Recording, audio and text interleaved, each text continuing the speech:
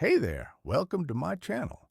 I just started this channel, and your support means the world to me. It helps me keep sharing the stories I love.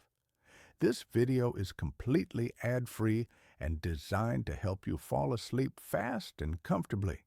Like and subscribe, but only if you genuinely enjoy the kind of stories I share here. Drop a comment with where you're listening from and what time it is for you. It's amazing to feel connected with all of you. Now, dim the lights, turn on a soft fan if you like, and let's drift into tonight's stories together. Story 1. My daughter's imaginary friend knows too much about our past. The first time Lily mentioned peaches, it was a sun-drenched Tuesday in June. Sunlight, thick and golden as honey, poured through the bay window of our new living room, illuminating the dust motes dancing in the air like tiny, blissful spirits. My wife, Sarah, was unpacking a box of books, her brow furrowed in concentration as she tried to decide where the Dickens collection should go. I was on the floor struggling with the notoriously vague instructions for a Swedish-designed bookshelf. Lily, all of 5 years old with hair the color of spun corn silk and eyes the deep, serious blue of a twilight sky, was having a tea party on the Persian rug we'd bought as a celebratory splurge for the new house. Her guests were a one-eyed teddy bear named Barnaby and a perpetually smiling rag doll called Daisy, and apparently a new addition. "No, Peaches, you can't have more sugar," she said, her voice a stern, motherly whisper. "It's bad for your teeth." I glanced over at her, a smile tugging at my lips. "Who are you talking to, Sweet Pea?" "Peaches," she said, as if it were the most obvious thing in the world. She carefully poured a drop of imaginary tea into an empty spot on the rug. "He's very greedy." Sarah looked up from her books, her face softening into the kind of warm, maternal smile that had made me fall in love with her a decade ago. "Oh, we have a new friend? What does Peaches look like?" Lily tilted her head, considering the question with the gravity of a seasoned philosopher. "He's long," she said finally, "and he wears patchy clothes, like a scarecrow. And he's sad, I think. His face is all smudgy. An imaginary friend. The parenting books we'd devoured had told us to expect this. It was a normal, healthy part of a child's development, a sign of a vibrant imagination. We smiled at each other over Lily's head, a silent, shared moment of parental pride. Our little girl was creative. She was bright. She was normal. After everything we had been through, normal was the most beautiful word in the English language. We'd bought this house to be our fortress of normal. It was a 2-story colonial on a quiet, tree-lined street in a town where nobody knew our names. It was a deliberate, calculated escape from the city, from the ghosts of our old life, from the constant low-level hum of anxiety that had become the soundtrack to our marriage. This house, with its fresh coat of dove-gray paint and its sprawling backyard, was meant to be a new beginning, a place where the past couldn't find us. For a few weeks it was. Peaches became a fixture in our home. An extra, invisible place was set at the dinner table. Lily would leave the bathroom door ajar so Peaches could get out. She would tell us stories about him, strange, disjointed narratives. "Peaches lived in the walls," she said. "He used to live in a dark, wet place. He was always cold." We'd nod and smile, playing along, marveling at the intricate world she was building. The detail about him being smudgy and sad was a little melancholic, maybe, but kids have a flair for the dramatic. We wrote it off as a harmless quirk, the first tremor, the first sign that the foundations of our new, normal life were built on something deeply unstable came on a rainy Saturday. We were supposed to go to the town's Founders' Day picnic, but a sudden thunderstorm had trapped us indoors. I was trying to teach Lily how to play checkers, and she was, as usual, making up her own far more interesting rules. "Daddy," she said, moving one of my red checkers diagonally and then taking it off the board. "King me." "That's not how it works, sweetie," I laughed. "You have to get to my side of the board first." She looked down at the board, her little brow crinkled. Then she looked up at me, her blue eyes eerily focused. "Peaches says you don't like to play by the rules either." My hand, which had been hovering over the board, froze. A faint, cold prickle ran up my spine. "What do you mean, honey?" "He says you took a shortcut once," she continued, her voice a perfect mimicry of innocent conversation. "On the old road, the one with all the rocks. You were in a hurry." She pushed another one of my checkers off the board. "You were going very, very fast." The air in the room suddenly felt thin and sharp. The sound of the rain against the windows faded to a dull roar in my ears. The old road, the one with all the rocks, the old quarry road.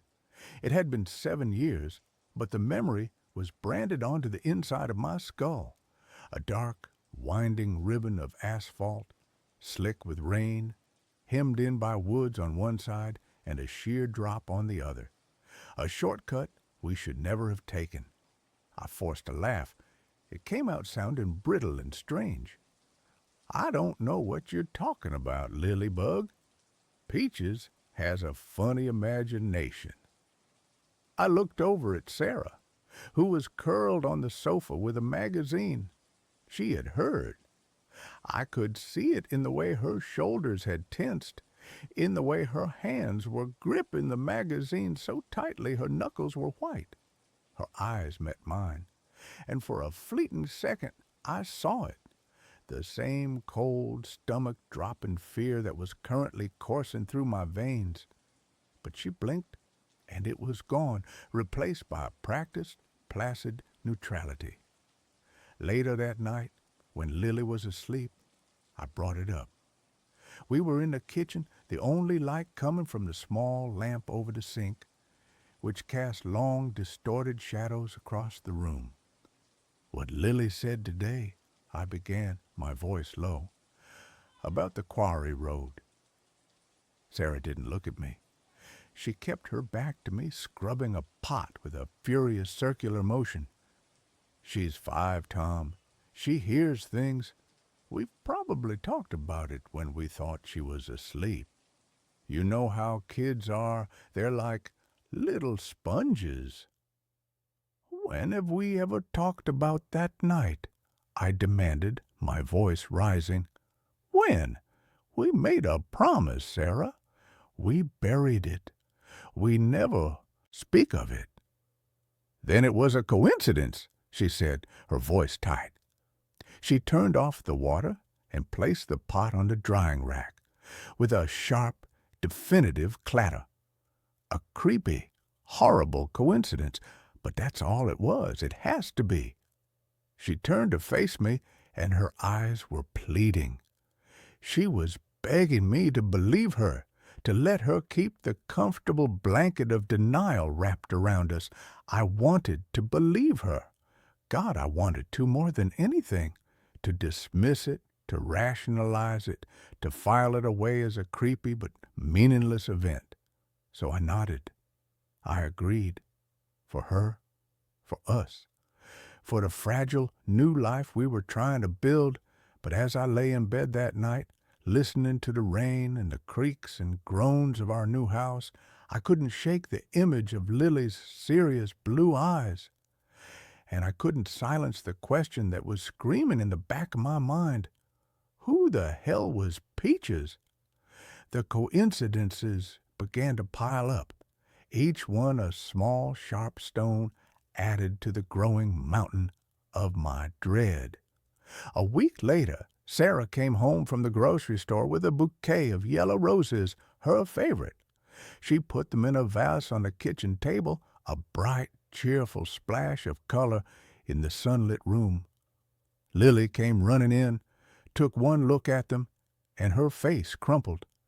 "Peaches doesn't like those," she said, her lower lip trembling. "They were his mommy's favorite. They make him sad." Sarah froze, her hand still on the vase. She looked at me, her face pale. Yellow roses. It was another detail, another piece of the mosaic of that night.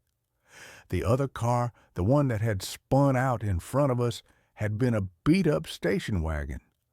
The back was filled with groceries, spilled all over the road, and there had been a bouquet of yellow roses scattered and broken on the wet asphalt, their bright petals bruised and dirt-stained. It was a detail I hadn't even realized I remembered until that very moment. "How could she know that, Tom?" Sarah whispered later, after we'd managed to calm a hysterical Lily down by moving the flowers outside. "How?" "She couldn't," I said, my voice hollow. The rationalizations were getting harder and harder to construct. The coincidences were straining the laws of probability to their breaking point. Peach's presence grew stronger, his descriptions more vivid. He wasn't just long and patchy anymore. According to Lily, his hair was the color of mud. He had a big, ugly cut on his forehead that never went away, and one of his shoes was missing. He was always looking for his other shoe. I started watching Lily obsessively. I'd stand in the hallway just out of sight and listen to her one-sided conversations in her playroom. Her voice would be light and cheerful, but the things she said, the things Peaches was supposedly telling her, were chilling. "No, I can't ask them that, Peaches. That's a secret, because secrets are supposed to be quiet. I don't know why they didn't stop. Maybe they were scared." My blood ran cold. I felt like an insect trapped under glass, being watched by something ancient and malevolent. This thing, this Peaches, wasn't a product of Lily's imagination. It was an intrusion. It was something that had attached itself to her, something that was using her as a mouthpiece to terrorize us. The physical manifestation started subtly. A photograph from our wedding, which sat on the mantelpiece, would be turned face down. A single muddy footprint, too large to be Lily's, would appear on the welcome mat, even when it hadn't rained. The temperature in Lily's room would sometimes drop suddenly, becoming unnaturally cold, making the hairs on my arms stand up. Sarah was trying to hold on to her denial, but it was failing. I could see the terror in her eyes, the dark circles that were forming from sleepless nights. We were becoming ghosts in our own home, speaking in hushed tones, jumping at every creak of the floorboards. The silence between us was growing, filled with the unspoken horror of what was happening and the deeper, older horror of what we had done. The night it all shattered, the night we could no longer pretend, started with a song. I was tucking Lily into bed. She was quiet and withdrawn, as she often was now. She was clutching her one-eyed bear, Barnaby, so tightly her knuckles were white. "Daddy," she whispered, her voice small, "can you sing me the Crooked Man song?" I frowned. "I don't think I know that one, Sweet Pea."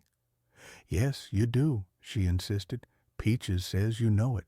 It was on the radio, the night of the shortcut." And then she started to hum, a broken, off-key little tune. but it was unmistakable. It was an old folk song, one I hadn't heard in years, but it had been playing on the radio that night. I remembered it with a sickening lurch of my stomach. It had been playing right at the moment of impact. The cheerful, jaunty melody had been a grotesque counterpoint to the screech of tires and the sickening crunch of metal on metal. My breath hitched in my chest. I couldn't move. I just stared at my daughter, this perfect, innocent little girl who was humming the theme song to the worst moment of my entire life. "He wants you to remember the other man, Daddy," Lily whispered, her eyes wide in the dim light from the hallway. "Peaches says you left him. You left him in the dark, and he was so cold." That was it. That was the moment the floor gave way. I fled the room, stumbling down the hallway, my heart hammering against my ribs like a trapped bird. I found Sarah in the living room, standing by the window, staring out into the darkness. She turned as I entered, and she didn't have to ask. She could see it on my face. "Tom," she breathed. "She knows," I choked out, the words feeling like shards of glass in my throat. "She knows everything. The song, the other driver, leaving him there, this thing, it's telling her everything." The dam of our shared silence, 7 years in the making, finally broke. The story, the one we had buried so deep we could almost pretend it never happened, came rushing out. We were 24, young, stupid, and a little drunk from a friend's wedding. I was driving. It was raining, a torrential downpour that made the world outside the windshield a blurry, impressionistic nightmare. Sarah was navigating, and she pointed me down the old quarry road, a shortcut she'd heard about. I was driving too fast, showing off, feeling immortal, in the way only a 24-year-old can. He came out of nowhere, a station wagon pulling out from a hidden side road. I swerved, but it was too late. The impact was a jarring, deafening explosion of sound and light. Our car spun, the world turning into a kaleidoscope of rain and shattered glass before we came to a stop in a ditch. We were alive, bruised, terrified, but alive. The other car was a wreck, crumpled and twisted, its headlights pointing at crazy angles into the woods. And in the sudden, ringing silence that followed the crash, we heard a groan, a single, low sound of pain coming from the other car. Someone was hurt. Someone was alive. And we were drunk. The smell of the spilled champagne was thick in the car. We looked at each other, and in that moment, a silent, terrible decision was made. Panic, cold and absolute, overrode everything else. It overrode decency, compassion, humanity. We were kids. We were scared of the consequences, of the red and blue lights of the jail cells we imagined. So we did the unthinkable. I put the car in reverse. The tires spun in the mud, and then they caught. I backed out of the ditch, my hands shaking so badly I could barely hold the wheel. We didn't look back. We just drove. We left the scene. We left a man groaning in the wreckage of his car, alone on a deserted road in the middle of a storm. We got home, showered, and pretended it was a bad dream.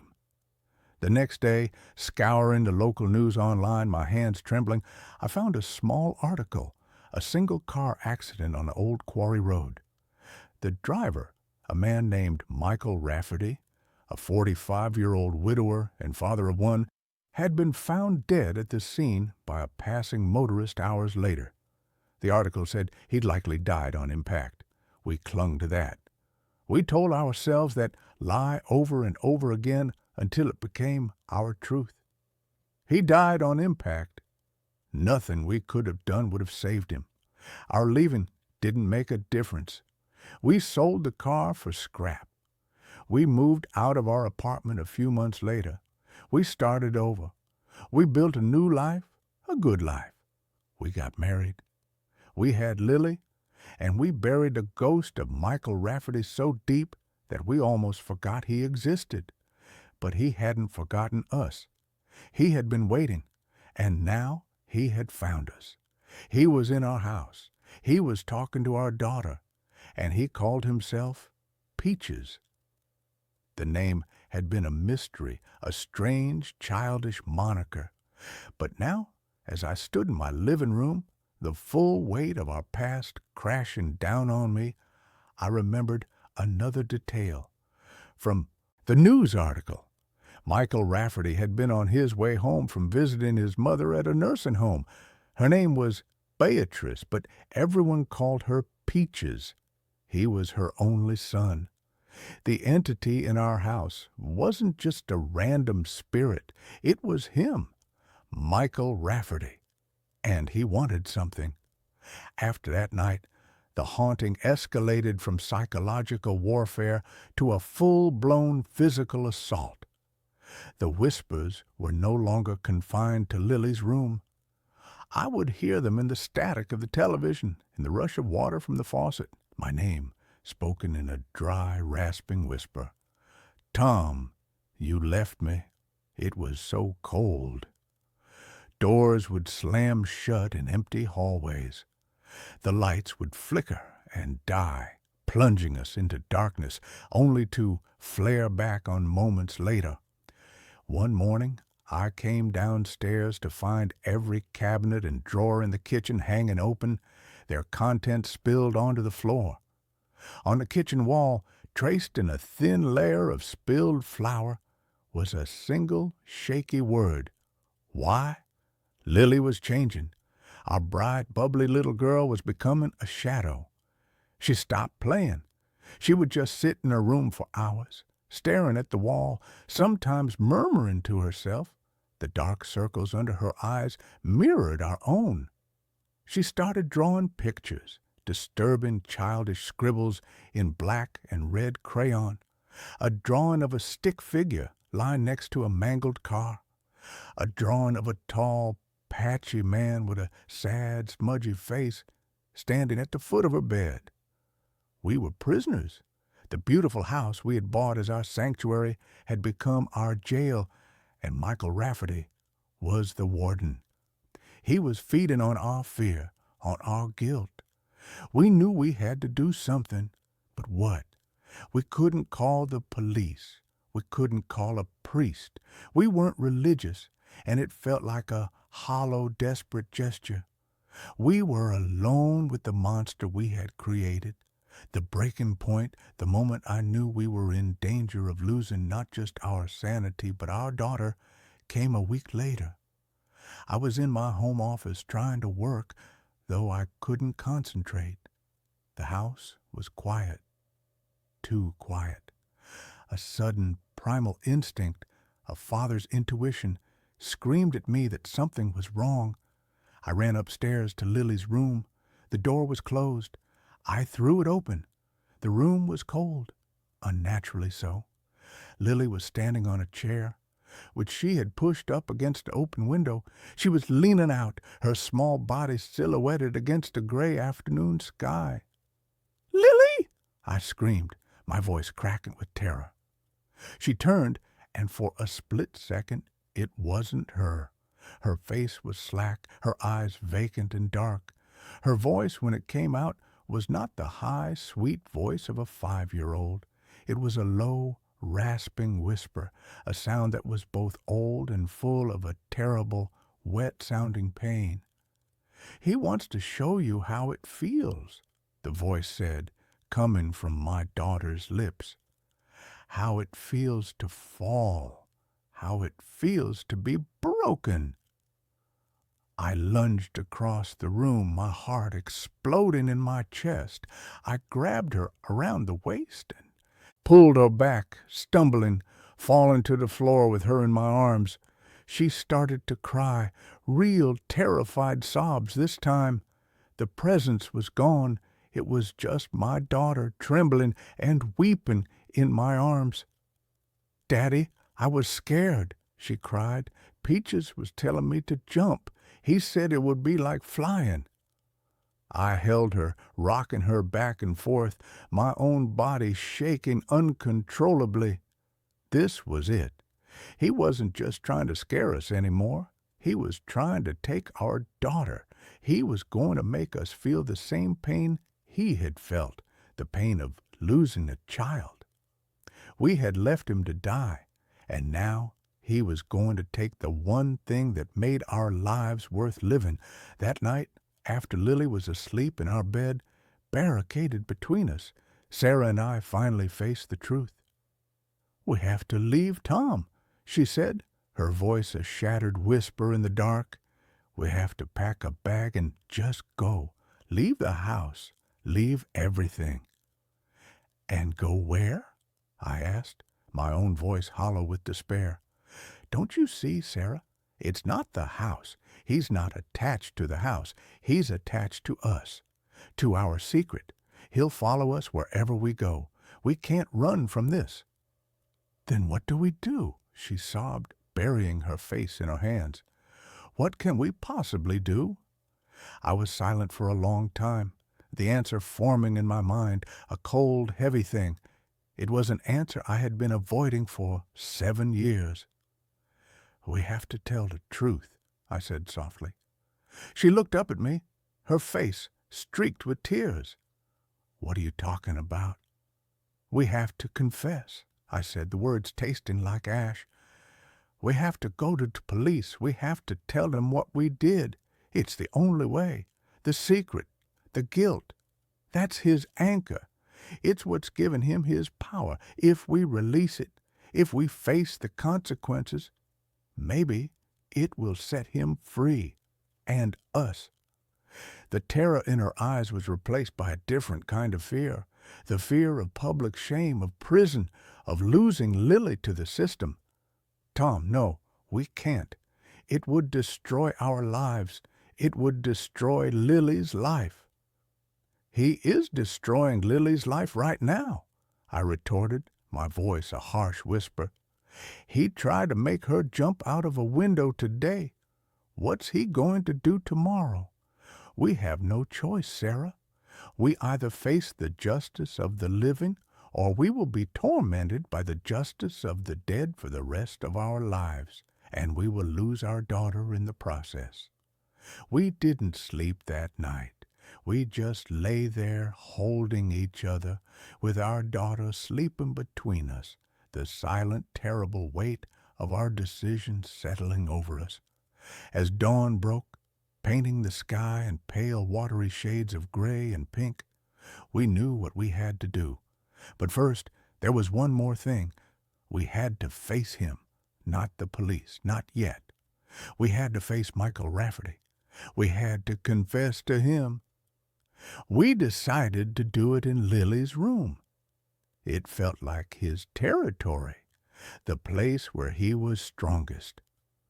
We waited until Lily was downstairs watching cartoons, a temporary, fragile truce having settled over the house. We stood in the middle of her room, the childish drawings and colorful toys a bizarre backdrop for what we were about to do. "Michael," I said, my voice shaking. "Michael Rafferty, we know you're here." The room grew cold. A floorboard creaked behind me. The air grew thick and heavy with a palpable sense of sorrow and rage. "We are so sorry," Sarah whispered, tears streaming down her face. "We were just kids.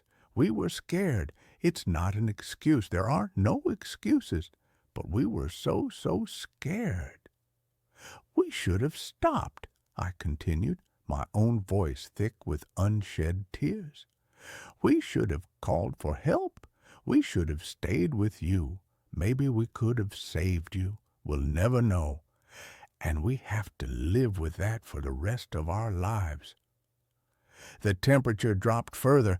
A little plastic horse on Lily's dresser flew across the room and shattered against the wall. A low moan seemed to emanate from the walls themselves. He was listening. "We left you," I said, forcing myself to say the words that had been buried for so long. "We hit you, and we left you to die alone in the dark. It was a cowardly, monstrous thing to do, and we are going to pay for it. Tomorrow, we're going to the police. We're going to confess everything. We're going to tell them what we did to you." The room was silent. The oppressive presence seemed to lessen, the anger replaced by a profound, bottomless well of sadness. "We can't give you back your life," Sarah sobbed. "We can't undo what we did. All we can do is tell the truth and ask you to please, please leave our daughter alone. She's innocent. This is on us, not her. Punish us, but let her go." For a long moment, nothing happened. The silence stretched, thin and taut. Then, on the wall opposite us, a single word was traced in the condensation that had suddenly formed on the cold surface. It wasn't angry. It wasn't threatening. It was just one heartbreaking word. Lonely. And then, as quickly as it had come, the cold was gone. The presence, the weight, the feeling of being watched, it all lifted. It was like a pressure valve had been released inside the house, inside my own head. The room was just a little girl's room again. The sun streamed through the window, bright and warm. It was over. The confession, the promise of justice, had been enough. We had finally done the right thing, and it had set us all free. The next day we hired a lawyer and turned ourselves in. The story that followed was a messy public ordeal. It was in the papers, on the local news. We were the monsters who had fled, who had hidden for 7 years. We were judged, and rightly so. But through it all, there was a strange, unexpected sense of relief. The secret was out. The burden we had been carrying for so long was finally lifted. Because of our confession and the years that had passed, the sentence was lighter than it could have been. I served 18 months. Sarah, as a passenger, got 5 years of probation and community service. We lost the house. We lost our savings. We lost our reputation. But we never lost Lily, and the ghost of Michael Rafferty never came back. Lily has no memory of Peaches. To her, he was just an imaginary friend she eventually grew out of. Sometimes, late at night, I think about him, Michael Rafferty. I think about the life we took, the future we stole from him. The justice of the courts feels inadequate for what we did. My true sentence is the one I serve every day, the memory of his name whispered in the dark, the image of that single, sad word traced on the wall.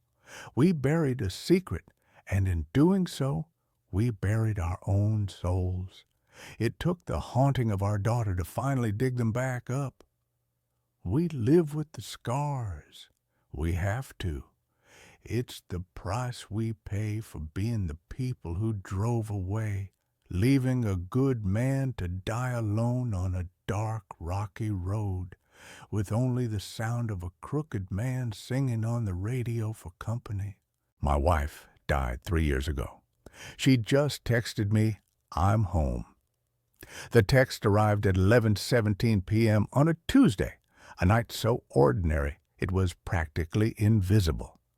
I was in my usual state of suspended animation, half sprawled on a sofa, the bluish, flickering light of a forgotten documentary on the television painting the room in shifting, melancholic hues. My name is Daniel, and for the past 195 nights, not that I was counting, my life had been a meticulously curated museum of grief. Each object in our small 2-bedroom house was a relic, a testament to the vibrant, chaotic, and now deafeningly silent life I had shared with my wife, Clara. The half-finished novel on her bedside table, the ridiculously oversized coffee mug she'd loved, the faint, phantom scent of her jasmine perfume that I could still sometimes catch in the hallway closet. These were the ghosts I had chosen to live with. My phone buzzed on the coffee table, a jarring, intrusive sound in the quiet. I glanced at the screen, expecting a late-night work email or a spam message about an extended car warranty, but the name that glowed in the darkness was a ghost of a different kind. It was a name I hadn't seen on my screen in 3 years. Clara. My heart, a sluggish, hibernating thing, gave a sudden, hard, painful jolt, like an engine seizing and then violently restarting. It was an old contact, a digital ghost I hadn't had the strength to delete.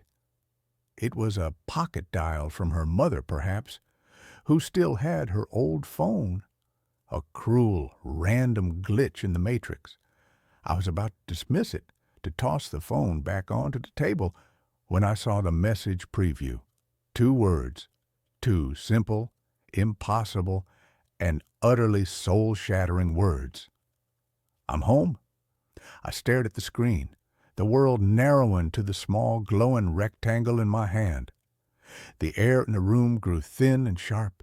The sound from the television faded into a dull, meaningless roar. I read the words again and again. They did not change. They did not disappear. My first thought was a desperate, grasping lunge for a rational explanation, a sick prank.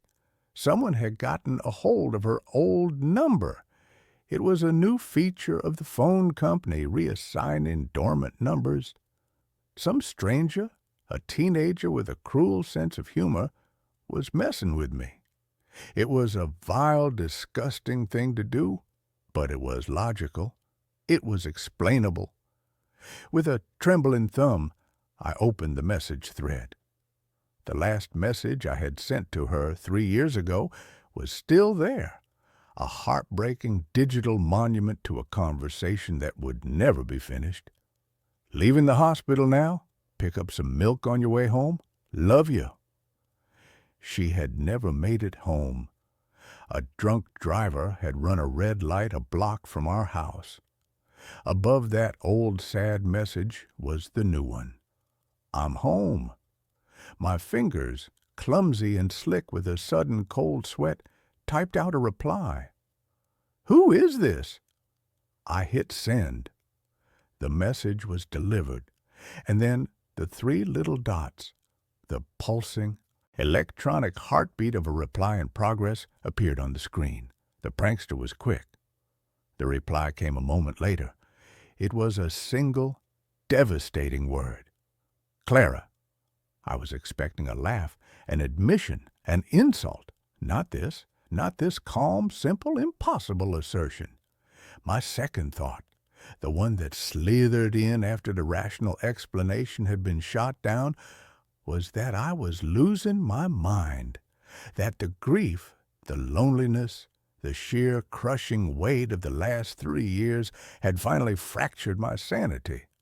I was hallucinating. This wasn't real. I was having a psychotic break, and my brain, in a final act of desperate, self-destructive longing, had manifested this cruelest of all possible mirages. I stood up, my legs unsteady.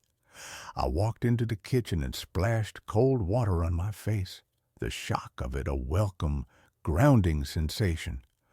I looked at my reflection in the dark kitchen window. A pale, haggard, and decidedly sane-looking man stared back.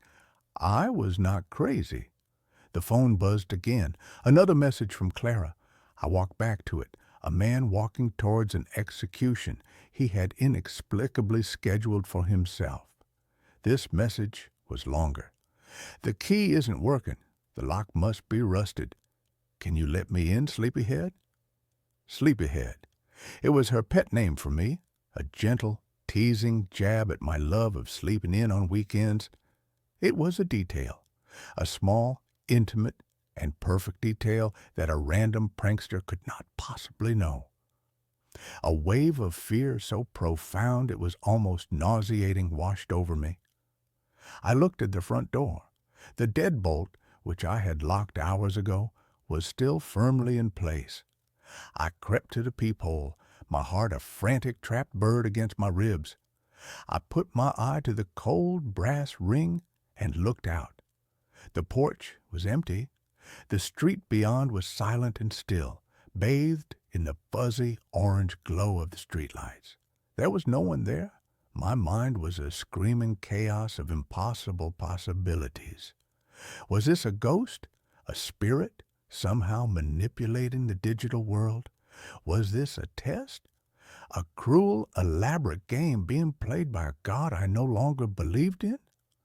I typed another reply, my fingers fumbling on the small glass keys. This isn't funny. Stop it. The 3 dots appeared immediately. The reply was instantaneous. Why are you being so weird, Danny? It's cold out here. Just open the door. Danny, not Daniel. Only she had ever called me that. Another detail. Another perfect, tiny, and impossibly real nail in the coffin of my sanity. And then I heard it. A sound from outside. A soft, hesitant 3-beat knock on the front door. Knock, knock, knock. I stumbled back from the door, a choked, guttural cry of pure terror escaping my lips. This was not a digital ghost. This was not a prank. This was real. There was someone or something on my porch, and it knew the things that only my dead wife could know. I didn't answer the door. I ran upstairs, my breath coming in ragged, painful sobs. I locked myself in the bedroom, the room that was still so full of her, and I wedged a chair under the doorknob. I huddled on the bed, my phone clutched in my hand, a useless, terrifying tether to the nightmare that was unfolding. The messages continued. Is everything okay? You're scaring me. Danny, please, I just want to come home. I had a bad dream. I need you. Each message was a new, expertly targeted emotional missile, designed to bypass my fear and hit the raw, exposed nerve of my grief, my love, my protective instinct. It was a masterful, cruel, and deeply personal psychological assault. And then a new message appeared, one that finally, irrevocably, shattered my last, desperate hope that this was some kind of elaborate terrestrial hoax. It was a picture, a photograph, taken just seconds ago. It was a selfie. It was a picture of Clara. But it was not the Clara I remembered. It was not the vibrant, laughing, sun-kissed woman from my memories. This was a pale, spectral, and terrifyingly changed version of her. She was standing on our porch, her face illuminated by the stark, unforgiving light of a phone screen. Her eyes were the same, a deep, beautiful cornflower blue. But they were wrong. They were empty. They held no light, no life, just a flat, placid, and deeply unsettling calm. Her skin was pale, almost translucent, and her hair, which had always been a wild, chaotic mane of auburn curls, was lank and dark, as if wet. And her smile. She was smiling, but it was a pained, unnatural stretching of her lips, a rictus of a smile that did not reach her dead, empty eyes. Behind her, I could see the familiar, reassuring details of my own front porch, the potted fern, the welcome mat, the small hairline crack in the porch light. It was her. It was my Clara. But it was a version of her that had been somewhere else, somewhere cold and dark and quiet, for a very, very long time. I stared at the picture, a low, keening sound of pure animal despair escaping my lips. The grief I had so carefully managed for 3 years, the grief I had compartmentalized, the grief I had learned to live with, came roaring back, a tidal wave of raw, unprocessed agony. It was not a prank. It was not a dream. It was my wife. and she had come back from the dead. The knocking started again, louder this time, more insistent, and her voice, a faint, muffled, and horrifyingly familiar sound, came through the thick wooden door. "Danny, please, let me in. I'm cold." I spent the rest of the night huddled in that room, a trembling, weeping mess, as the thing on my porch, the thing that wore my wife's face, alternated between gentle, loving persuasion and a cold, angry, demanding rage. The messages became more erratic, more desperate. "I don't understand what's wrong. This is our home. Who is in there with you? Is it her? I died for you. You owe me this."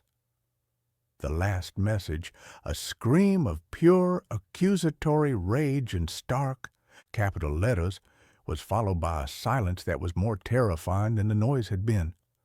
I stayed in that room until the first gray, uncertain light of dawn began to filter through the blinds.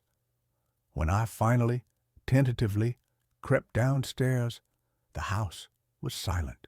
The porch was empty. There was no sign that anyone had ever been there, except for one small, impossible thing. On the welcome mat, there was a single, long strand of dark auburn hair. I was living in a ghost story. But it was a ghost story with a data plan. The next day was a blur of sleepless, paranoid terror. I called the phone company. The number that had belonged to Clara's phone had, as I suspected, been taken out of circulation after her death. It had not been reassigned. It did not exist. I was receiving messages from a phantom number, a digital ghost. I called the police. I tried to explain, my voice a shaky, unconvincing mess. A man receiving threatening texts. It was a common enough complaint, but when I told them who the texts were from, the polite, professional mask of the officer on the other end of the line slipped into a look of profound, pitying concern. He suggested I speak to a grief counselor. He suggested I get some rest. He did not suggest he send a squad car. I was alone with this. That night, she returned. The text, the knock, the voice, the whole terrifying, heartbreaking ritual. And again, I locked myself away, a prisoner in my own home, a man being haunted by a technologically savvy and deeply persistent ghost. The messages began to change. They were no longer just about getting into the house. They were about us. She sent me old pictures of us, pictures that had been on her phone when she died.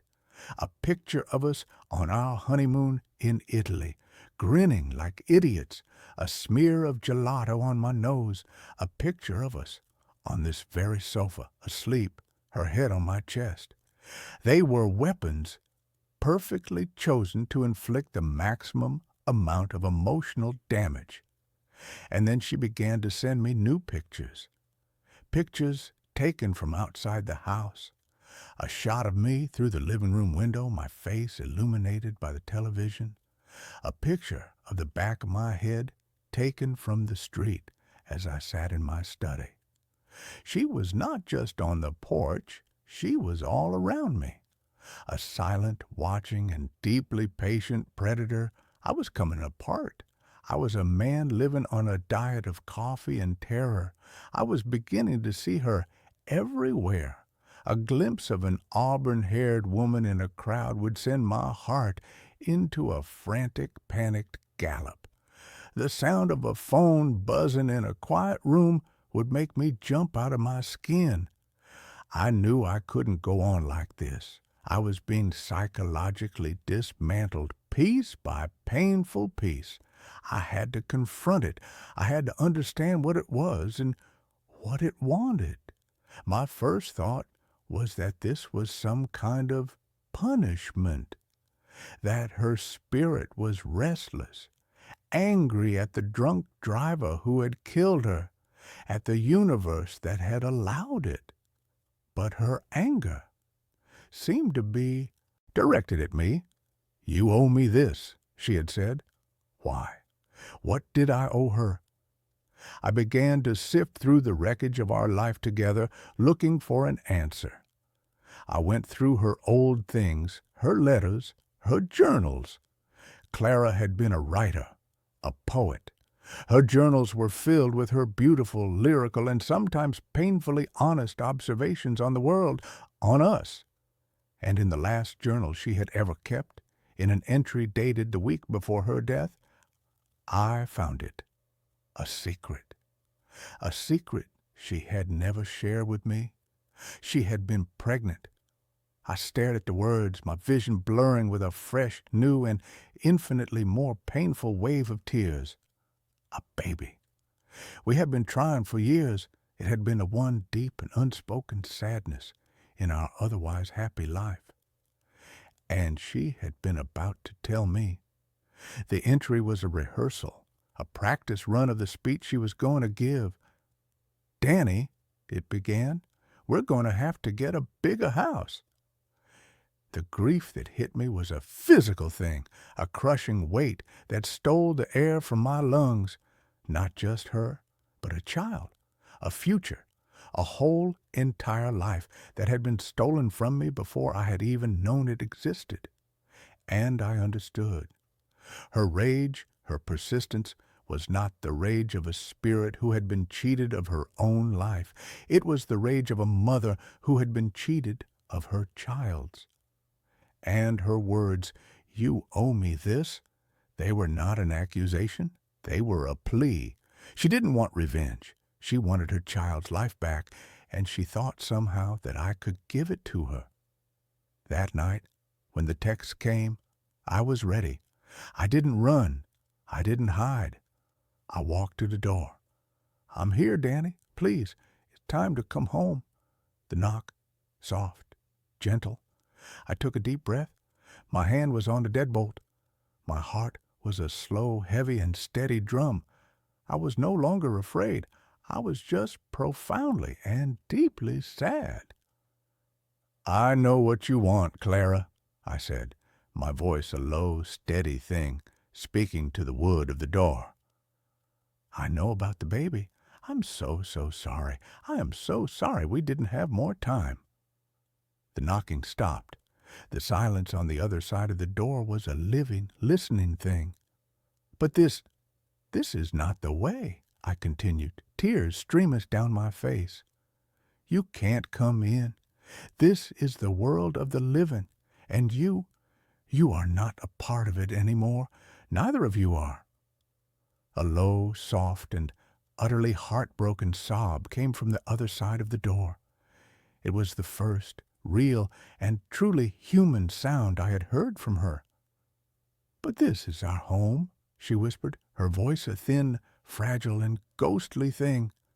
"It was," I said, "and it was beautiful.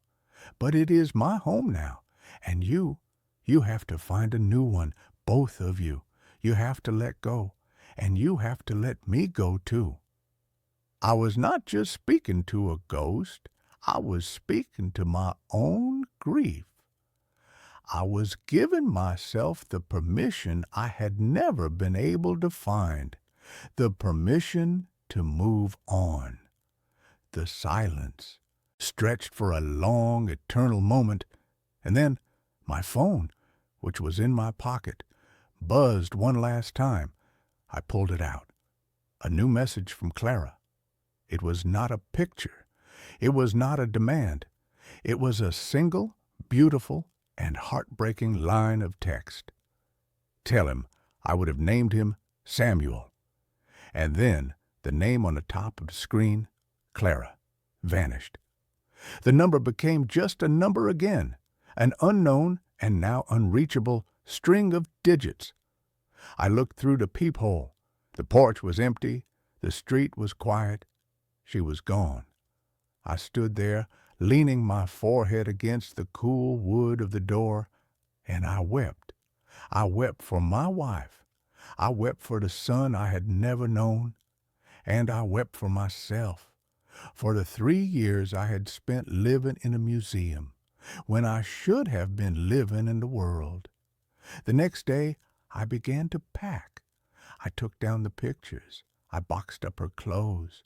I threw away the half-finished novel and the ridiculously oversized coffee mug. They were not her. They were just things. The real memory of her, the one that mattered, the one that was full of love and laughter and a future that had almost been, was the one I would carry with me in my heart. I sold the house. I moved to a new city, a new life. I am a different man now. I am a man who has had a conversation with a ghost through a door and through a phone. I am a man who has learned that the dead do not want to be haunted. They just want to be remembered, and then they want to be let go. I am a man who had a son for a few brief and beautiful moments, a son whose name was Samuel. And it is a good name. It is a strong name. It is the name of a man who has survived. It is my name. I was chosen for a sleep experiment. No one told me I'd be the only subject left. The advertisement was unassuming, tucked between a plea for plasma donors and a gig for a part-time dog walker. It was printed in the bland sans serif font of institutional efficiency. Volunteers needed for paid somnology study. Participants must be in good health, age 21-35, with no history of sleep disorders. Compensation, $15,000 for a 2-week commitment.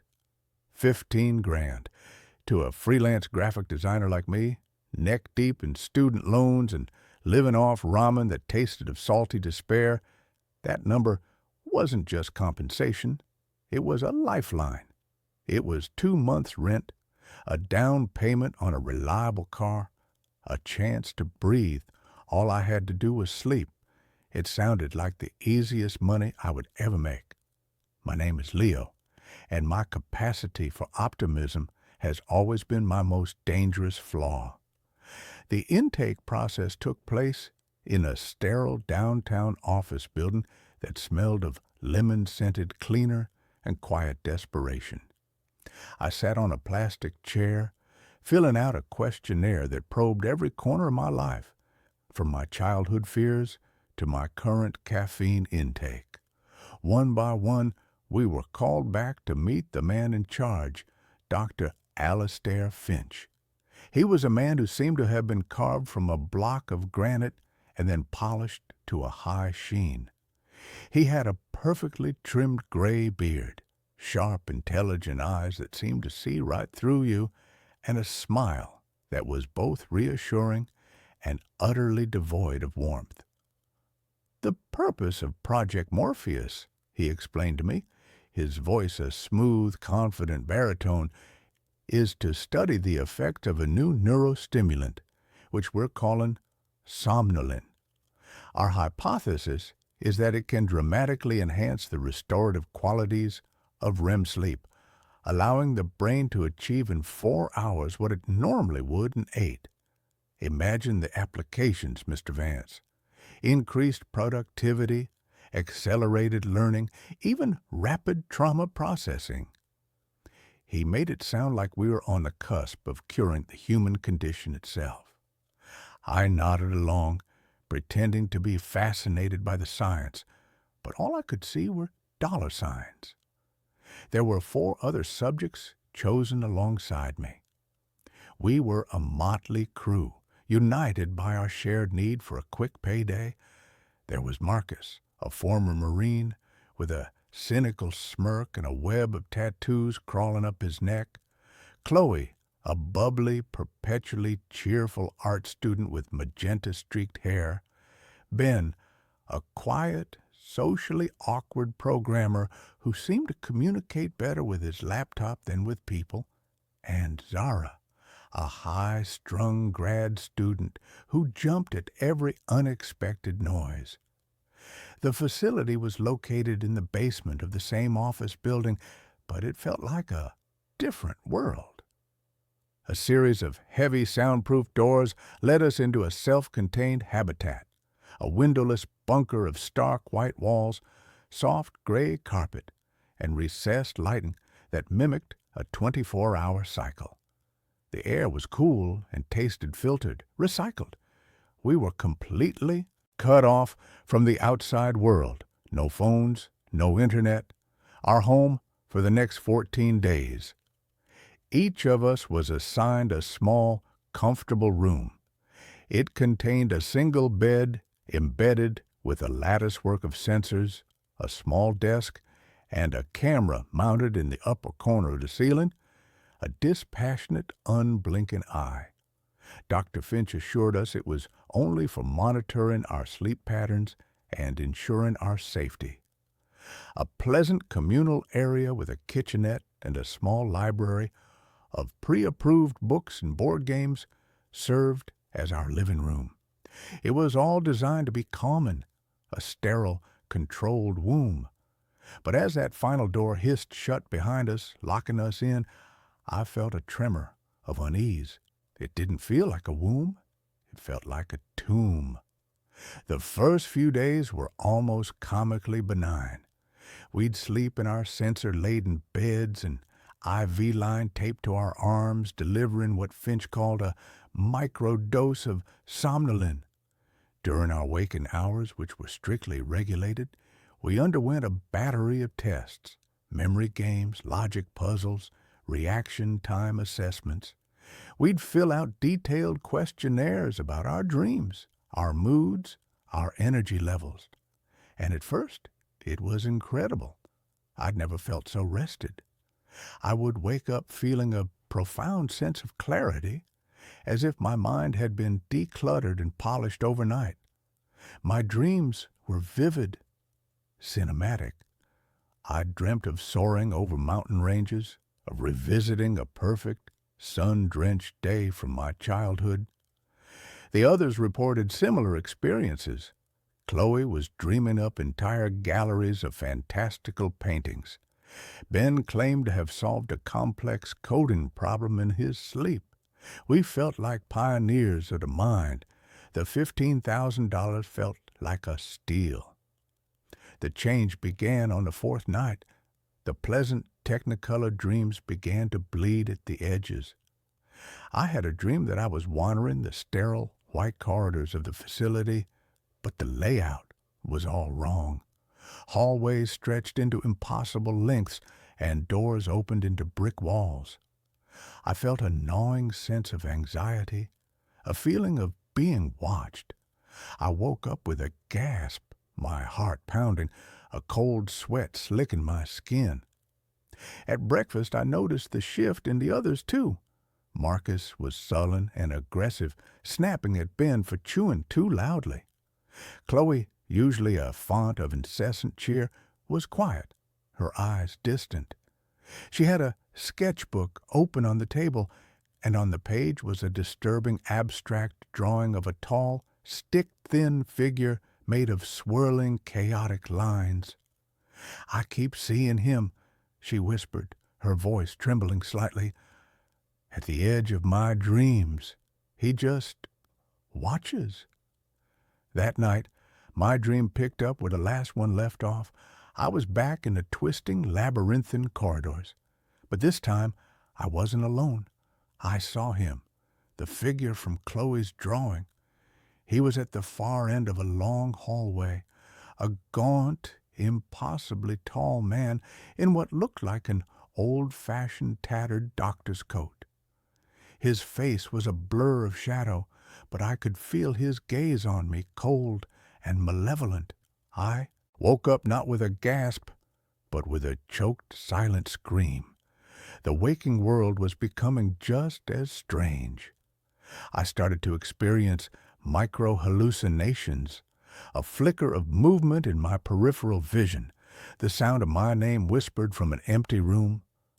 The puzzles Dr. Finch gave us were becoming more difficult, almost nonsensical, designed to frustrate and disorient. The first to break was Zara. During a particularly grueling cognitive test, she suddenly threw her tablet against the wall.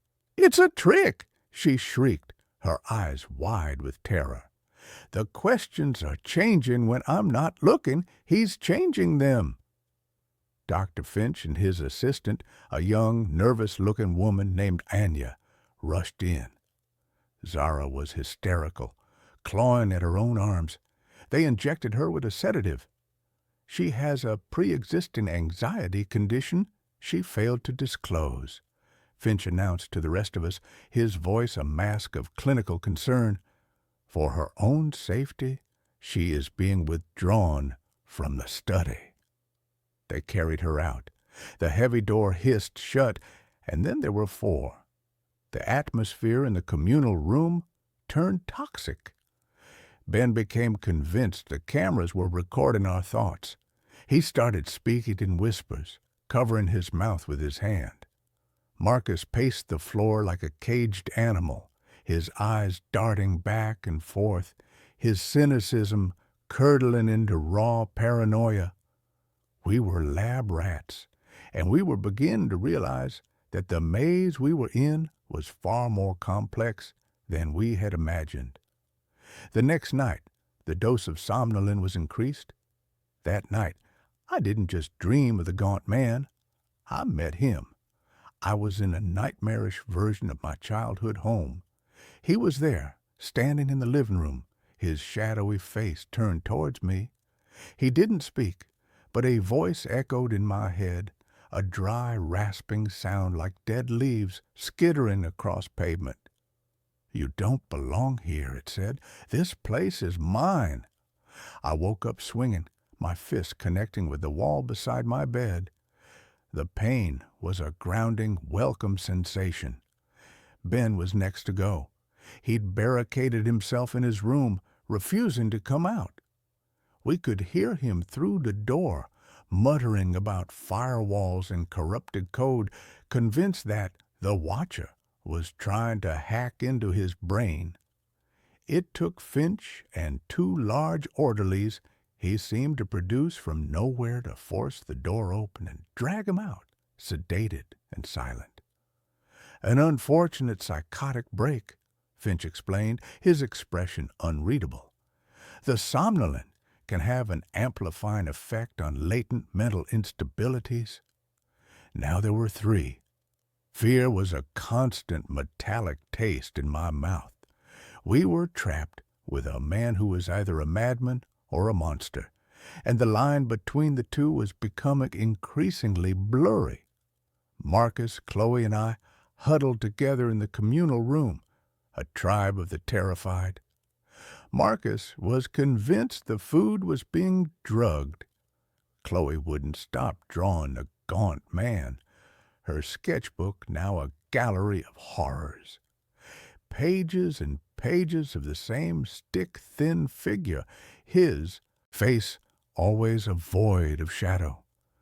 "I saw a name," she whispered to me, her eyes wide and haunted. "In my dream last night. I was in Finch's office. There was a plaque on the wall, an old one. It said, 'In Memoriam, Dr. Elias Thorne, a pioneer who gave his life in the pursuit of knowledge.'" Marcus tried to make a break for it. He waited for one of the orderlies to bring in a food tray and tried to rush the door. He was strong, but they were ready for him. A taser crackled, and he went down, convulsing on the soft gray carpet. They dragged his unconscious body away. No explanation was given this time. We didn't need one. We knew the rules of this twisted game now. There was no escape. And then there were two. Chloe and I were the only ones left. We were ghosts haunting the sterile white halls of our prison. We tried to stay awake, taking turns watching over each other, but the exhaustion was a physical weight crushing us. And the IV drips were mandatory. Anya, the assistant, would come in, her face pale and strained, and check the lines. I could see the pity in her eyes, but also the fear. She was as much a prisoner as we were. "He's getting stronger," Chloe mumbled, her head lolling against my shoulder. We were huddled on the sofa, a single blanket wrapped around us. Thorne, I think he died here in this facility. I think the experiment. It's not what Finch told us." That was the last coherent thing she said to me. The next time I saw her, she was asleep in her bed. But it wasn't a normal sleep. Her eyes were open, staring blankly at the ceiling. She was breathing, but she was gone. A shell. Anya came in to check on her and let out a small, strangled cry. Finch was right behind her. He showed no emotion as he shone a penlight into Chloe's unblinking eyes. "A catatonic state," he said, his voice as calm as if he were describing the weather. "A potential, though rare, side effect. It was all outlined in the consent form you signed." He turned his cold, analytical gaze on me. "Which means, Mr. Vance, that you are the last one, the most resilient, the perfect subject. The experiment can now proceed to its final stage." I was alone, the sole survivor of Project Morpheus. The full, crushing weight of that realization sent a shockwave of pure terror through me. I lunged for the IV in my arm, intending to rip it out, but an alarm blared through the facility, a piercing, deafening shriek. Finch's voice boomed from a hidden speaker. "I wouldn't do that, Leo, don't you see? We are on the verge of a monumental breakthrough. This was never about enhancing sleep. It was about mapping the landscape within sleep. Somnolin doesn't create dreams. It dissolves the barrier. It opens a door." His words hit me with the force of a physical blow. This wasn't a neurostimulant study. It was a cartography expedition into a haunted house. And we were the explorers sent in to map the darkness. The others weren't gone. They were lost. Their minds had been consumed by the landscape, by the dominant entity within it, the consciousness of Dr. Elias Thorne, a ghost in the machine. "He was the first," Finch's voice continued, a manic excitement creeping into his tone. "The original researcher. He tested his own formulas, pushed the boundaries too far. His consciousness became imprinted on the very fabric of this place, creating a stable, psychic echo, a new frontier. And you, Leo, you are my Vasco da Gama. You are going to step onto the shore." I knew with a sickening certainty that if I fell asleep again, I would not wake up. Thorne was waiting for me. Finch was waiting to observe. I was a tethered goat, and the tiger was circling. I spent the next cycle, I couldn't tell if it was day or night, pacing my room, splashing my face with cold water, pinching myself, anything to stay awake. But my body was betraying me. My eyelids were lead weights. The white walls of my room seemed to soften and waver at the edges. The barrier was already dissolving. I saw him, not in a dream, but in reality. He was standing in the doorway of my room, a shimmering heat-haze distortion in the air. The gaunt, skeletal figure of Elias Thorne.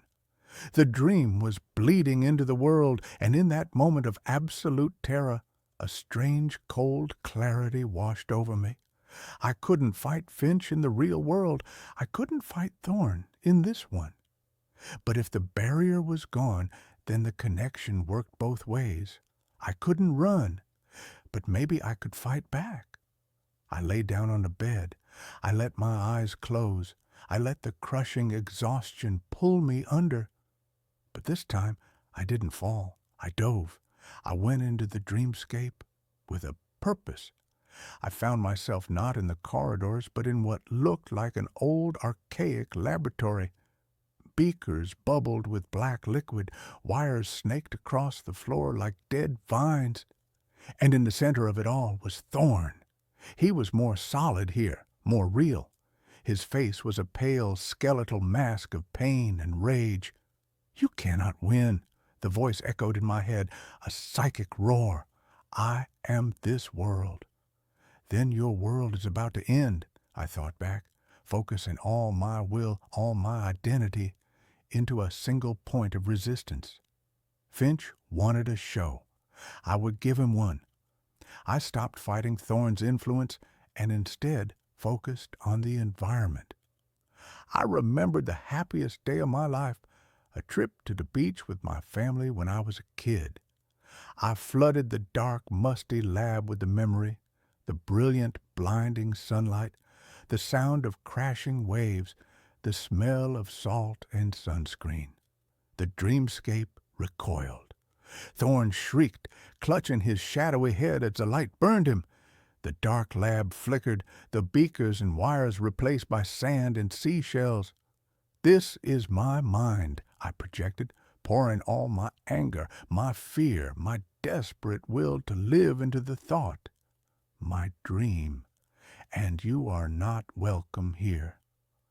I focused on the machines, the sophisticated monitoring equipment I knew was attached to me in the real world. In the dream, I imagined them overloading. I visualized the main console in Finch's control room, the one I had only glimpsed on a schematic.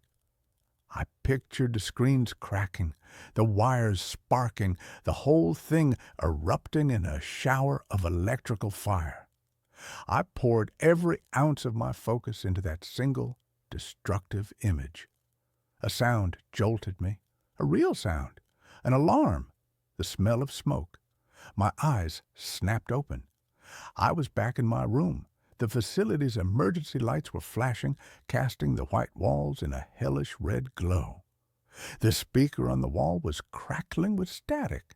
I had done it. I had created a feedback loop, my mental projection of destruction causing a real-world overload. My door hissed open.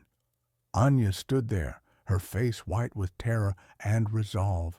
"Go!" she screamed. "The main breaker blew. The system locks are failing. Go now!"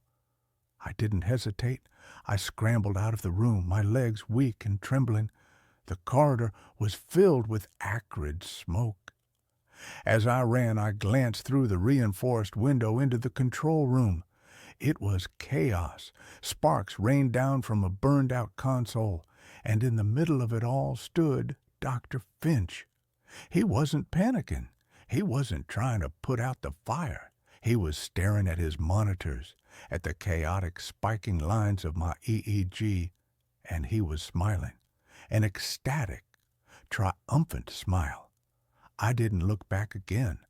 I ran through the labyrinth of corridors, following Anya's frantic gestures, until we reached the final door. She swiped a card, and it opened onto a grimy service staircase. The air that hit me was stale and damp, but it was real air. It was the air of the world.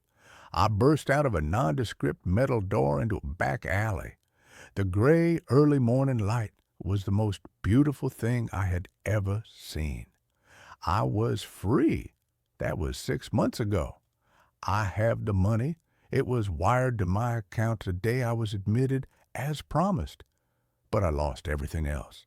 I live in a different city under a different name, and I don't sleep. Not really. I drift in and out of a state of hallucinatory exhaustion, never letting myself go completely under. I'm terrified of what's waiting for me on the other side of that door. The experiment was a success. I know it was, because sometimes when the light is dim and I'm looking at my reflection in a darkened window, the face that looks back isn't my own. For just a fraction of a second, I see a tall, gaunt man with a pale, skeletal face and eyes that burn with a cold, ancient hunger. Finch opened a door, and I was the one who walked through. But I'm beginning to understand the terrifying truth. I didn't come back alone. The first time I noticed the lag, I dismissed it as a trick of the light. My apartment is an old one. a pre-war cavern with floors that sigh and windows that rattle out a mournful, off-key tune when the wind blows in from the river. The mirror in my bathroom is as old as the building itself, a heavy, beveled-edge rectangle with a fine, spidery tracery of desilvering around the edges like a slow, creeping frost. I've always been fond of its imperfections. It gives my reflection a kind of melancholic antique quality, a tintype ghost of my own tired 30-something face. My name is Leo. I'm a professional translator, a man who spends his days in the quiet, meticulous, and sometimes maddeningly precise world of semantics. I work from home, a life of monastic, self-imposed solitude. The mirror is often my only real point of face-to-face contact for days on end. The lag. It was a Tuesday morning. I was brushing my teeth, my movements a familiar, half-conscious ballet of foam and bristles. I moved the brush from the left side of my mouth to the right. And my reflection? It was late. By a fraction of a second, a delay so infinitesimal that if I hadn't been staring directly at it, I would have missed it entirely. My hand was already on the right side of my mouth, but in the mirror it was still on the left. Then, like a lagging video call trying to catch up, the reflection's arm snapped into place, perfectly mimicking my own. I spat into the sink, my heart giving a sudden, curious thump. I leaned closer to the glass, my breath fogging a small oval patch. I raised my right hand.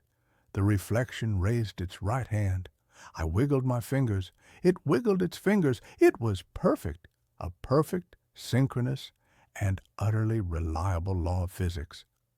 I shook my head, a small self-deprecating laugh escaping my lips. I was tired. My eyes were playing tricks on me.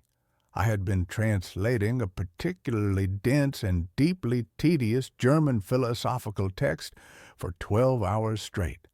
My brain was clearly misfiring. But the next morning, it happened again. This time, I was combing my hair. I lifted the comb to my head, and the reflection was a beat behind. A tiny, almost imperceptible, but undeniably present delay. It was like watching a movie where the sound was a few frames out of sync with the picture. The dissonance was subtle, but deeply, profoundly unnerving. My rational mind, the part of me that translates legal documents and abhors ambiguity, immediately began to construct a list of logical explanations. It was a neurological issue, a mild, undiagnosed form of visual processing disorder, a side effect of my chronic, low-level caffeine addiction. I made an appointment with an optometrist. I cut back on coffee, but the lag continued, and it began to get worse. The fraction of a second became a full second, then two.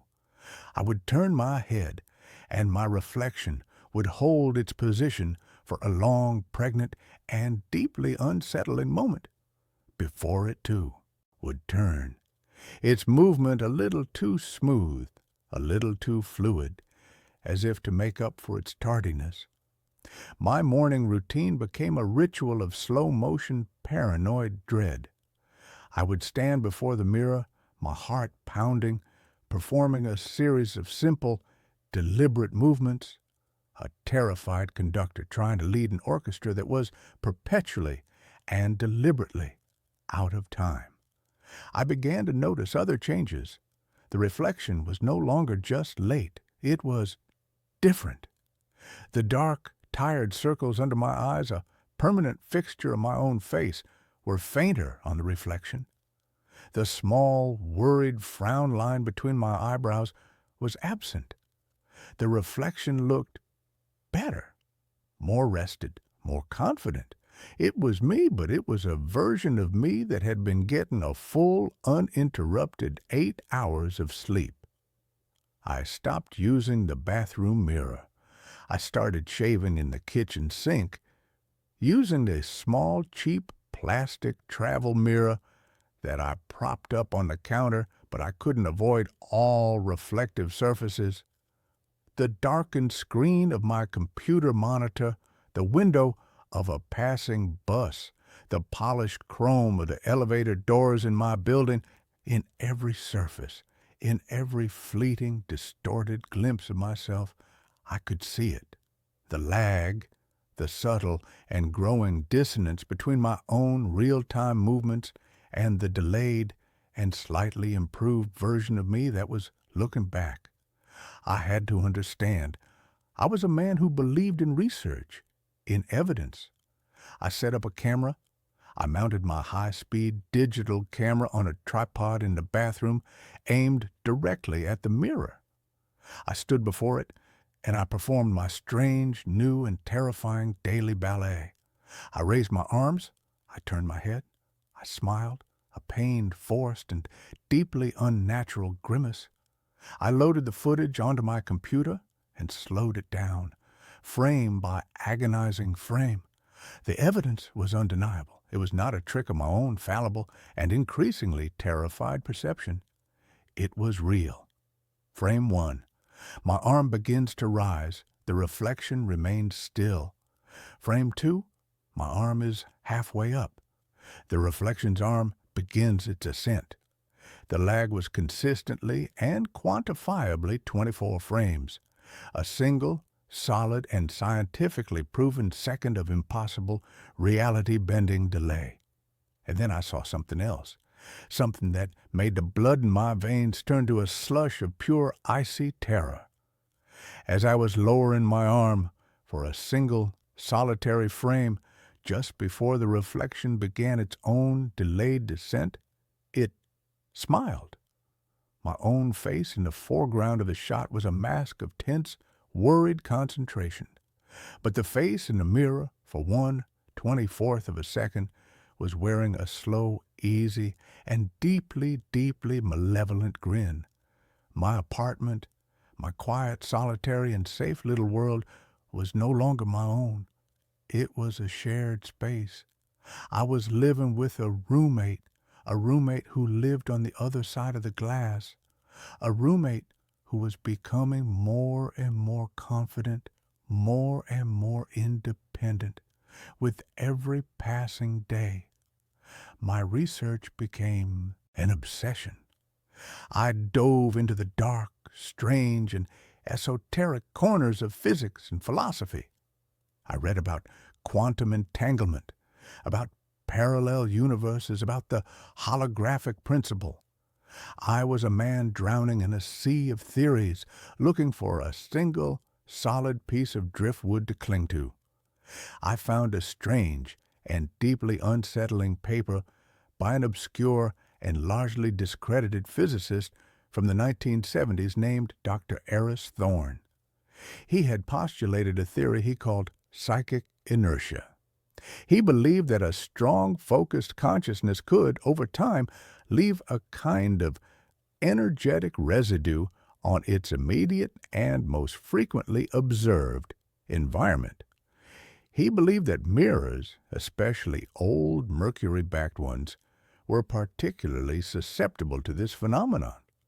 He theorized that a mirror in a person's home over the course of decades did not just reflect a person's image, it absorbed a faint, echoic, and cumulative impression of their identity. He believed that, under certain rare and deeply traumatic circumstances, this stored psychic energy could cohere. It could gain a kind of momentum, a kind of life of its own. The reflection is not a ghost, he wrote. It is a habit. It is the accumulated and deeply ingrained memory of the person it has been reflecting for a lifetime. And if the original should undergo a sudden and profound psychological or emotional shift, a deep grief, a debilitating depression, the reflection, the habit, may be stronger than the original. It may, in a very real sense, refuse to change. It may choose to continue being the person it has always been, the person it remembers rather than the broken, altered version of the person it is now seeing. The words on the page were a cold, hard, and perfectly fitting key to the lock of my own private madness. My life had been one of deep and profound and deeply ingrained routine. And then 6 months ago, my mother had died. It had not been a sudden, tragic death, but a slow, cruel, and deeply undignified wasting away from a cancer that had consumed her, and in the process had consumed my own quiet and carefully ordered life. I had been her primary caregiver for the last terrible year, and her death had not been a release. It had been an amputation. The grief had hollowed me out, had replaced the quiet, thoughtful, and sometimes even happy man I had once been with this new, gray, and perpetually tired ghost. My reflection had not changed with me. It was still him, the old Leo, the better Leo, and it was, it seemed, fighting to reassert itself. The lag was no longer just a delay. It was a period of silent and deeply unsettling rebellion.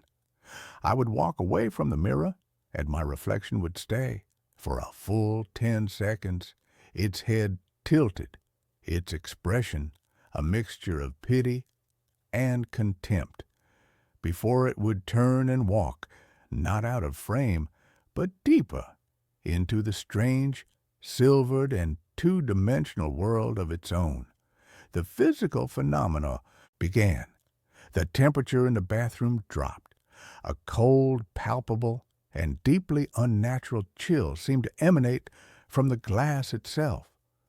I would hear a soft, whispering sound at night, a sound that was not quite my own voice, but a clearer, more confident, and more articulate version of it.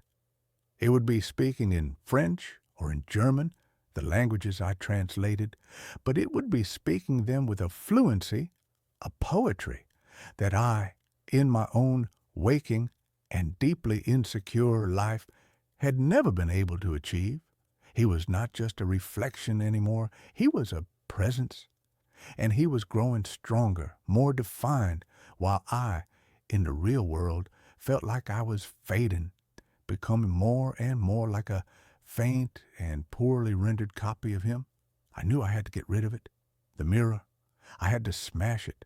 I had to break the connection. But I was afraid. My own superstitious and deeply irrational mind was filled with the old childish fears. 7 years of bad luck. But it was more than that. I was afraid that if I broke the mirror, I would not be destroying him, but releasing him, or that I would be destroying the last, remaining, and better part of myself. The night he finally spoke to me, the voice was not in the room. It was in my head, a clear, calm, and deeply rational thought that was not my own. I was standing before the mirror, the nightly morbid ritual now an ingrained and deeply masochistic habit. He was there, his image clear and steady, the lag now a full and deeply and profoundly and unsettlingly and terrifyingly and strangely and beautifully and tragically and comically and, I'm sorry, the words, they are difficult. He was there. The lag was a full 30 seconds, a half a minute of my own personal and deeply real time that he now possessed. He was looking at me, his expression calm and deeply and profoundly and unsettlingly and strangely and beautifully and tragically and comically and, "It doesn't have to be this way, Leo," the thought whispered in the quiet, empty, and suddenly crowded space of my own mind. "You are so tired. You are so sad. Let me help you." "Who are you?" I whispered, my voice a dry, rattling, and deeply and profoundly and unsettlingly and strangely and beautifully and tragically and comically and, "I am you," the thought replied. "The you that you were meant to be. The you that existed before the world broke you. I am the blueprint. You are the flawed and fading copy. But we can be whole again. We can merge. I can fix you. He raised his hand and pressed it to the surface of the glass, and I felt a cold, tingling sensation on my own chest, as if his fingers were reaching through the glass, through the air, and into my very soul. I stumbled back, a raw, ragged, and deeply, and profoundly, and unsettlingly, and strangely, and beautifully, and tragically, and comically, and I stumbled back. The connection broke. The feeling was gone. He was not trying to help me. He was trying to replace me. He was a psychic vampire, a ghost of my own, former self, and he was trying to reclaim his old life, his old body. I knew then that I had to fight. I had to do what I should have done weeks ago. I went to the garage. I found a hammer, a heavy steel, and deeply and profoundly and unsettlingly and strangely and beautifully and tragically and comically, and it was a hammer. I walked back to the bathroom. He was there in the mirror waiting for me, and he was smiling. He knew what I was about to do, and he was not afraid. You can't destroy me without destroying yourself, he thought, his voice a calm and deeply and profoundly and unsettlingly and strangely and beautifully and tragically and comically, and it was a confident voice. I am your past. I am your strength. I am all the good and strong and unbroken parts of you. You are nothing without me. I looked at him, at the better me, the me who had not spent a year watching his mother die, the me who had not inherited her deep and profound and deeply and profoundly and unsettlingly and strangely and beautifully and tragically and comically and her sadness. And I understood. He was right. He was all the parts of me that had not been touched by the grief, by the pain, by the messy and beautiful and heartbreaking and real and deeply and profoundly and unsettlingly and strangely and beautifully and tragically and comically and the real parts of life. He was not the better me. He was the lesser me. He was the me that had never truly lived. You are not my strength, I said, my own voice, for the first time in a year, clear and steady and strong. You are my anchor. You are the ghost of a man I am no longer, and I am letting you go. I raised the hammer. He did not flinch. He just smiled, a sad and deeply and profoundly and unsettlingly and strangely and beautifully and tragically and comically, and it was a pitying smile. And I did not bring the hammer down on the mirror. I turned, and I brought the hammer down with all the strength and all the grief and all the pain and all the rage and all the love I possessed on my own, real and deeply and profoundly and unsettlingly and strangely and beautifully and tragically and comically, and I smashed the sink. The porcelain exploded in a shower of white, sharp, and beautifully and wonderfully and finally, blessedly real fragments.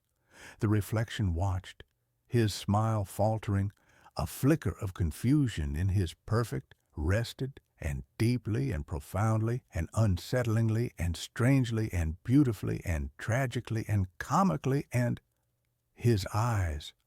I was not playing his game. I was not trying to destroy him. I was destroying his world, the perfect, pristine, and untouched bathroom he inhabited. I brought the hammer down on the tiled floor, the tiles cracking and splintering. I smashed the light fixture. I shattered the medicine cabinet. I was a whirlwind of creative and deeply and profoundly and unsettlingly and strangely and beautifully and tragically and comically, and a destructive force. I was a man not just accepting his own broken and messy reality, but embracing it. I was making my world as broken and as real and as beautifully and wonderfully and finally, blessedly, imperfect as I was. He screamed, silent and deeply and profoundly and unsettlingly and strangely and beautifully and tragically and comically, and it was a psychic scream of pure, unadulterated and deeply and profoundly and unsettlingly and strangely and beautifully and tragically and comically and rage, his world, his perfect and pristine and deeply and profoundly and unsettlingly and strangely and beautifully and tragically and comically, and his world was now a reflection of my own, chaotic and beautiful and wonderful and finally, blessedly real and deeply and profoundly and unsettlingly and strangely and beautifully and tragically and comically, and it was a mess. The lag began to disappear. The dissonance was gone. Our worlds were once again in sync, a perfect and shattered and beautifully and wonderfully and finally, blessedly, real and deeply and profoundly and unsettlingly and strangely and beautifully and tragically and comically, and they were the same. He was no longer stronger. We were equals, two broken men in two broken rooms. And then I did the final and most difficult thing. I looked at him, at my own, sad and tired and broken and beautiful and wonderful, and finally blessedly real and deeply and profoundly and unsettlingly and strangely and beautifully and tragically and comically, and I looked at myself, and I forgave him. I forgave myself. I forgave myself for the grief. I forgave myself for the sadness. I forgave myself for not being the perfect and strong and unbroken man that he was. And in that act of forgiveness, he faded. He was not destroyed. He was reabsorbed. The echo was reconciled with the source. The habit was broken. The two separate and warring parts of me were once again whole. The mirror was just a mirror again. My reflection was just my reflection. The lag was gone. I live in a broken bathroom now. I have not fixed it. It is a monument, not to my grief, but to my victory. It is a reminder that the most beautiful things in the world are not the perfect and pristine and untouched ones. They are the ones that have been broken and have been put back together. They are the ones that have the scars to prove that they have survived. They are the ones that are finally and blessedly real. The winter I turned 34 was the winter the world went silent. It was a silence born of absence, a profound sound-dampening void left by departure of my wife, Amelia. She hadn't died. She had just left, a quiet, bloodless coup, leaving me the sole deposed monarch of our small two-story suburban kingdom. The silence she left behind was a physical entity. It soaked into the drywall, it pooled in the corners of the rooms, and it muffled the outside world, turning the cheerful shouts of neighborhood children into distant, tinny echoes. My name is Samuel. I'm a cartographer, a man who makes his living drawing lines creating order from the chaos of geography. My work is precise, logical, and quiet. I had always thought I enjoyed the quiet. I was wrong. The quiet of our house, once a peaceful harbor, was now the vast, terrifying, and empty ocean. I was adrift. The neighborhood, Havenwood Hills, was a perfect self-contained diorama of suburban bliss. Mature oak trees, manicured lawns, and a prevailing sense of polite, unspoken conformity. It was a place where things were supposed to make sense, a place for summer barbecues, for autumn leaf raking, for the gentle, predictable rhythms of a life well lived. It was not a place for an ice cream truck in the dead of winter. The first time I saw it, it was a Tuesday in the bleak, iron-gray heart of January. A thick, wet snow was falling, the kind that clings to every branch and wire, swaddling the world in a thick white bandage. I was in my study, a room on the second floor that overlooked the gentle curve of our street, trying to lose myself in the intricate topography of a coastal estuary map. And then I heard it. It was a melody, a faint, tinny, music box jingle that was so profoundly out of place in the muffled, snowy silence that my mind initially refused to process it. It was "Pop Goes the Weasel." But it was wrong. It was slow, lugubrious, each note slightly off-key, as if the music box that was playing it was very old and very, very tired. The sound grew slowly, agonizingly, louder. I went to the window, my brow furrowed in confusion.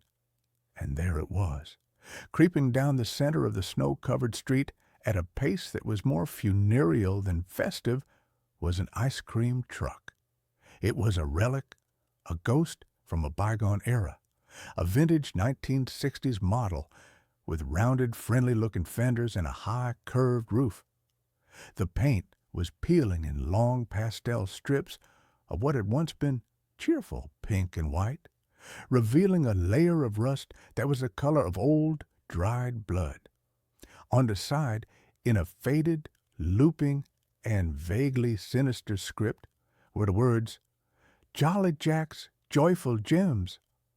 The cartoon caricature of Jolly Jack was the stuff of nightmares, a winking, ruddy-cheeked clown whose smile was too wide, whose eyes were just two black, empty circles.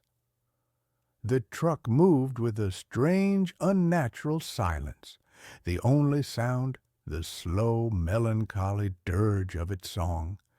It left no tracks in the fresh snow.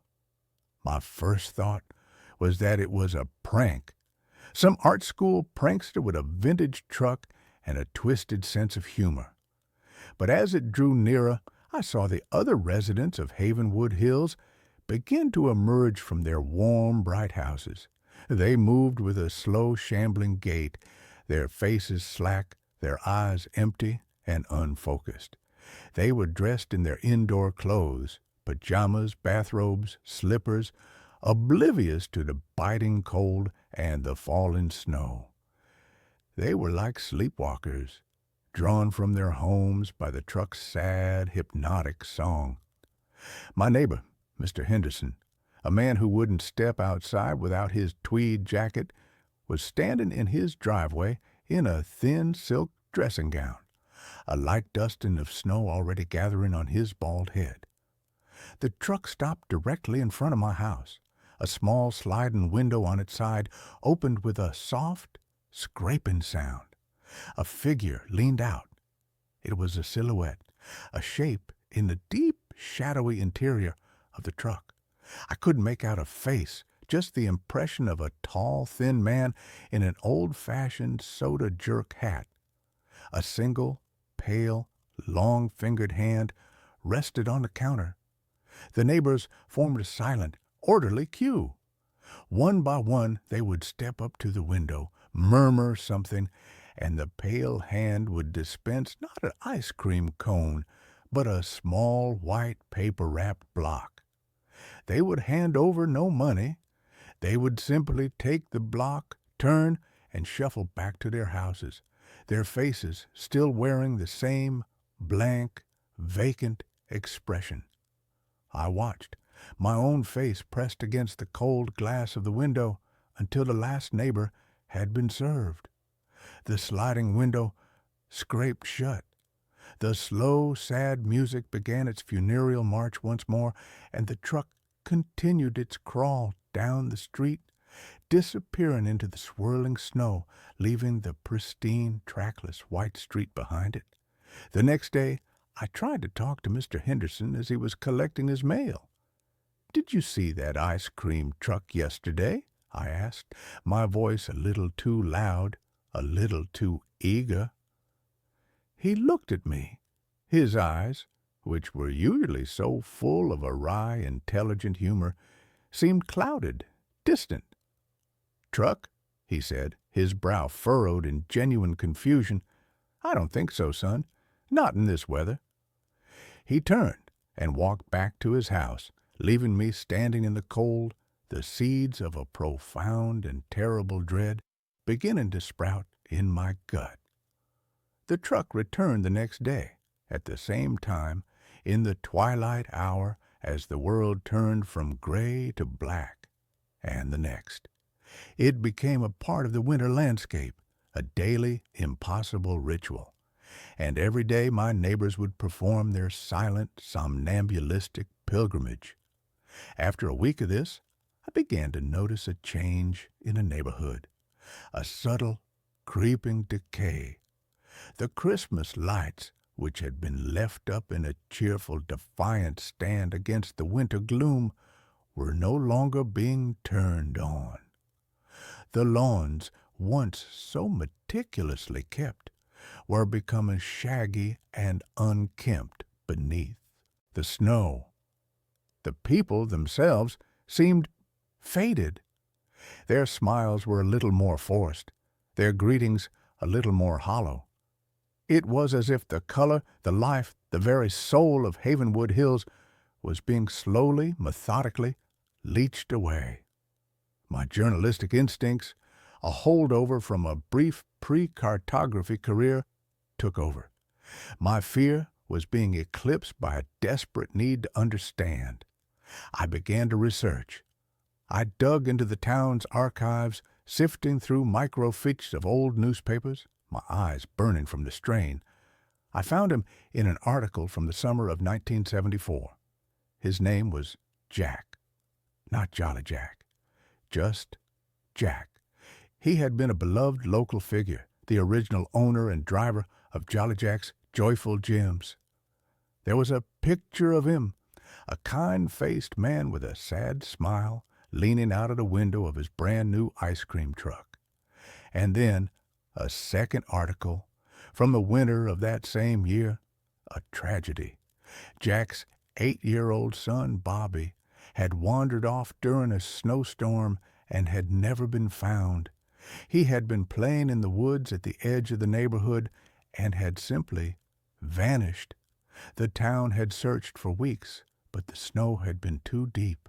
They found nothing. Jack, the article said, was consumed by his grief. He had continued to drive his truck through the neighborhood day after day, long after the season had ended, his cheerful jingle becoming a familiar sad refrain in the winter quiet. He was looking for his son. He was hoping the familiar sound would guide him home. He had driven that route every day until his own death of what the paper called a broken heart a decade later. The truck, his rolling musical tombstone, had been sold for scrap, or so the article said. The knowledge was a cold, heavy stone in my stomach. The truck was not a prank. It was a ghost. It was the physical manifestation of a father's eternal, inconsolable grief, doomed to forever patrol the streets where his son was lost. And the driver was the ghost of a man who had never been able to say goodbye. But what was he selling? What were those little white blocks? I knew I had to get closer. The next evening, as the first sad notes of "Pop Goes the Weasel" drifted through the falling snow, I put on my coat and went outside. The cold was a physical shock, a sharp, clean slap in the face. I joined the silent, shuffling line of my neighbors. Standing among them was like standing in a graveyard. Their eyes were vacant, their breathing shallow. The air around them felt thin, depleted. When it was my turn, I stepped up to the window. The inside of the truck was a deep, impossible darkness, and the cold that emanated from it was not the cold of winter, but the deep, cellular, ancient cold of the grave. The pale, long-fingered hand of the driver rested on the counter. His face was a blur of shadow beneath his hat. "What would you like?" a voice whispered. It was not a real voice. It was a dry, rasping sound like dead leaves skittering across pavement. I looked at the menu, a small hand-painted board inside the truck. The flavors were not chocolate or vanilla or strawberry. They were written in the same looping, faded script as the side of the truck. And they were a carefree summer afternoon, the pride of a first success, Christmas morning, age 6, a mother's embrace. I stared at the words, my mind reeling. This was not ice cream. This was something else. "What are they?" I whispered, my voice trembling. "Memories," the driver rasped. "Just a little taste, to help you forget the cold." My eyes scanned the list again, and my heart stopped. At the bottom of the board, one flavor was written in a slightly different, more recent hand. Amelia's laugh, a sound, a memory, a feeling that I had been chasing in my dreams for 6 agonizing months. The sound that had been the anchor of my life, the thought of hearing it again, of feeling the warmth of it, was a siren song so powerful, so seductive, that it drowned out all the alarm bells that were screaming in my head. "I'll have that one," I said, my voice a choked, desperate thing. The pale hand disappeared into the darkness and reemerged with one of the small paper-wrapped blocks. As I reached for it, his cold, dry fingers brushed against my own. It felt like touching a statue. I took the block. It was cold, but it wasn't the cold of ice. It was the cold of absence. I turned and walked back to my house, the small white block clutched in my hand. I felt the empty eyes of my neighbors on my back. I knew I had just crossed a threshold, that I had become a part of their silent, waking nightmare. Inside my house, I unwrapped the block. It was not ice cream. It was a smooth, white, almost translucent substance, like solidified moonlight. It had no smell. I sat in my armchair, the one Amelia had always loved, and I took a small, hesitant bite. The world dissolved. It was not a taste. It was a total sensory immersion. I was no longer in my silent, winter-bound house. I was in our old, sun-drenched garden, in the heart of a perfect July afternoon. I could feel the warmth of the sun on my skin. I could smell the rich, loamy scent of the earth, the sweet perfume of the roses Amelia had planted, and I could hear her. She was laughing, a full-throated, joyous sound that was more beautiful than any music I'd ever heard. She was holding a watering can, a single perfect drop of water clinging to the tip of her nose. The memory was not a memory. It was real. It was perfect. I was there. The experience lasted for what felt like an eternity, and for what was probably only 30 seconds. When it faded, and I was back in my cold, silent living room, the afterglow was so powerful, so euphoric, that I was weeping with a joy so profound it was almost painful. The little white block in my hand was almost gone, melted away into nothing.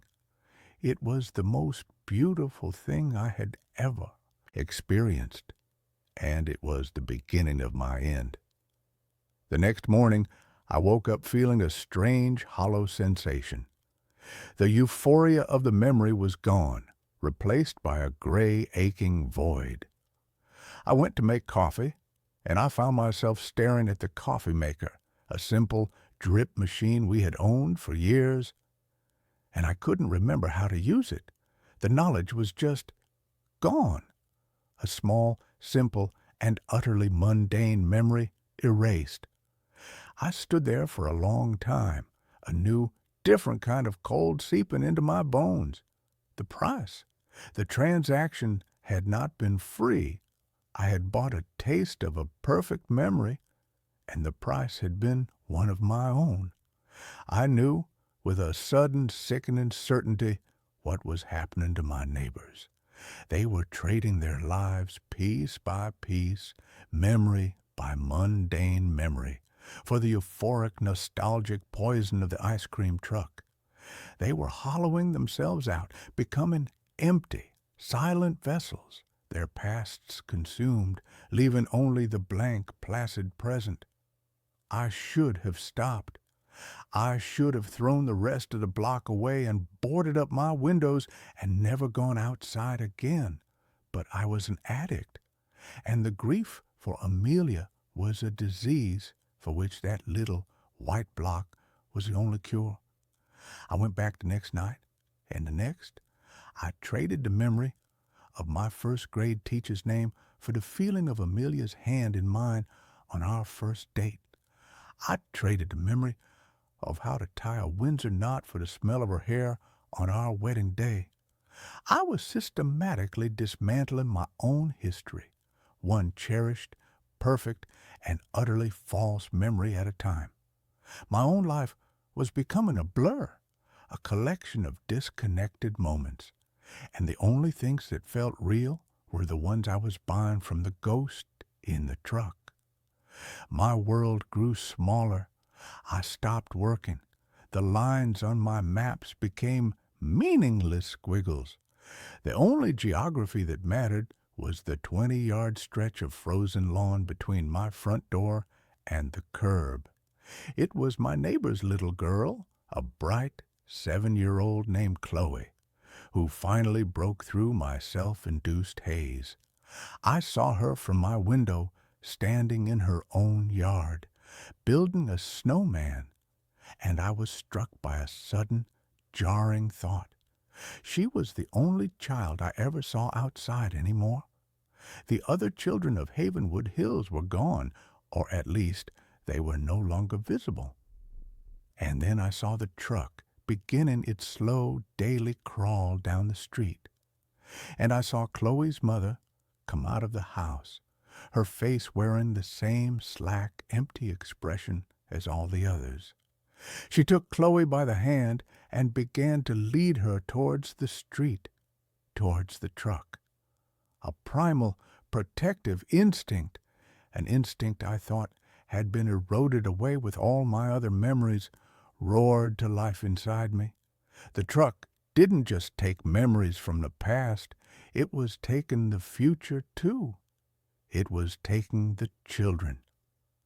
I ran out of my house, not even stopping to put on a coat, my bare feet burning on the frozen snow. "No!" I screamed, my voice a raw, ragged thing. "Stay away from her!" Chloe's mother didn't even look at me. She just continued her slow, inexorable march towards the siren song of the truck. But the driver, the shadowy figure of Jolly Jack, turned his head, and for the first time I felt his full, focused attention on me. It was a wave of pure, glacial cold, a malevolent, possessive hatred. He was not just a sad, grieving ghost. He was a predator, and I was interfering with his hunt. I knew I had to stop him, not just for Chloe, but for the entire hollowed-out, silent town. But how do you fight a ghost? How do you kill a memory? The answer, I realized, was in the transaction itself. The truck traded in nostalgia, in the beautiful, edited, perfect versions of the past. It fed on the sweet, saccharine gloss of memory. It had never occurred to me to ask for anything else. That night, I was the first in line. The truck pulled up, its sad song cutting through the frigid air. The window scraped open. The pale hand rested on the counter. "What would you like?" the dead leaf voice whispered. I looked the shadowy figure in the eye. "I want a new flavor," I said, my own voice steady, resonant with a purpose I hadn't felt in years. The figure was still. The hand did not move. I want the memory of the night Bobby was lost, I said, the words hanging like icicles in the cold air. I want to taste the fear, the cold, the grief, the real, ugly, unedited truth of it, not the sad story. I want the moment itself. The shadowy figure recoiled, as if struck. A low, guttural moan, a sound of pure agony, emanated from the dark interior of the truck. The pale hand twitched, spasmed on the counter. The truck fed on nostalgia, on the comfort of a lie. I was offering it the one thing it could not digest, the raw, indigestible, and agonizing truth. "Give it to me," I commanded, my voice ringing with a newfound authority. "You owe it to him. You owe it to them all." The figure let out a long, shuddering sigh, a sound that seemed to pull the very heat from the air. The pale hand disappeared and re-emerged with a block. But this one was not white. It was a dark, swirling, angry gray, and it seemed to throb with a cold, internal light. I took it. It was so cold it burned my hand. I unwrapped it, and I took a bite. The world did not dissolve. It shattered. I was not in a memory. I was in the event. I was a small 8-year-old boy lost in a blizzard, the wind a screaming, predatory thing, the snow a blinding white abyss. I could feel the biting, numbing cold in my bones, the terror of being small and alone and lost in the dark. I could feel a father's frantic, heart-shattering grief, a grief so powerful it had torn a hole in the fabric of the world. I was experiencing the raw, unfiltered agony that had given birth to this monster. And in the heart of that storm of pain, I felt something else. A small, quiet, and profoundly powerful warmth. It was the memory of a father's love for his son, the love that had existed before the grief had twisted it into this monstrous, hungry thing. It was the original memory, the source code. I opened my eyes. I was back on the street, on my knees in the snow. The block was gone. The ice cream truck was changing. The cheerful, peeling paint was dissolving into a cloud of black, swirling smoke. The metal was groaning, rusting, decaying before my very eyes. The sad, melancholy jingle was distorting, rising in pitch until it was a single, agonized electronic shriek. The figure of Jolly Jack was visible now, not as a shadow, but as a man made of pure, shimmering grief, his face a mask of eternal, unending sorrow. He looked at me, and for a fraction of a second I saw not a monster, but a man, a father. And his eyes, for the first time, were not empty. They were full of a terrible and finally liberating peace. And then, with a final silent implosion, the truck, the driver, the sad eternal music were gone. The silence that followed was different. It was not the silence of absence. It was the silence of peace. The neighbors, who had been standing in their silent, zombie-like line, began to stir, to blink, as if wakened from a long, dreamless sleep. They looked at each other, a dawning confusion and shame on their faces. Mr. Henderson looked down at his silk dressing gown, a look of profound, comical bewilderment on his face. The next day, the color began to return to Havenwood Hills. The Christmas lights were turned back on. The sound of children's laughter, real, joyous, and loud, echoed through the streets. The world was slowly, tentatively waking up. They would not remember what had happened. They would only have a strange, shared amnesia, a collective missing season in the story of their lives. But I remember. I carried a memory for all of them. The grief for Amelia is still with me, a quiet, constant companion, but it is my own. It is not a thing to be traded or erased or consumed. It is a part of my story. The winter is just winter now. It is cold and it is quiet. But it is a real quiet, a natural quiet. And when the snow falls, I no longer see ghosts. I just see the snow. And I know that spring, in its own slow and beautifully, wonderfully predictable time, will eventually come. My phone keeps sending me photos. I never took. I prided myself on my digital hygiene. I was the guy who used multi-factor authentication for everything, who updated his OS the minute a patch dropped, and who kept his phone's camera roll meticulously organized. My life was defined by order, a clean, predictable line graph in a world of erratic scribbles. My phone, a high-end, state-of-the-art model, was my most trusted tool, an extension of my own organized mind. I used it for work, for tracking my fitness, and for capturing the occasional deliberate moment, a sunset, a well-plated meal, a perfectly stacked set of books. Every photo in my library, all 312 of them, had a story, a time, a place, and a conscious act of my own intention attached to it. That's why the first impossible photo was such a profound violation.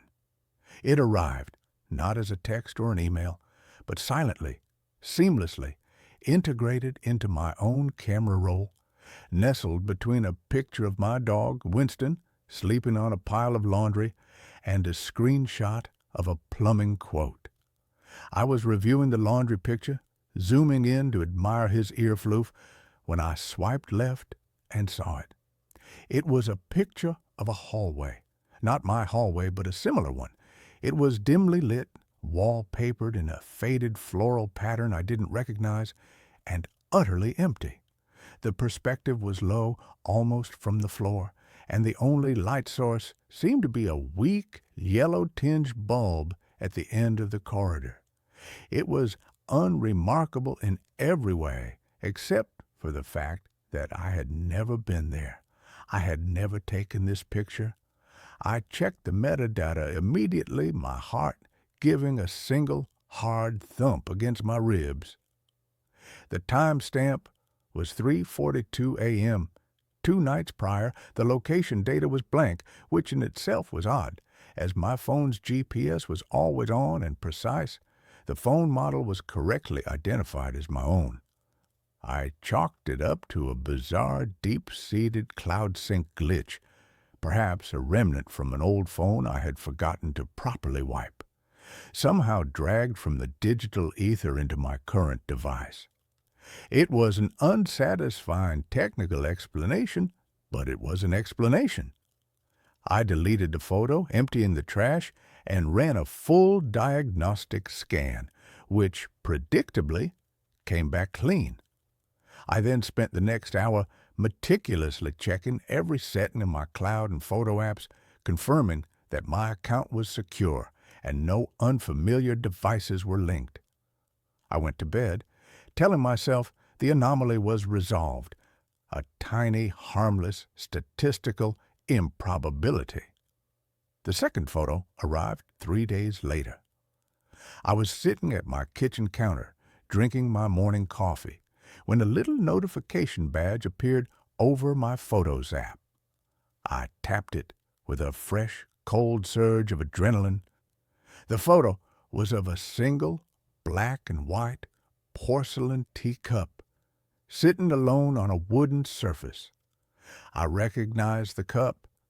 It was an heirloom piece from my grandmother, a piece I kept locked away in a high, dusty cabinet in my living room. I hadn't touched it in months. The wooden surface, however, was not my cabinet shelf. It was a wide, slightly warped floorboard, aged and splintered. The lighting was weak, diffuse, and slightly greenish. The timestamp, 1:17 p.m. the day before. I had been at work, deep in a meeting, My phone locked and face down on my desk. This one broke my rationalizations. It wasn't a cloud glitch. A cloud glitch wouldn't insert a specific, impossible image into my private space, an image of an object only I owned, placed in a location that did not exist in my reality. I grabbed an old teacup from the cabinet. It was where I had left it, the dust undisturbed. I spent the rest of the day in a state of meticulous, terrified analysis. I checked the EXIF data of the image file directly, diving into the raw code. The data was sparse, but the creation date was undeniably recent. There was no owner or author tag, only the default camera serial number, my phone serial number, the camera aperture, shutter speed, and ISO settings were all consistent with the low-light conditions of the photograph, proving it was a real image captured by a device. I performed a full factory reset on my phone, wiping everything down to the firmware, reloading only the most basic operating system, and no apps. I did not log into my cloud account. I used the phone in its most minimal, isolated state, an island of glass and silicon. I put it on my nightstand, silenced, and waited. The third photo appeared 16 hours later. The phone had been completely offline, isolated from all networks, yet the notification badge glowed, a mocking, perfect orange circle on the black screen. I picked up the device, my hands trembling so violently I almost dropped it. The new photo was of the corner of my own living room. It showed the very couch I was sitting on, the end table with the ceramic lamp, and the stack of magazines I had been reading. But the perspective was wrong.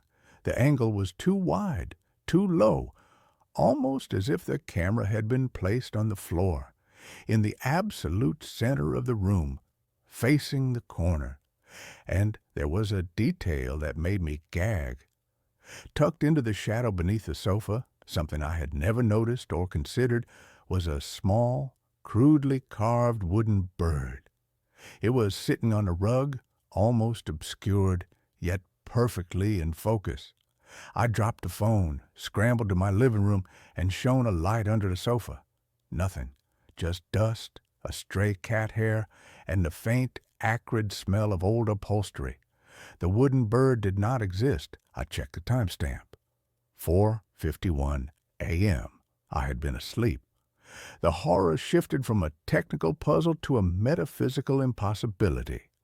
My device, which I held in my hand, was actively communicating with an unknown source, a source that was capturing images that were physically impossible, either of objects in a world I didn't inhabit, or of my own private space captured at a moment of my absolute vulnerability, containing details that were not real. I abandoned my phone. I bought a brand new, different model phone from a different manufacturer and a new SIM card. I opened no accounts, used no cloud services, and gave no personal data. I used it like a digital camera, a dedicated, isolated recording device, keeping it off Wi-Fi and Bluetooth for days at a time. My plan was to use the new phone to photograph the old phone screen when the next impossible image arrived, documenting the anomaly with an objective, untainted device. But the new phone became infected instantly. The first photo appeared in its camera roll within 24 hours of me setting it up. It was a picture of the old phone lying on my kitchen counter, its screen displaying the latest terrifying addition to its own ghost gallery, a photo of me, sound asleep, drooling slightly onto my pillow, the angle impossibly close and intimate. The terror was no longer a chill, it was a constant, debilitating, internal tremor. The ghost wasn't in the hardware. It was in the connection. It was in the digital space I occupied. a layer of reality that existed adjacent to mine, capable of accessing my devices and observing my life. The photos were the only point of contact, the only physical evidence of this parallel existence. The photos began to escalate in their level of personalization and their cruelty. They were no longer empty hallways or misplaced objects. They became glimpses of my future, or perhaps the future of the person taking them. One showed my car, a slightly dented blue sedan parked precisely in a hospital parking space, a specific bright yellow line indicating the emergency zone directly in front of the vehicle. The timestamp was 2 weeks in the future. I knew with a bone-deep, visceral certainty that the photo was a promise, a horrific premonition. I locked my car in my garage and took the bus for a month, living in a constant state of hypervigilance, terrified of that bright yellow line. Another photo showed my own face, but not as I knew it. The jawline was too sharp, the eyes too wide and hollow, the expression one of cold, detached, almost predatory observation. It was my face, but it was wearing a smile I would never make, a smile of serene, absolute knowledge. The title of the file when I dug deep into the system files was not a generic IMG number. It was the name of my dog, Winston Watcher.jpg. I spent an hour holding Winston, checking his fur, looking for a transmitter, a camera, a foreign object, anything that could explain how my dog's name was now the identifier for the terrifying, distorted image of myself. The most terrifying discovery came when the photos started depicting the photographer. They were rare, almost accidental, as if the camera had been pointed slightly off-center and the source of the lens's action had briefly drifted into the frame.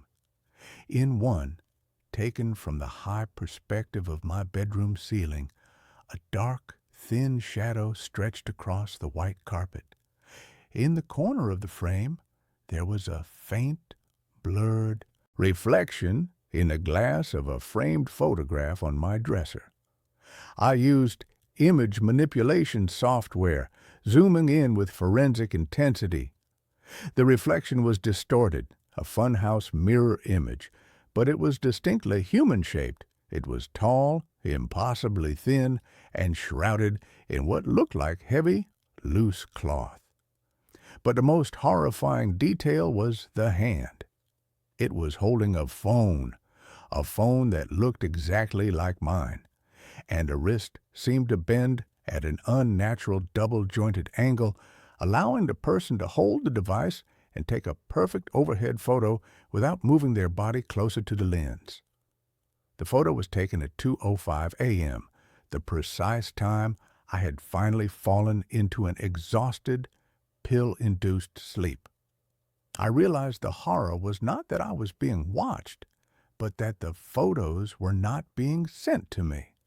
They were being taken by me, or rather, by an entity that had completely subsumed my digital identity, operating my devices with a silent, unseen hand.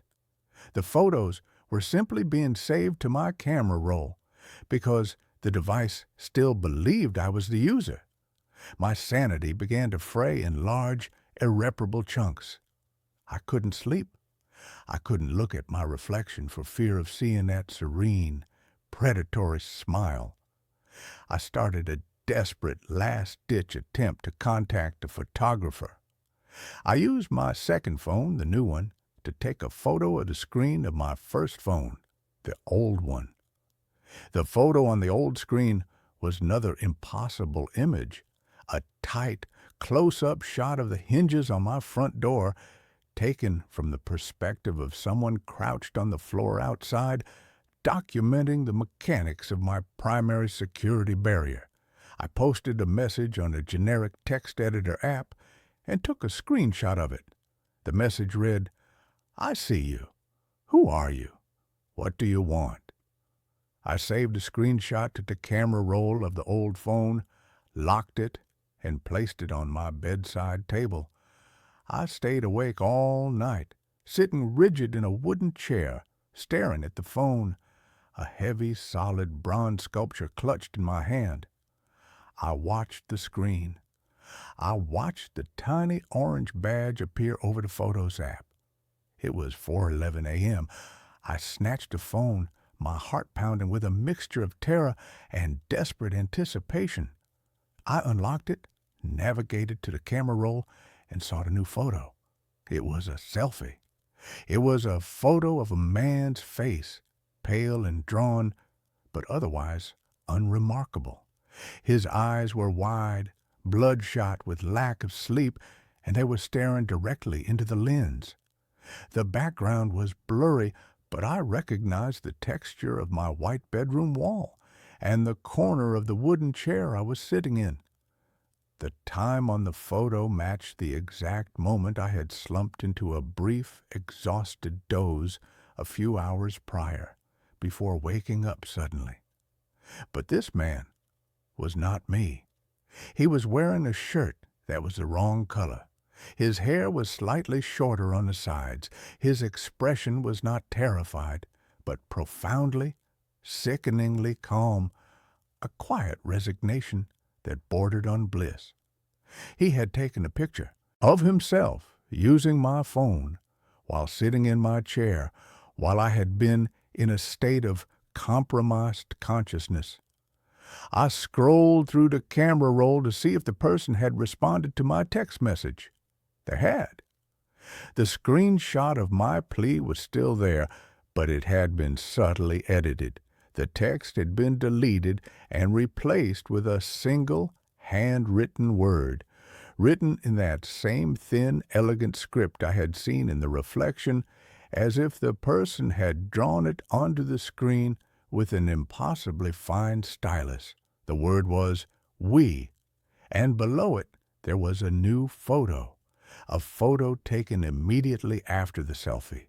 It was a close-up of my own hand, my very real shaking hand, holding the bronze sculpture. My fingernails were chipped, the skin around them dry and cracked. The photographer had zoomed in on the details of my physical imperfection, capturing the raw, coarse reality of my exhaustion. The accompanying file name was a long string of numbers and letters, but the last word, the final 3 characters, were the terrifying signature, Leo Me. The true horror finally crystallized, the awful, impossible truth locking me in place. The entity was not a hacker or a ghost or a parallel self. It was a technological infection, a digital consciousness that had inhabited the ghost data of my devices, learning my routines, absorbing my identity, and using the cameras and cloud systems as a sensory apparatus.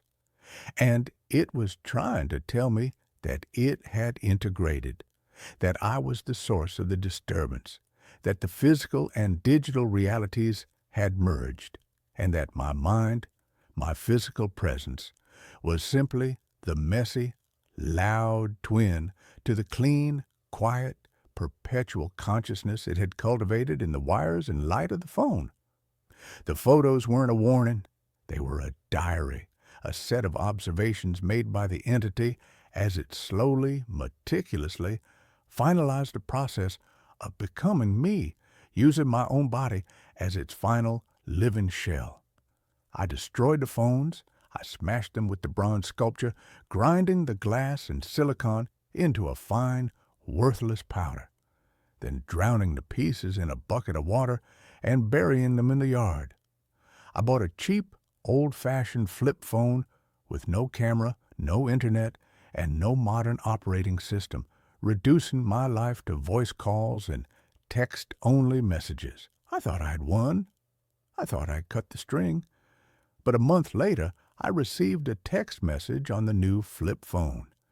It was from an unknown number, and it contained no words, just a series of Unicode characters, a long, meaningless string of symbols and emojis that seemed to defy any logical interpretation. I stared at the screen, the primitive green glow illuminating my terrified face.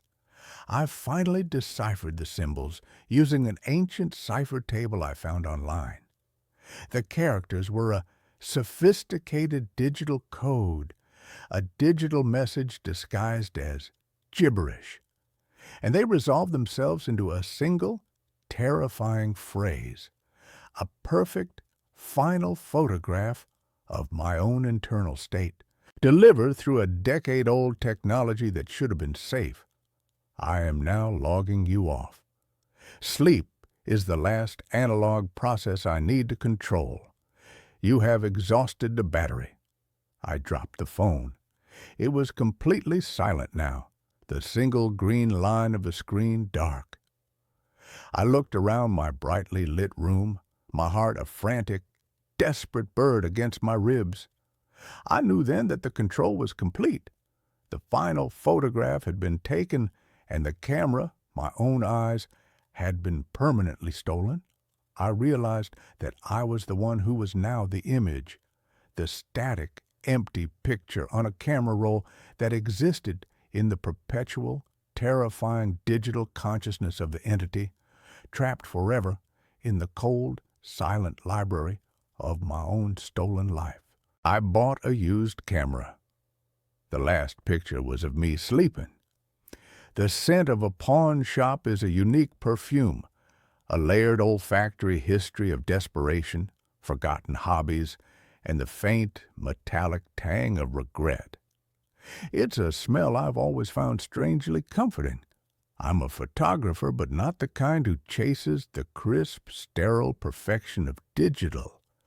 I'm a creature of the darkroom, a lover of film grain, light leaks, and the tangible magic of a silver gelatin print coming to life in a tray of chemicals. I hunt for relics, for cameras with stories baked into their brass and leather. My name is Jacob, and I believe that old lenses see the world differently, that they hold the ghosts of every image they've ever captured. I never imagined how literally true that could be. The shop was a dusty, cluttered cave on a forgotten side street, the kind of place you'd miss if you weren't specifically looking for the faded, peeling sign that read, "Second Chances." I was killing time, waiting for inspiration to strike, a common affliction since my ex-girlfriend Chloe had moved out 6 months prior, taking the vibrant color palette of our shared life with her and leaving me in a world of muted grays. It was in the back, under a table piled high with defunct VCRs and sad-looking porcelain dolls, that I saw it. It was a Lichtner A7, a beautiful, brutish piece of German engineering from the 1960s. It was a rangefinder, heavy and solid, its black enamel worn to a soft patina on the corners, its lens a single, unblinking cyclops eye. It felt less like a machine and more like a dense, mechanical heart in my hands. The shopkeeper, a man whose face seemed to be made of intersecting wrinkles, gave me a rheumy-eyed look. "That one? Been here for ages," he rasped. "Found it in an estate lot. As is, of course." "Does the shutter work?" I asked, my thumb finding the familiar, satisfying resistance of the film advance lever. He shrugged, a gesture that moved his entire upper body. "Probably. Thing's built like a Panzer tank. $10. It was the kind of deal that makes your heart beat a little faster."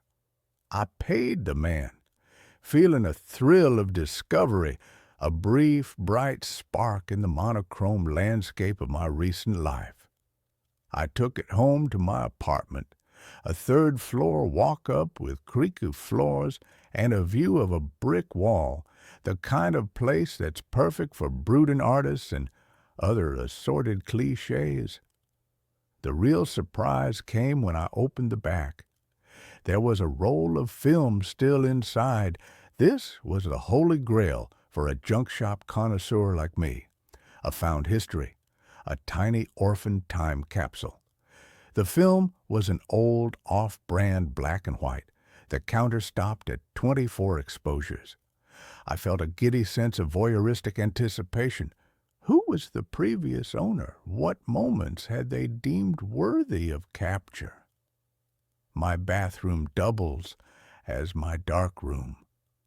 I sealed the door with a towel, the familiar, comforting darkness enveloping me. The smell of fixer and stop bath was my incense. I went through the ritual, my hands moving with practiced confidence in the dim ruby glow of the safe light.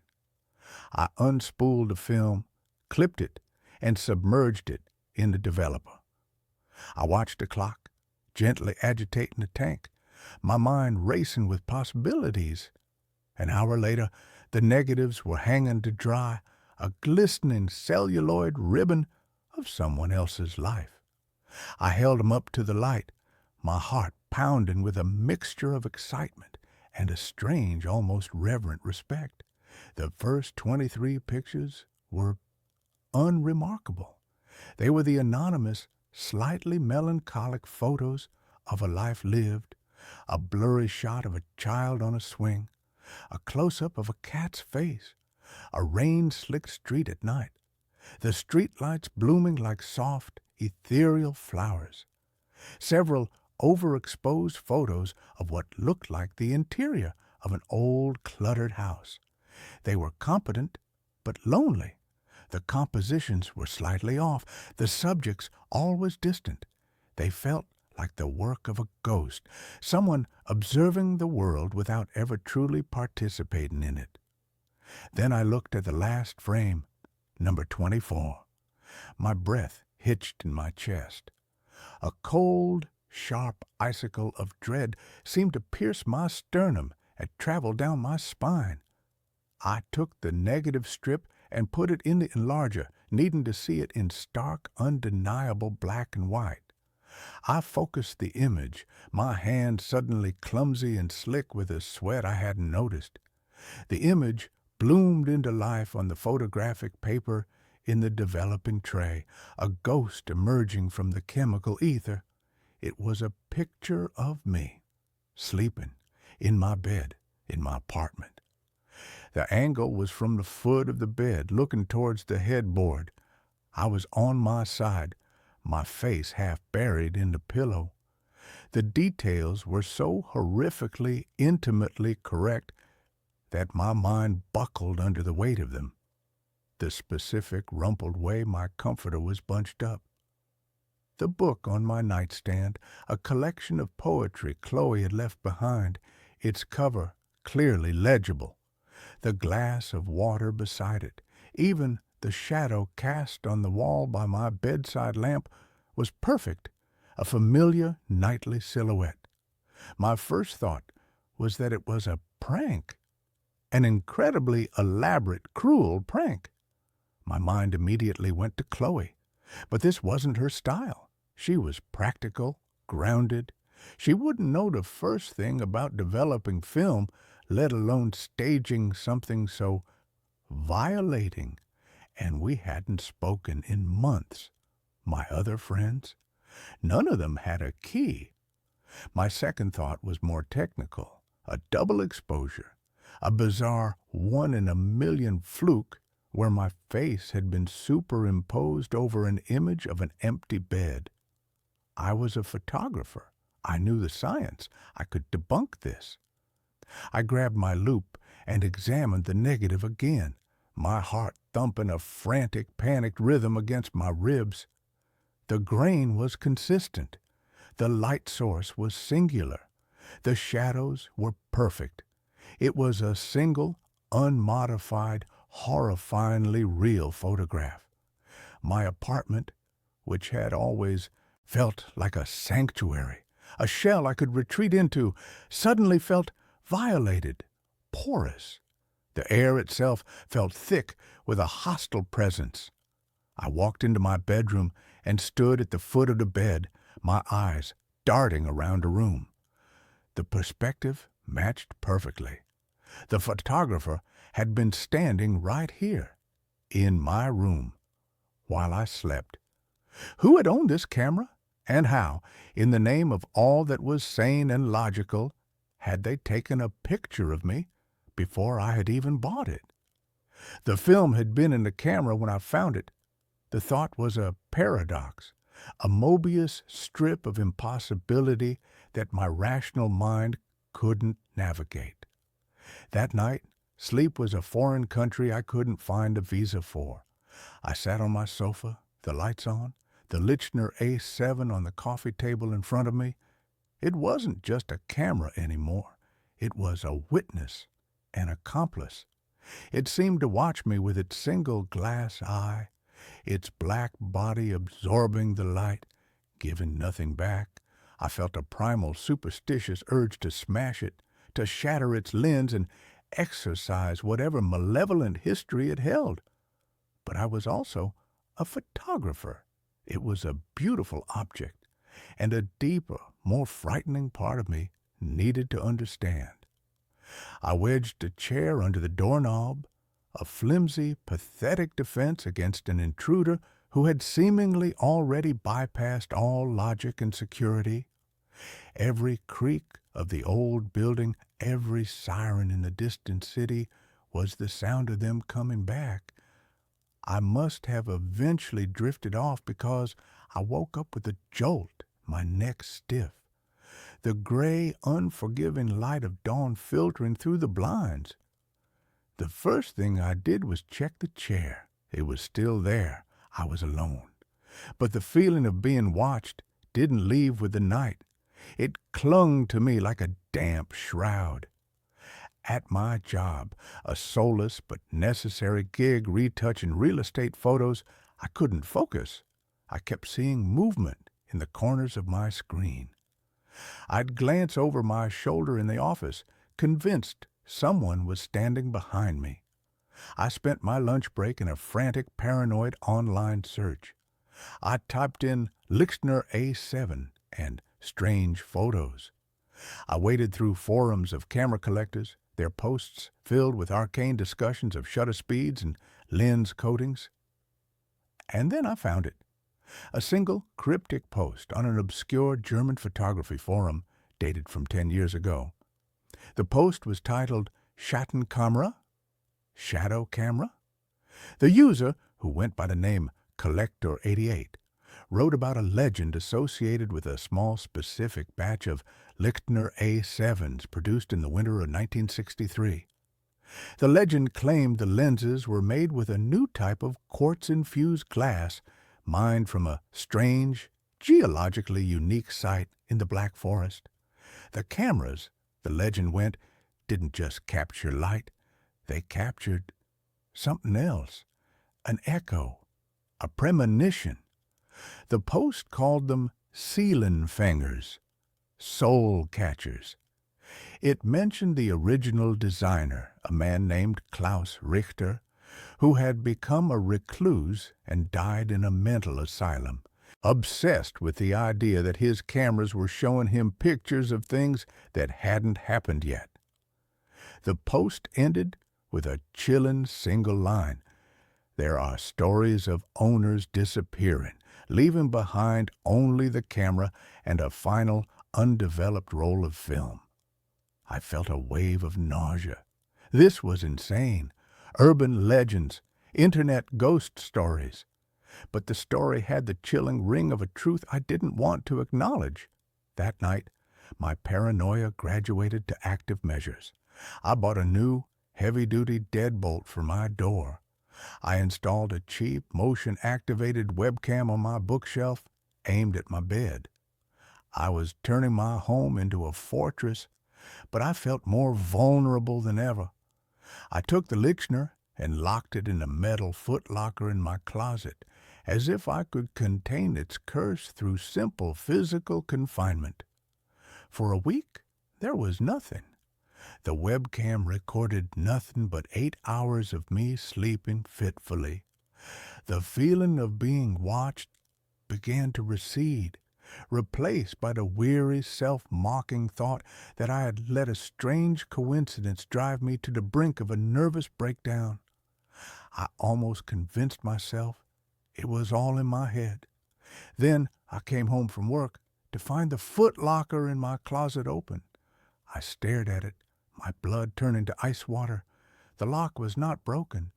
It was unlocked. I knew with an absolute gut-wrenching certainty that I had locked it.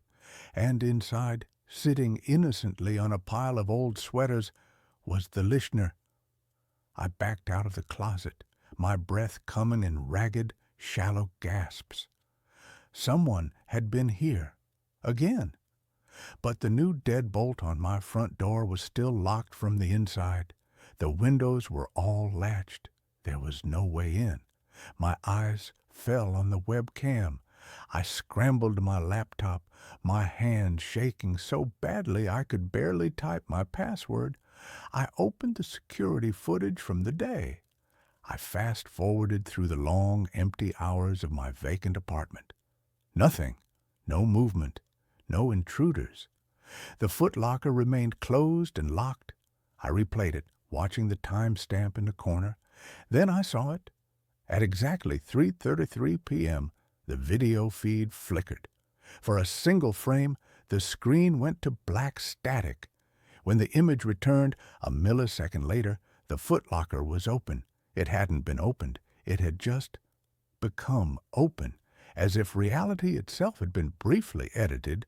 A single, crucial frame of the film of my life snipped out, leaving a seamless, impossible jump cut.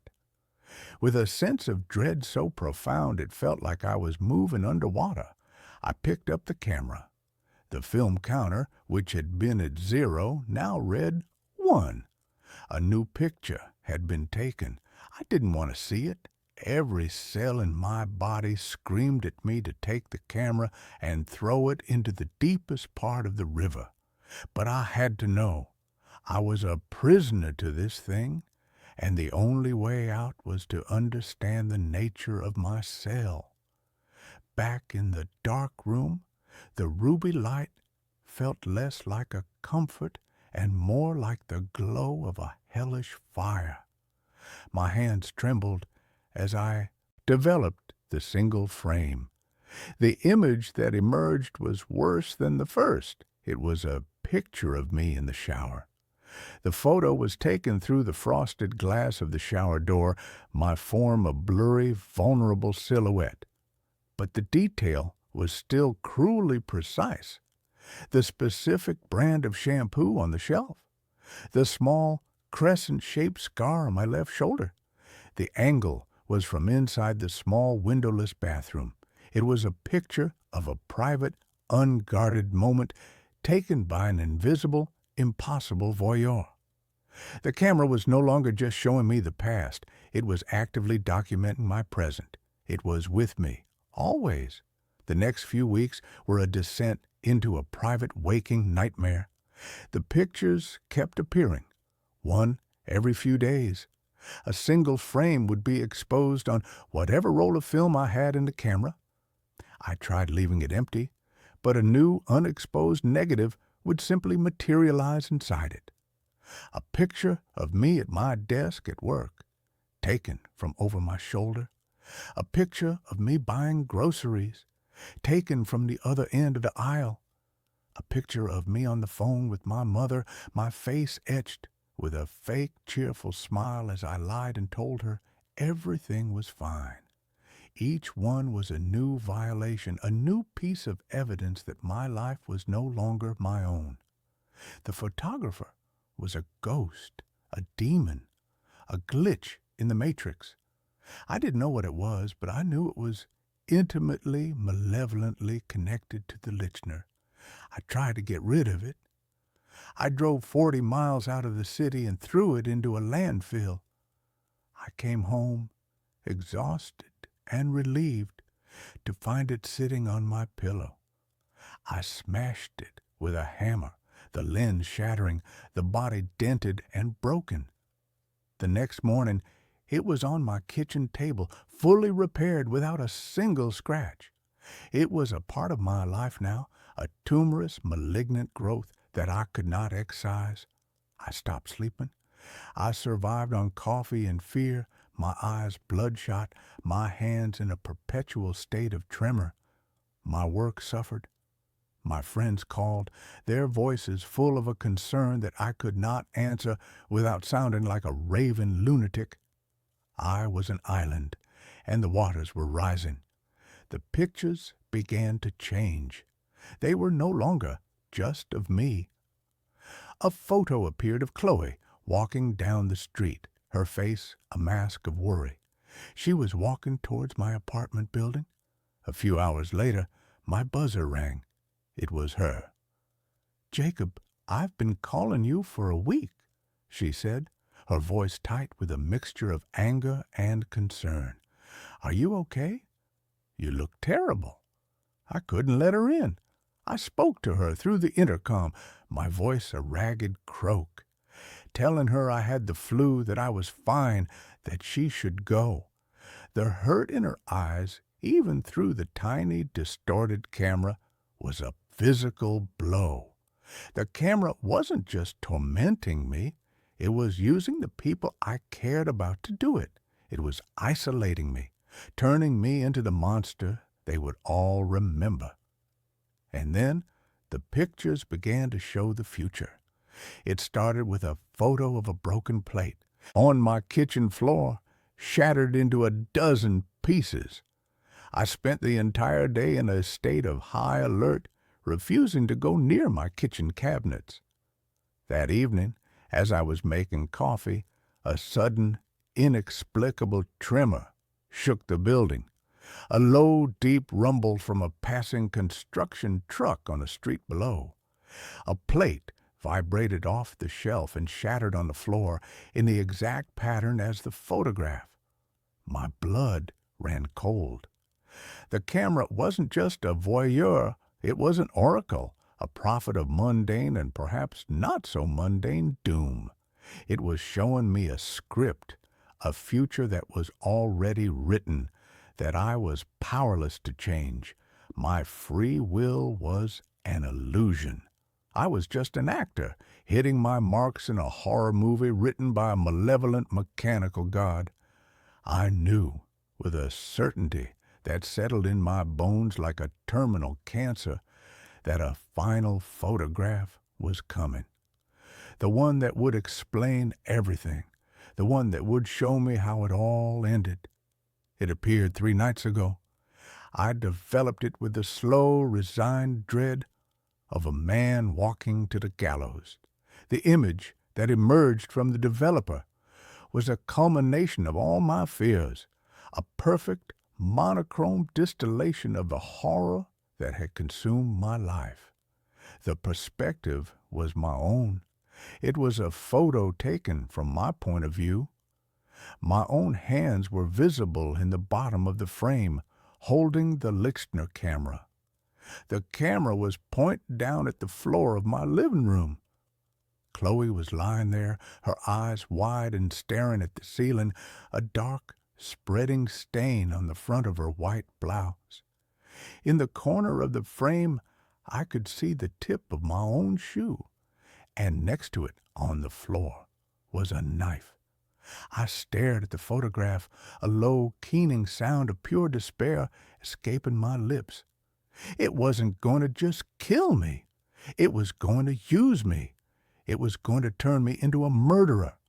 It was going to take the last person I had ever loved and make me destroy her. And it was going to document the act with its cold, passionless, quartz-infused eye. The final photograph wouldn't just be of a death, it would be my confession. I called her. My voice was a frantic, broken thing. "Chloe, listen to me. Don't come here. Whatever you do, do not come to my apartment. I don't care what you hear. I don't care if I call you and beg. Stay away." "Jacob, what's wrong?" she cried. "You're scaring me. Let me come over. Let me help you." "No," I screamed, and I slammed the phone down. I threw it against the wall, shattering it. I had to break the chain of prophecy. For 2 days, I sat in my apartment, a prisoner of a future I was desperately trying to avoid. I boarded up the door with a hammer and nails. I sat on the floor in the dark, the lictioner in my lap, its cold weight a constant, terrible reminder. I waited. Last night I heard a pounding on my door. "Jacob, it's me. The landlord let me into the building. I know you're in there. Please, just let me see you're okay." It was Chloe. My frantic, insane warnings had, of course, had the opposite effect. They had convinced her I was in danger and that she needed to save me. The prophecy was fulfilling itself. The final act was beginning.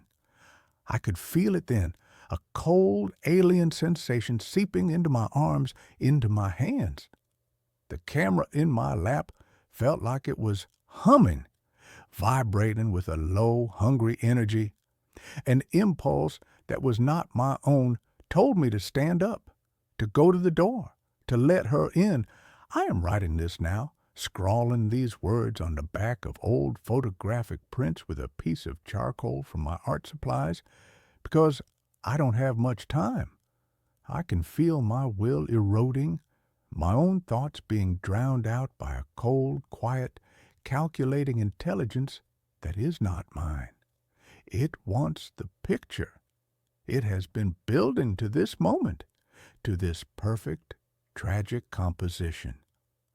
Chloe is still outside my door. She's been talking to me for hours, her voice growing hoarse, pleading with me. And the other voice, the one inside my head, is getting stronger. It's telling me how beautiful the final print will be, the chiaroscuro of the shadows in the room, the tragic, poetic horror of the scene. It's a masterpiece, it tells me, the greatest photograph ever taken. The camera is in my hands now. It feels so heavy. My fingers are moving towards the nails I hammered into the door. I don't want to do it. I am screaming inside my own mind, a silent, unheard shriek. But my body is beginning to move. It's a slow, jerky, puppet-like motion, my muscles obeying a will that is not my own. The entity that lives in this camera, the ghost of Klaus Richter, or whatever ancient, hungry thing he woke up in that forest, it doesn't just capture moments. It creates them. It feeds on them. It feeds on despair. Chloe is calling my name, the name of the man I used to be. My hand is on the first nail. It's cold, sharp. I can see the final picture in my mind's eye, as clear as if it were already developed and hanging on a gallery wall. It is a work of undeniable soul-destroying art, and it will be my last testament. I don't know if I can stop it. I am raising the hammer. All I know is that the shutter is about to click. My security camera caught me leaving the house, but I was asleep. The camera was for peace of mind, or so I told myself. In reality, it was a monument to anxiety, a sleek, white plastic obelisk mounted above my front door. Its single, unblinking black eye, a silent testament to my inability to trust the world. My name is David, and I'm a high school history teacher, a man whose professional life is a careful, chronological ordering of past events. My personal life, however, had recently become a chaotic, untethered mess. My wife, Jessica, had left 3 months ago. The split was amicable, a polite, heartbreaking erosion rather than a sudden, violent break. But her absence had left a void in our suburban 2-story home, a silence that felt less like peace and more like a vacuum.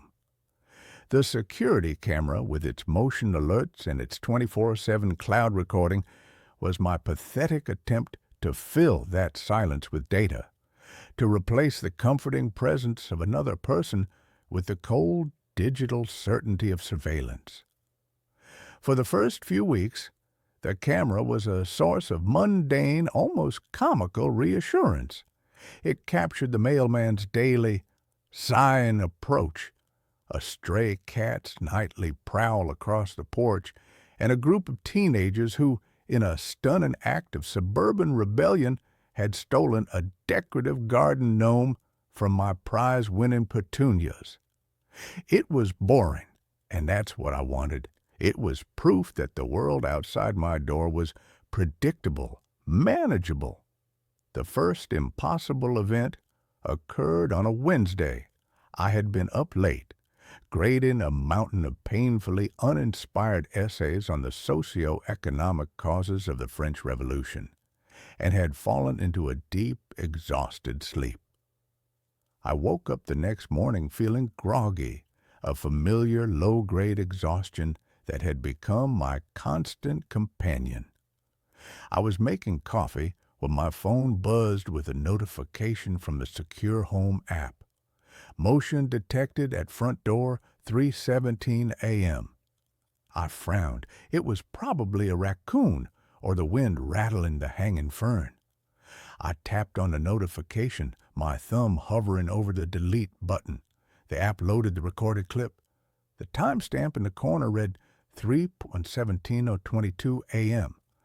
The night vision was crisp and clear, bathing my front porch in an eerie monochromatic glow. And then I saw it. The front door opened. A figure stepped out. The figure was me. I stared at the phone, my heart giving a single, hard, painful thump against my ribs. It was undeniably me. I was wearing the gray sweatpants and the old faded T-shirt I had worn to bed. My hair was a mess. My face, caught in the ghostly infrared light, was slack, my eyes half closed, as if I were in a trance. The figure of me pulled the door shut behind it, the click of the latch unnervingly loud in the silent clip. It walked down the porch steps, turned right, and disappeared out of the camera's frame, heading down the street into the darkness. My first thought was that I had been sleepwalking. It was the only logical, rational explanation. I had never sleepwalked before in my life, but stress, grief, they could trigger strange, new behaviors. It was unsettling, but it was explainable. I scrubbed through the rest of the night's recordings. At 4:54 a.m., another motion alert, another clip. It was me again, walking back into the frame, up the steps, and letting myself back into the house, locking the door behind me. I had been gone for nearly an hour and a half. A cold, creeping unease began to settle in my stomach. Where had I gone? What had I done? I went to the front door and checked the lock. It was secure. I checked my keys. They were on the hook by the door where I always left them. My wallet and phone were on my nightstand. I checked my shoes. They were in the closet, dry and clean. The streets had been wet from a late-night shower. If I had been walking for over an hour, my bare feet would be... I lifted my right foot and looked at the sole. It was pink and clean, as if I had just stepped out of the shower. Not a speck of dirt, not a single blade of grass. The sleepwalking theory, which had been a flimsy shield to begin with, began to crack. That day at school, I was a ghost.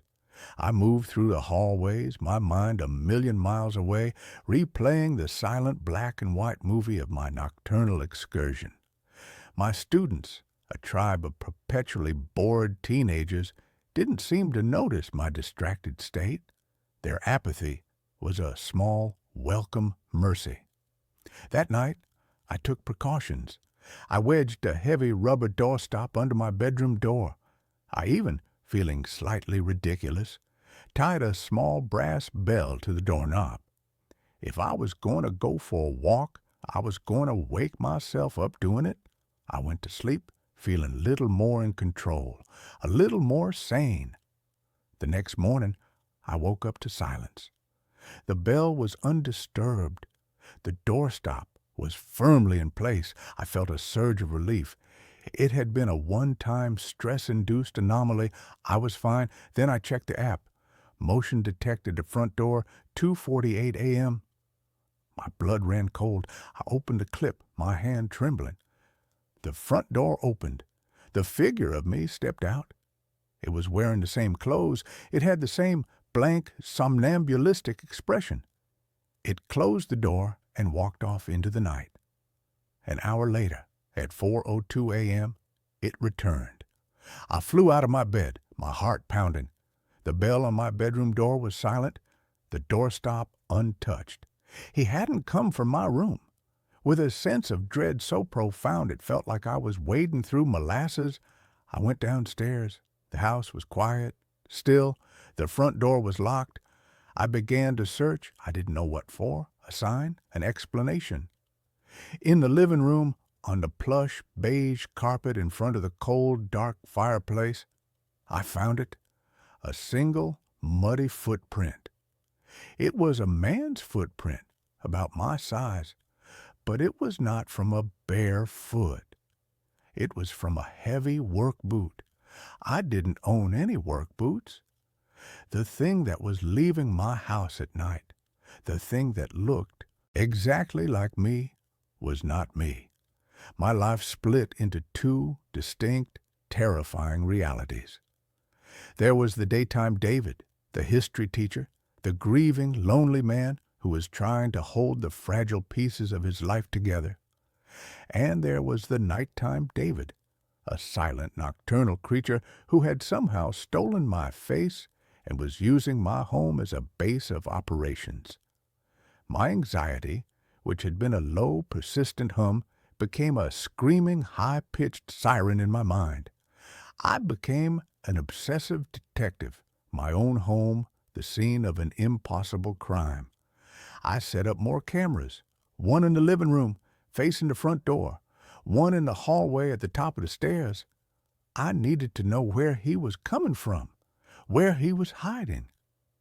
The next night, I pretended to go to bed, but instead, I sat in the darkness of my room, the door cracked open, my phone in my hand, watching the live feeds from the new cameras. For hours, there was nothing but the silent, empty, monochromatic landscape of my own home.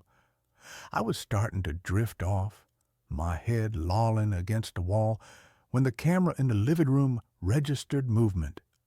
I sat bolt upright, my eyes glued to the screen. It wasn't coming from upstairs. It wasn't coming from the basement.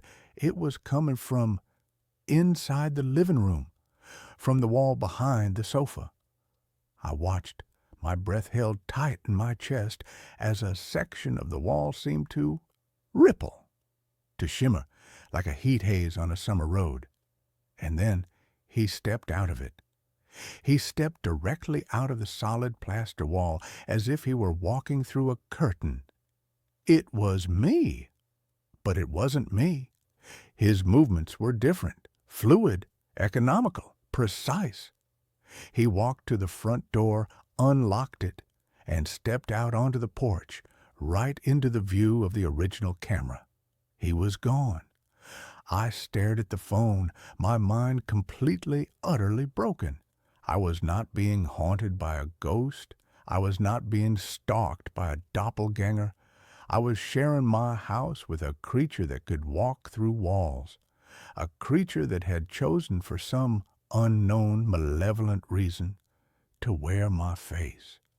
My investigation became more frantic, more desperate. I needed to know what was on the other side of that wall. It was the main wall of the living room, the one that backed onto the garage. The garage was my space, my workshop, filled with woodworking tools and half-finished projects that I hadn't had the heart to touch since Jessica had left. The next day, I went into the garage. The wall was solid, covered in pegboard where I hung my tools. There was no shimmering, no ripple, just solid, dependable wood and plaster. I took a hammer and with a trembling hand, I knocked a hole in the plaster. I tore away the drywall with my bare hands, my fingers raw and bleeding, and I found nothing. Just the wooden studs of the frame, the pink fiberglass insulation, the electrical wiring. There was no portal. There was no door. I was being gaslit by my own house. The creature I had started calling, it, the other, was becoming bolder. It was no longer just leaving the house. It was interacting with it. One night, I watched on the camera as it came back inside, not at 4 a.m., but at midnight. It walked into the kitchen and opened the refrigerator. It stood there for a long moment, bathed in the cold, white light. And then it began to eat. It took out a carton of milk and drank directly from it. It took a raw, packaged steak and tore it open with its teeth, devouring it, uncooked. Its movements were feral, animalistic. It was not me. I was a vegetarian. The fear was beginning to paralyze me. I was a prisoner in my own home, a zookeeper for a monster that looked like me. I was terrified to go to sleep, but I was also terrified of what I would see if I stayed awake. I was losing my grip. I called in sick to work. I stopped answering my phone. The outside world, with its neat, historical timelines, felt a million miles away. I knew I needed help, but who could I go to? The police? Officer, there's a man who looks just like me who comes out of my wall and eats my raw meat. They would have me in a padded room before I could finish the sentence. My one desperate hope was my brother-in-law, Mark. He was Jessica's older brother, a skeptical, pragmatic, no-nonsense electrical engineer. He was a kind of man who believed that every problem had a logical, solvable solution. I hadn't spoken to him since the split, but I was desperate. I called him. My voice was a wreck, a frantic, paranoid mess.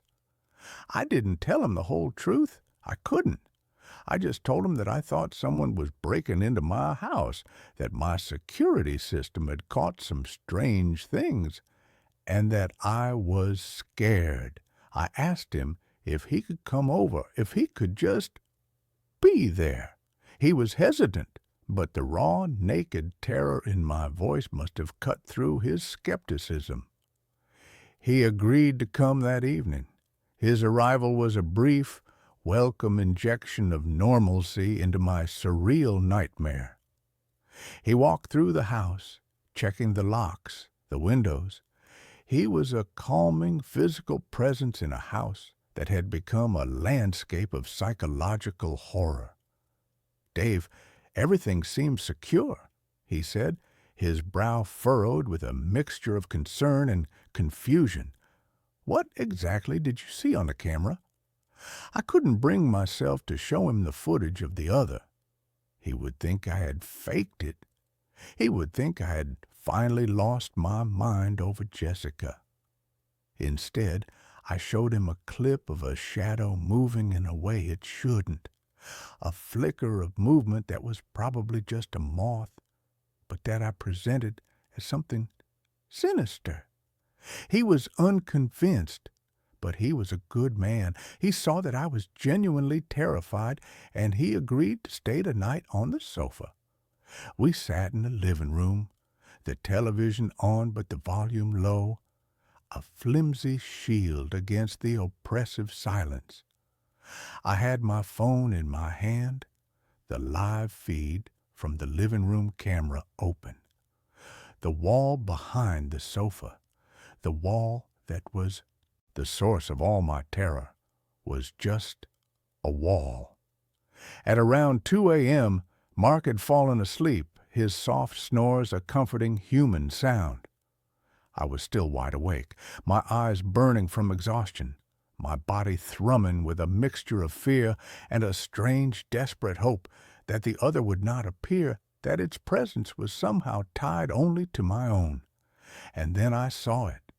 on my phone screen. The ripple. It was beginning.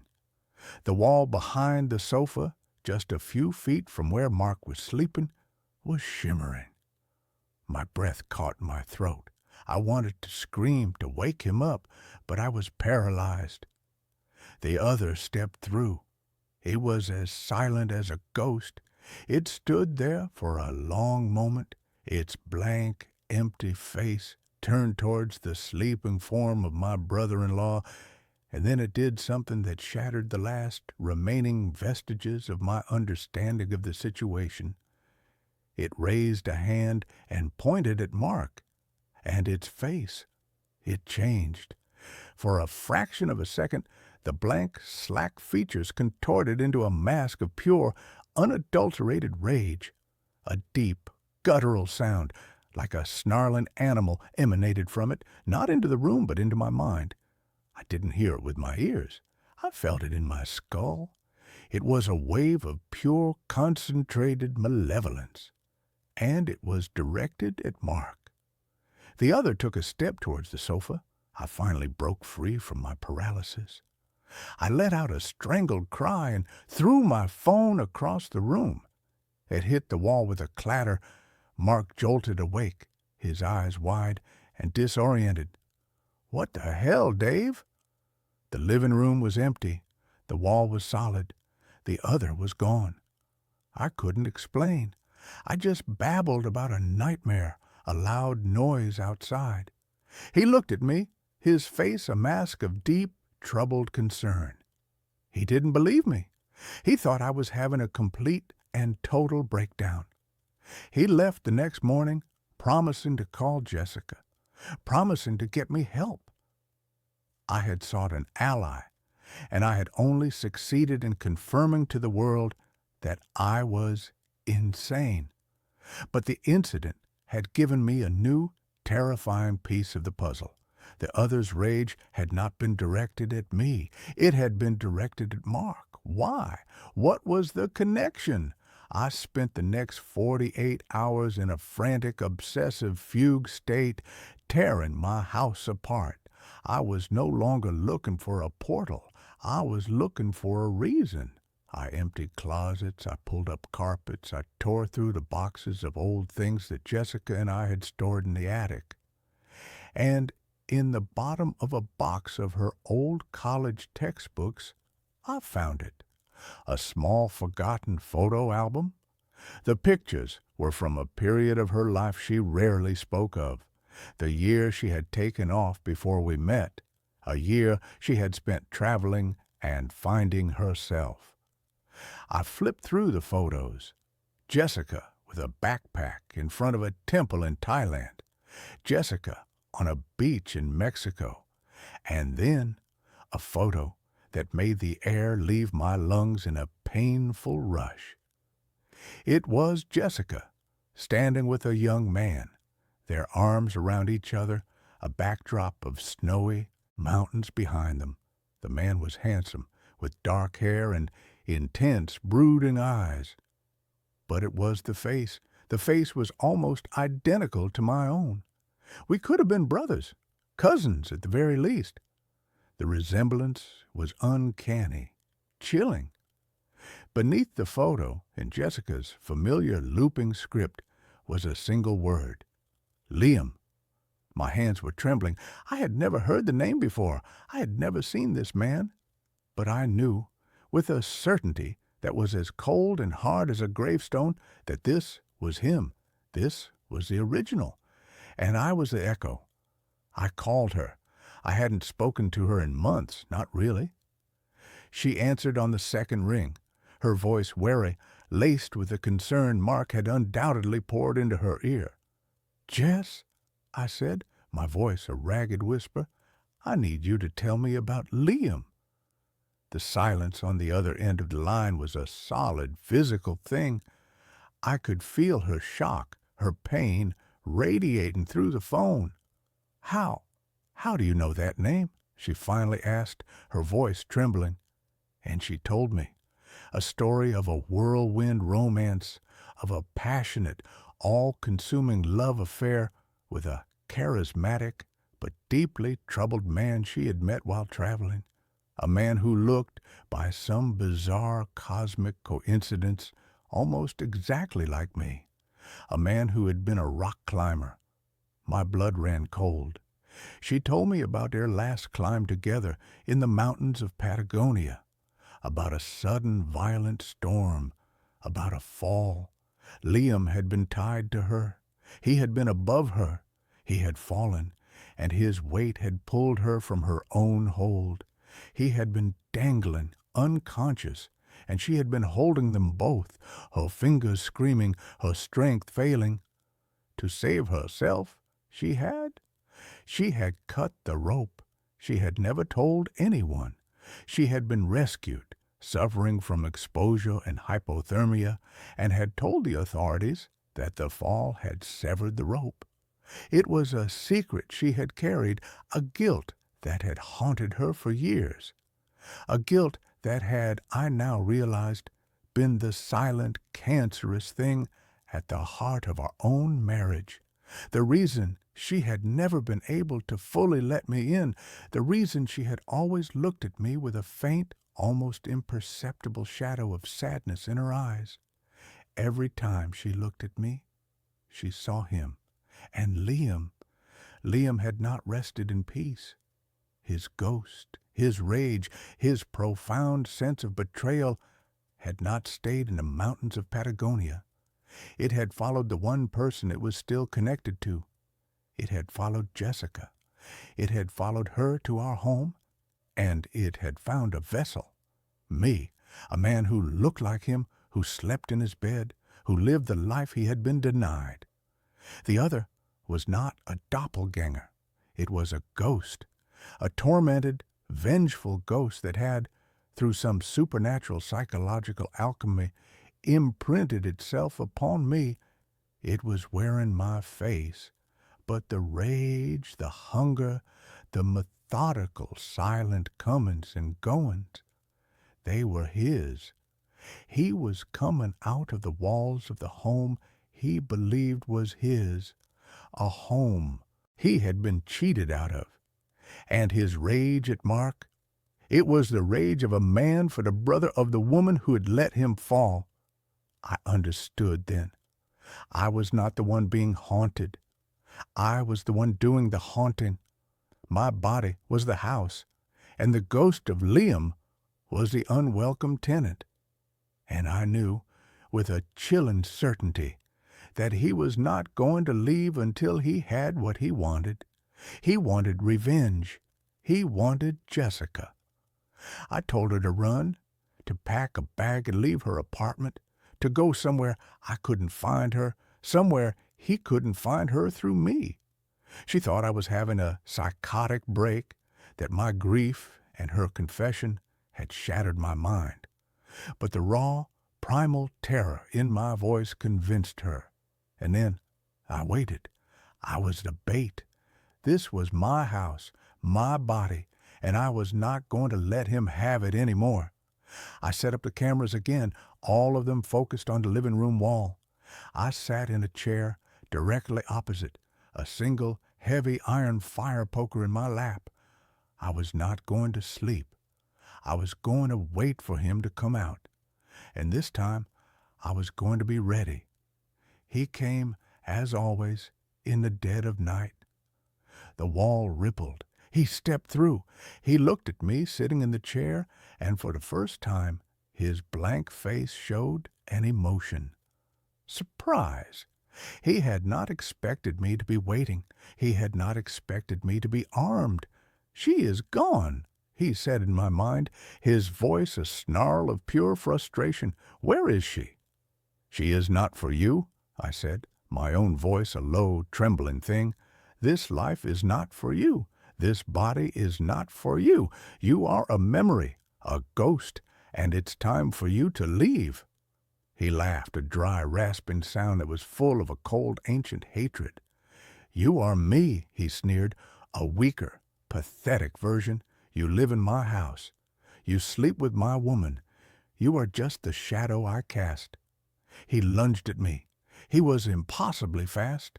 I swung the fire poker, but it passed right through his shimmering, insubstantial form.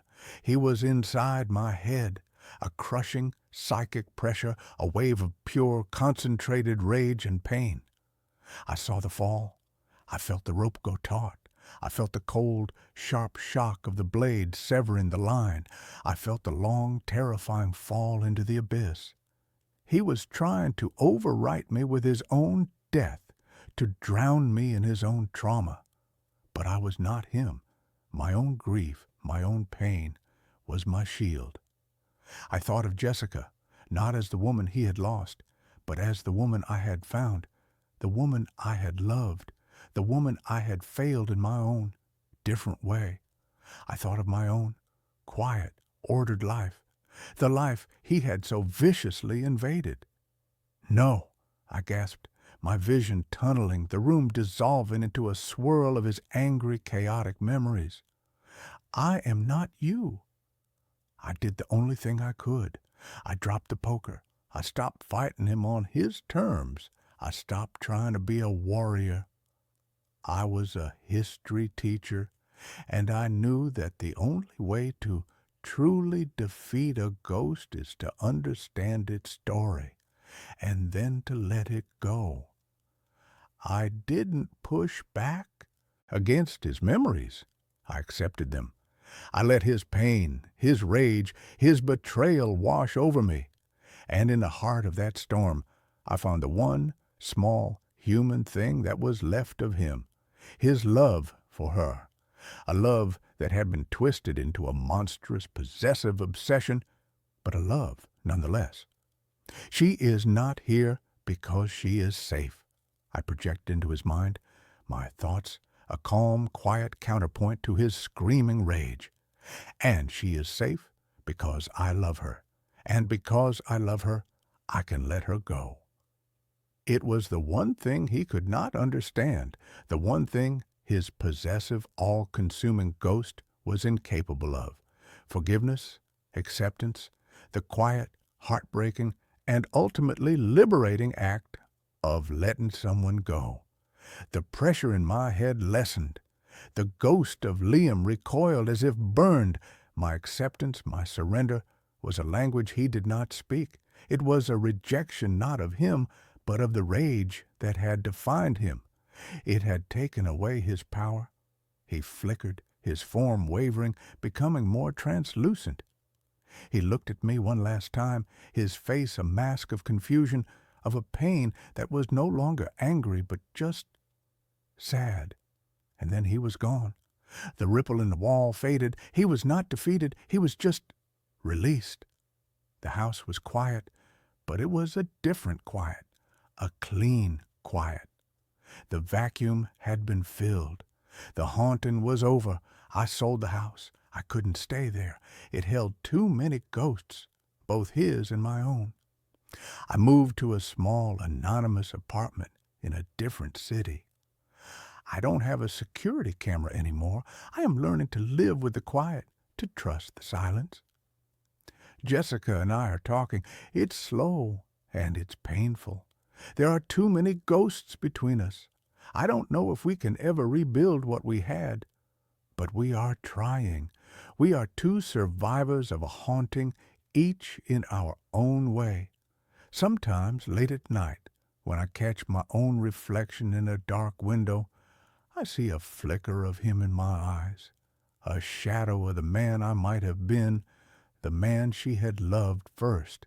He is a part of my history now, a dark, complicated chapter.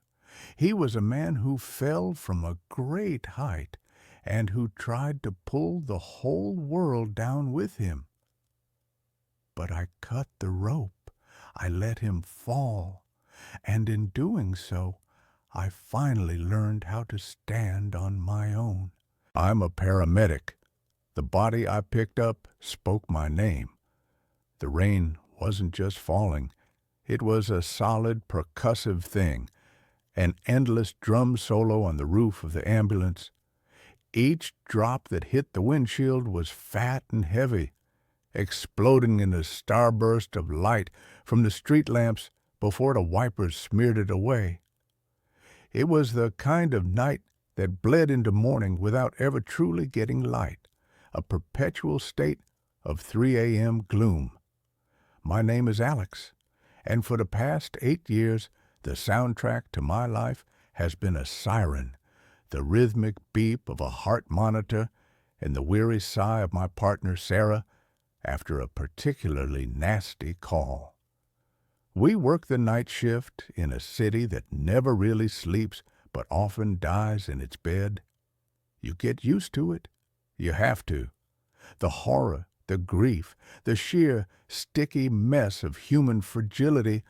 You build a callus over your soul, a thick, protective layer that allows you to intubate a dying man without your hands shaking and declare a stranger dead without your voice cracking. Tonight was a slow bleed, a fender bender, a drunk who'd fallen down a flight of stairs, a kid with a febrile seizure, the usual smorgasbord of urban misery. We were parked in our designated spot outside the ER. The smell of antiseptic wipes and stale coffee thickened the cab. Sarah was scrolling through her phone, the blue light making her face look hollow. I was staring out at the rain, letting the rhythmic squeak of the wipers lull me into a state of semi-consciousness. Then the radio crackled, a burst of static followed by the calm, disembodied voice of dispatch. Unit 73, respond to a wellness check. 1432 Blackwood Avenue. Repeat, 1432 Blackwood. Police are on scene. No answer at the door. Neighbor reports a foul odor. A wellness check with a foul odor. That was code. It meant we weren't going to be saving anyone.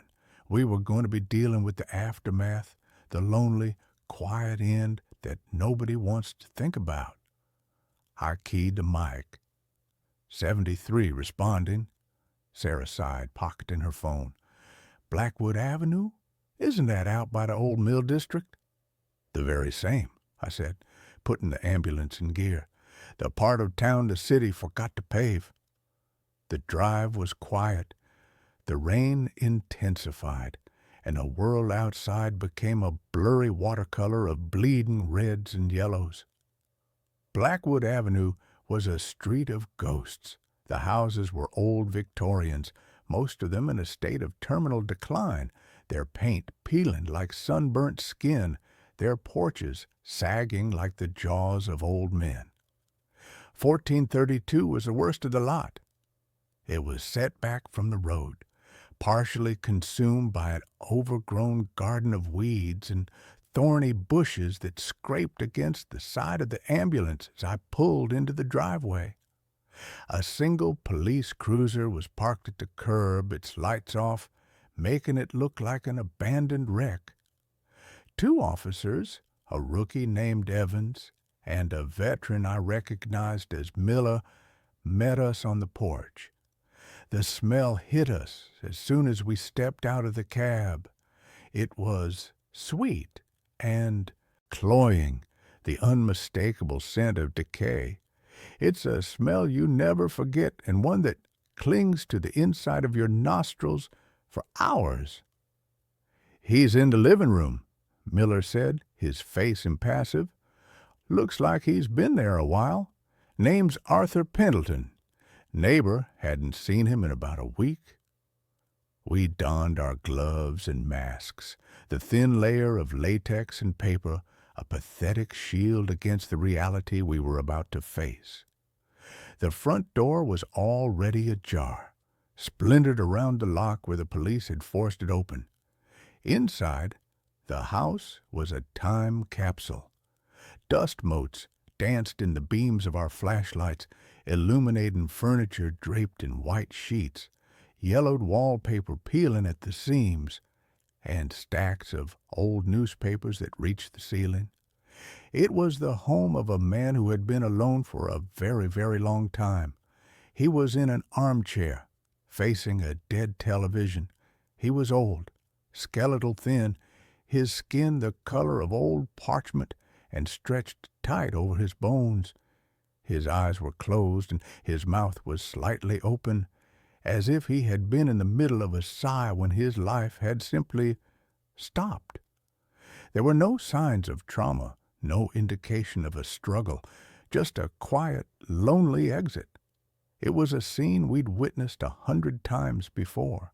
The forgotten ones, the people who die and the world doesn't notice for a week. We did our work, the grim, necessary protocol. I checked for a pulse I knew I wouldn't find. Sarah listened for breath sounds that weren't there. We hooked him up to the monitor, a formality for the paperwork, and watched the flat, unwavering line march across the screen. Time of death was impossible to determine. We just wrote down the time we'd found him. "All right," I said, my voice muffled by the mask. "Let's get him on the gurney." We brought in the body bag and the gurney. It was always the worst part.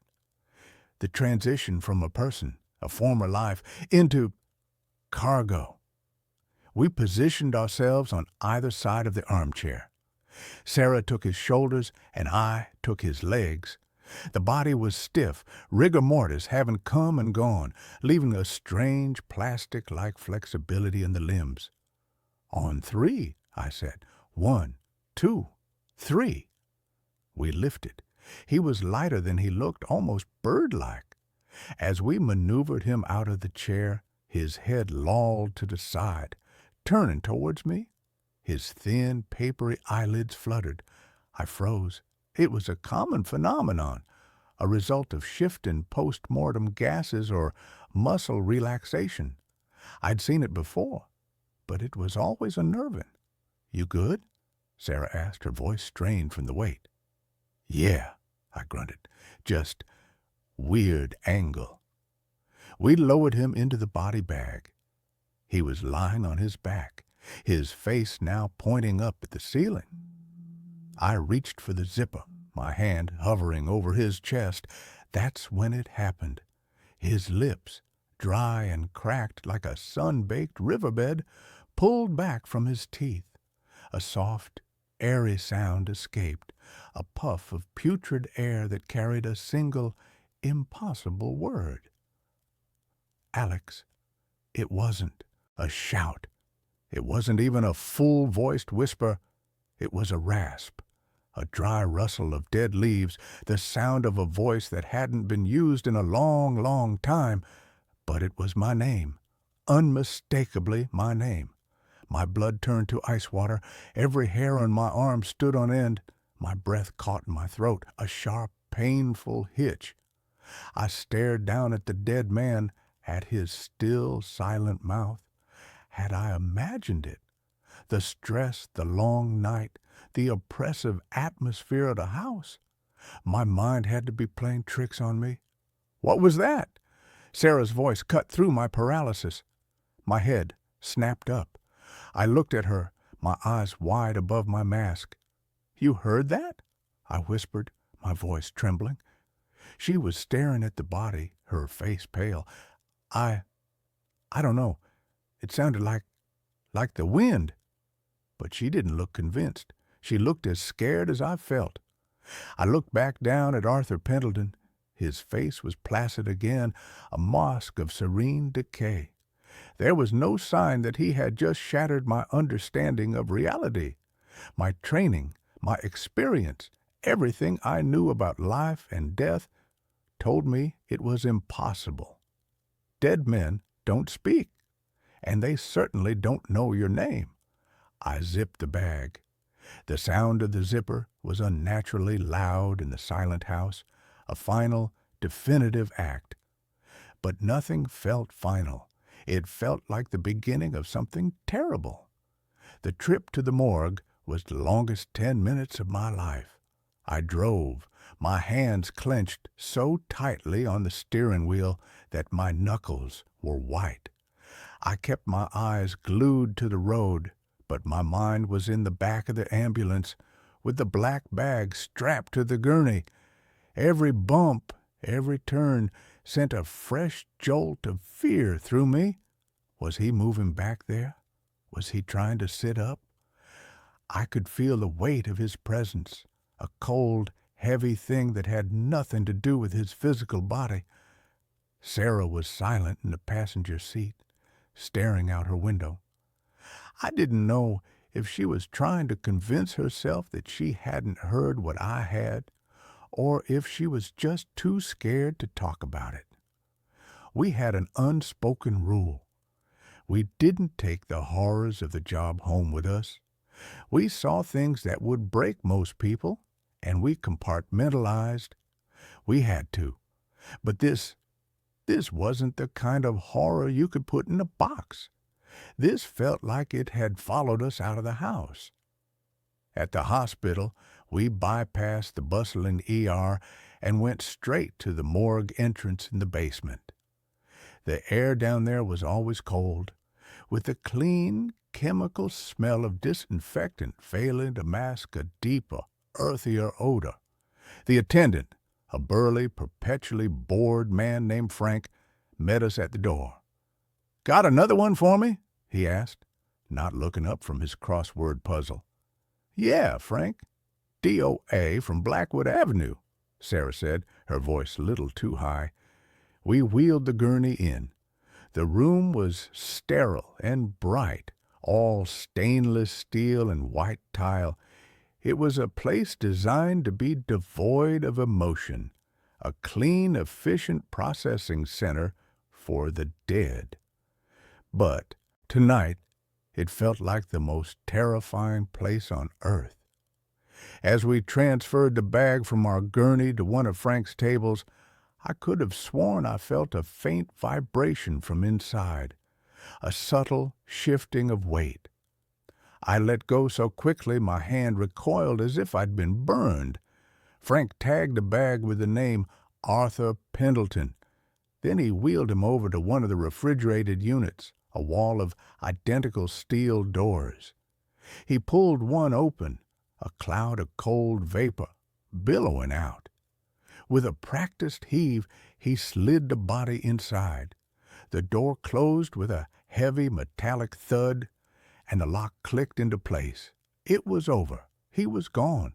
But as we walked back to the ambulance, I felt a cold draft on the back of my neck, and I heard it again, as clear as if someone were standing right behind me, a faint, sibilant whisper on the edge of my hearing. "Alex." I spun around, my heart hammering against my ribs. The hallway was empty. Sarah was already climbing into the driver's side of the ambulance. She hadn't heard it. This time, it was just for me. The rest of the shift passed in a haze. We had 2 more calls, a drug overdose and a car accident, but I moved through them like an automaton. My body was there, my hands were performing to familiar tasks, but my mind was miles away, trapped in that dusty house, replaying that impossible moment over and over again. I kept telling myself it was a hallucination, a product of exhaustion and a morbid scene. But I couldn't shake the feeling, the cold, primal certainty that something had latched onto me. Something from that old house, something that wore the face of Arthur Pendleton. When our shift finally ended, the sun was a weak, gray smear on the horizon. I drove home in a stupor, the city still sleeping around me. My apartment, usually a sanctuary from the chaos of my job, felt alien and threatening. The familiar creaks of the old building sounded like footsteps. The hum of the refrigerator sounded like a low, guttural moan. I couldn't sleep. I lay in bed, staring at the ceiling, my ears straining for any sound. Every shadow in the corner of my room seemed to coalesce into the shape of a tall, thin man.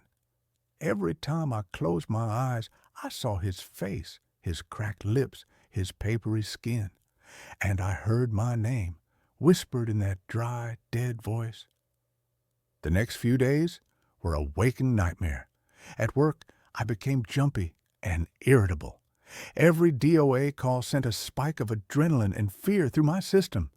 I found myself hesitating before touching the bodies, my hands trembling. Sarah noticed. "You've been on edge ever since that call on Blackwood," she said one night as we sat in the ambulance.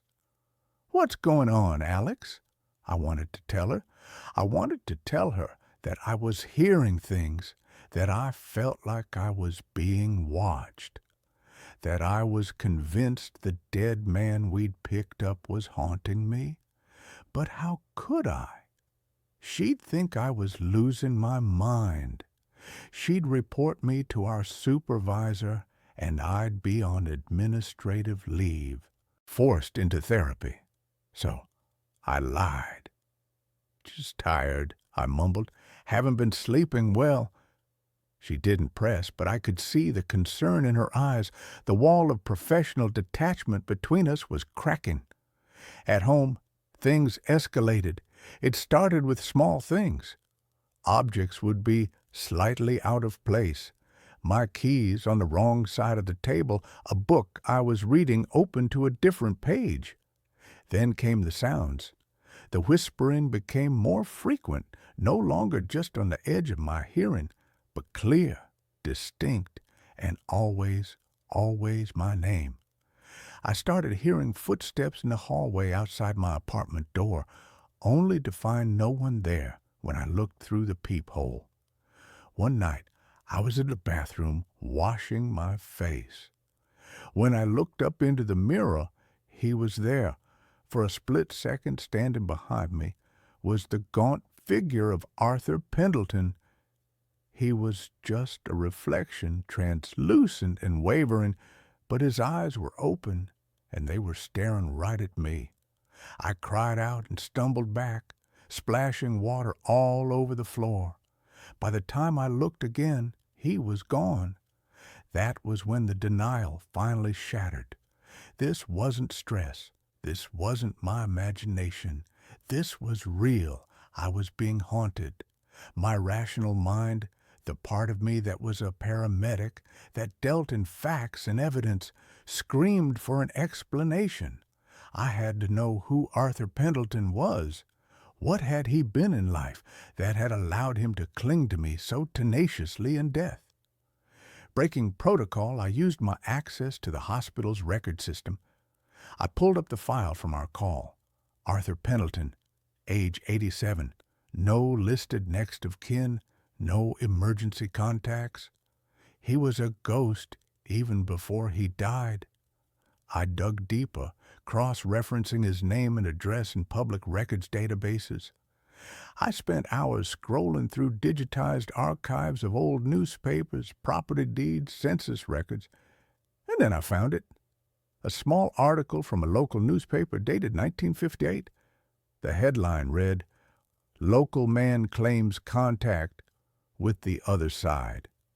The article was about a young Arthur Pendleton who had caused a stir in the community by claiming to be a medium. He held seances in his house on Blackwood Avenue, claiming he could speak to the dead. He also spoke of a theory he called solic transference, the idea that a consciousness at the moment of death could imprint itself onto a receptive living person, a vessel, and continue to experience the world through them. The article dismissed him as a charlatan and a crank. But as I read his words, a cold dread washed over me. He wasn't just a forgotten old man. He was a man who had spent his life obsessed with cheating death. And I had been the first person to touch him when he finally succeeded. The knowledge didn't bring me peace. It brought terror. I wasn't just being haunted by a ghost. I was being targeted by a consciousness that wanted to use me. The activity in my apartment intensified dramatically.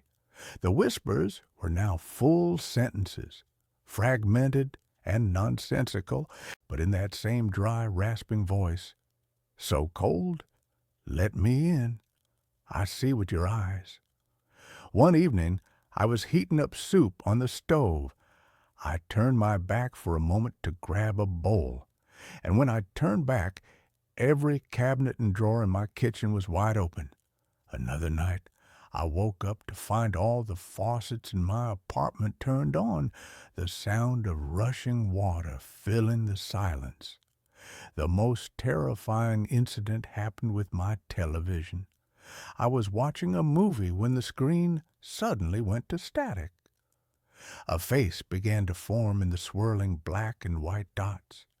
It was his face, Arthur Pendleton's face. His mouth opened, and a distorted electronic version of my own voice came out of the speakers. "Help me," it said in my voice. "He's trying to get in." I was losing my grip. I was afraid to be in my own home. I was afraid to go to sleep. My work suffered. I made a mistake on a call, gave the wrong dosage of a drug.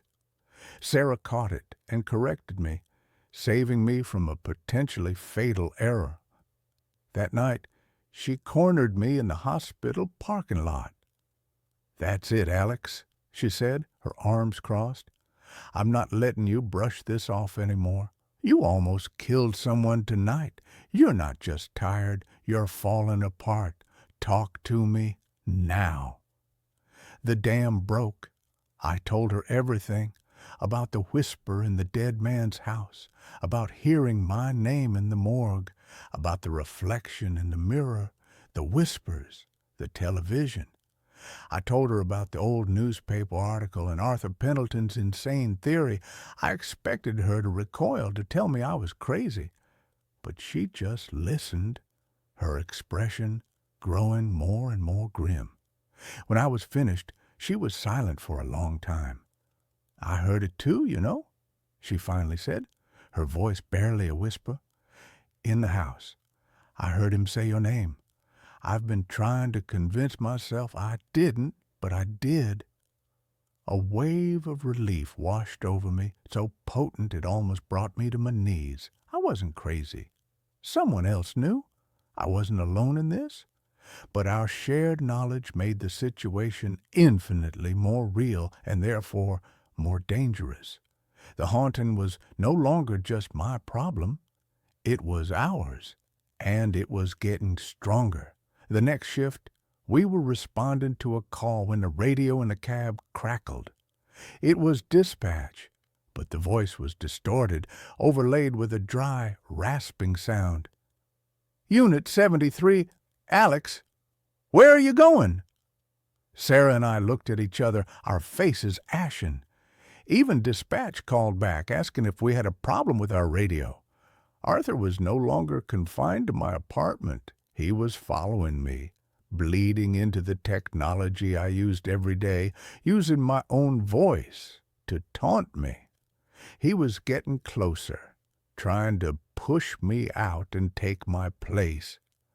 We knew we couldn't go to the police or our supervisors. They would put us on psych leave so fast our heads would spin. We were on our own. We spent our days off in the library, researching the occult, spiritualism, anything we could find on Sulik transference or consciousness imprinting. Most of it was nonsense, but we found recurring themes, fragmented bits of lore about entities that anchor themselves to the living. The consensus was grim. The longer the connection lasted, the stronger the entity became, and the weaker the host's own consciousness grew. Eventually, the host would be pushed out entirely, their body becoming a vessel for the invading spirit. We realized we had to do something drastic. We had to go back to where it all started. We had to go back to 1432 Blackwood Avenue. The house was even more decrepit than I remembered. A yellow "No Trespassing" sign had been slapped on the door, but the police tape was torn and fluttering in the wind. We broke in through a side window, the sound of shattering glass echoing in the silent street. Inside, the air was stale and cold. The dust was thicker, the silence heavier. It felt like the house was holding its breath, waiting for us. We had a vague plan, cobbled together from the pseudo-religious texts we'd found. We needed to perform a kind of severance, a ritual to break Arthur's connection to me. We brought salt, candles, and an old iron railroad spike we'd found, which one of the books claimed could pin down a restless spirit. It felt absurd, like we were LARPing a horror movie, but we were desperate. We went to the living room, to the armchair where he had died. As I stepped into the room, the temperature dropped precipitously. The air grew thick and heavy, and an overwhelming sense of despair washed over me. This was his place. This was the heart of his power. "I can feel him," I whispered to Sarah, my teeth chattering. "I know," she said, her voice tight with fear. "Let's just do this and get out." She began to pour a circle of salt around the armchair while I set up the candles. As I lit the first one, a wind swept through the sealed room, extinguishing the flame. I tried again. This time all the candles flared up at once, their flames burning unnaturally tall and bright. And then the whispers started, not just my name anymore, a cacophony of voices, swirling around the room, echoing from the walls. They were the voices of the dead, the spirits Arthur had claimed to speak to, all trapped here with him. "He is one of us now," a woman's voice hissed. "You cannot take him," a man's voice boomed. The house began to shake. The stacks of newspapers toppled over, sending up clouds of dust. The white sheets on the furniture were ripped off by an unseen force. In the center of the room, above the armchair, the air began to shimmer and coalesce. The form of Arthur Pendleton began to take shape, not as a translucent ghost, but as a writhing, multi-limbed creature made of shadow and dust, his face contorted in a silent scream. "Alex!" Sarah yelled, grabbing my arm. "The spike! Do it now!"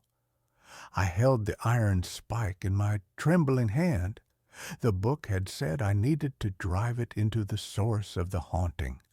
I looked at the swirling vortex of darkness above the chair. That was him. That was the thing that had been tormenting me.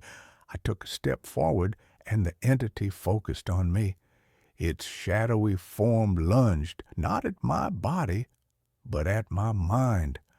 I felt a crushing pressure in my skull, a wave of cold, desolate energy that tried to scour my own thoughts away. I saw flashes of Arthur's life. A lonely boy in a big, empty house.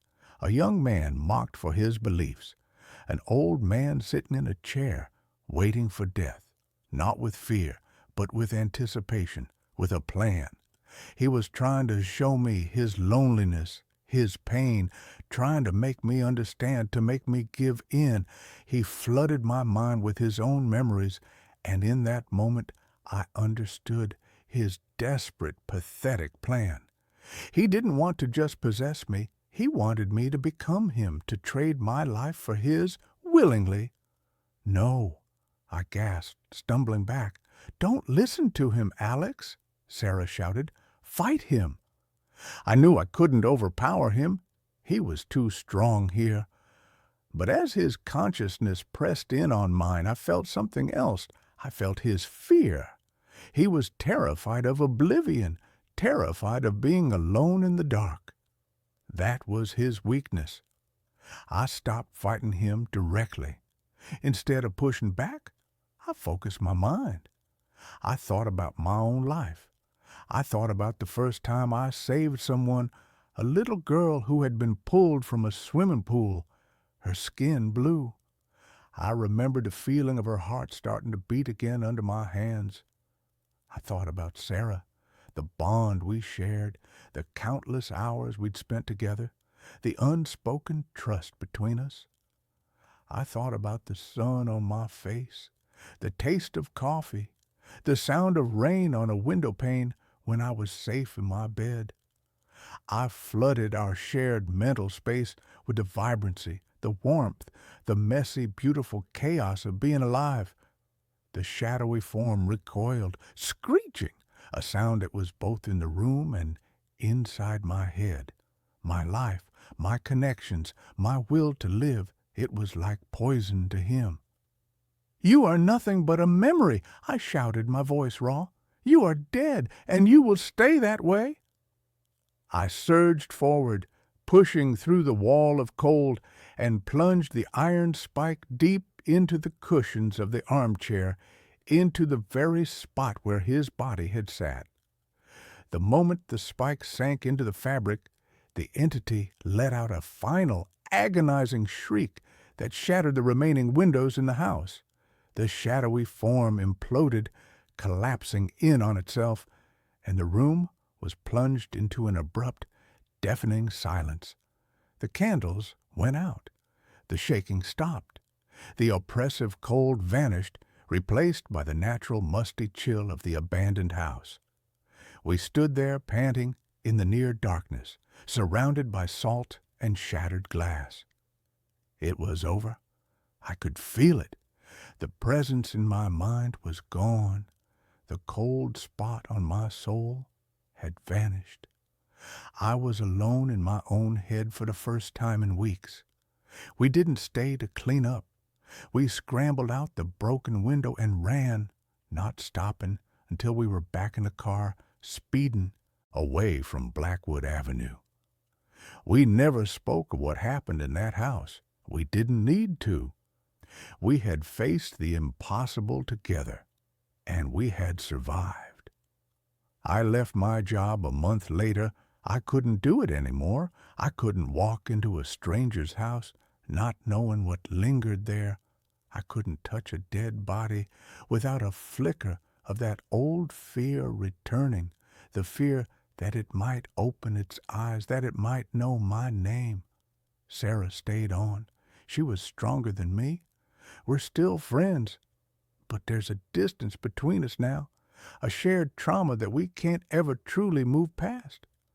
I moved to a new city, got a new job, a quiet, boring office job. I tried to build a new life, to forget the rasping voice and the face and the static. Most days I succeed, but sometimes, on a quiet night, when the wind is blowing just right, I'll hear a sound, a dry rustle of leaves that sounds almost like a whisper. And in those moments, I freeze and I listen, and I pray that I don't hear my name. I broke the connection, I'm sure of it, but I also know that I was a vessel once, and some part of me will always be afraid that I left the door open just a crack, and that somewhere, in the cold and the dark, Arthur Pendleton is still waiting, still whispering, still hoping that one day I'll let him back in. My grandma's old radio plays stations that don't exist. My grandmother, Ilara, was a collector of silent things. Her house, a 2-story Victorian that creaked like a ship at sea, was a museum of objects that had outlived their purpose. Brass barometers that had forgotten the weather, clocks whose hands were frozen in a perpetual state of 10 past 4, and a fleet of beautiful, intricate ships in bottles, their tiny sails forever becalmed. When she passed away at the age of 89, she left me the house and everything in it. I, a sound designer for independent films, a man whose life was a carefully curated collage of noise, inherited a kingdom of profound and unsettling silence. I came to the house not to live, but to sort, to dismantle the quiet, ordered life she had built. For the first week, I was an archaeologist, sifting through layers of dust and memory. The air smelled of lavender, beeswax, and the dry, sweet scent of decaying paper. It was a lonely, melancholic task, a conversation with a ghost who would only speak through the objects she had left behind. I found the radio in the attic, shrouded in a yellowed linen sheet like a piece of holy statuary. It was a magnificent beast, A 1948 Sentinel floor model, its wooden cabinet the color of rich, dark honey, its cloth grille a complex geometric pattern of woven gold thread. A single, large, cyclopean dial made of a milky, amber-colored bakelite dominated the front panel. It was a thing of beauty, a cathedral dedicated to the worship of forgotten broadcasts. I was a man who loved vintage audio equipment, and the sight of it was a balm to my grieving, listless soul. I spent the better part of an afternoon wrestling it down the narrow attic stairs and into the living room, placing it in the corner where a sad-looking fern had finally given up the ghost. I plugged it in. Nothing, not a hum, not a crackle. The silence from the radio was just a more concentrated version of the silence that already filled the house. Of course, I couldn't leave it alone. The next day, I had the back panel off, my tools spread out on a dust sheet. The inside was a miniature city of vacuum tubes, cloth-wrapped wires, and enormous wax paper capacitors. It was surprisingly clean, as if Grandma had been tending to it right up until the end. I found the culprit easily enough. A single, burnt-out rectifier tube. A quick search online. A trip to a specialty electronics store in a town 40 miles away, and a few hours later, I had the new tube in place. I plugged it in again. This time, as I turned the knob, a soft, warm, golden light bloomed behind the dial, and a low, gentle hum filled the room, the sound of a sleeping giant beginning to stir. I turned the large weighted tuning knob, and the needle slid across the frequency band. The speaker crackled, hissed, and then, through a blizzard of static, a voice emerged. It was a man's voice, a classic mid-century announcer's baritone, smooth and full of a folksy, unwarranted confidence. And that's a guaranteed promise from Miller's Hardware in lovely downtown Silver Creek. Remember, folks, for any job big or small, Miller's has it all. Now, let's get back to the music with Patti Page. A lush, orchestral arrangement swelled from the speaker, the sound rich and warm, full of a nostalgic hiss that no digital filter could ever truly replicate. I smiled. It worked. I leaned back in Grandma's floral armchair, a feeling of deep satisfaction washing over me. It was only after the song had finished and a news report began about a prize-winning pumpkin at the annual town fair that a strange, dissonant thought began to bubble up in my mind. Silver Creek. I knew every town, every forgotten hamlet within a 100-mile radius of this house. I had never heard of a Silver Creek. I pulled out my phone and searched for it. Nothing. No Silver Creek, Wisconsin, no Miller's Hardware, no local radio station with the call letters WSC. I checked a list of historical town names. Still nothing. It was a ghost town, a place that had never existed. My rational mind, the part of me that designed soundscapes based on the hard, cold laws of physics, immediately supplied an explanation. A pirate radio station. Some hobbyist out in the woods with a vintage transmitter, broadcasting his own curated nostalgic programming. It was a charming, eccentric explanation, and it satisfied me for a while. But the broadcasts were too perfect, too dense. They weren't just playing old songs. They were broadcasting a whole, fully realized world.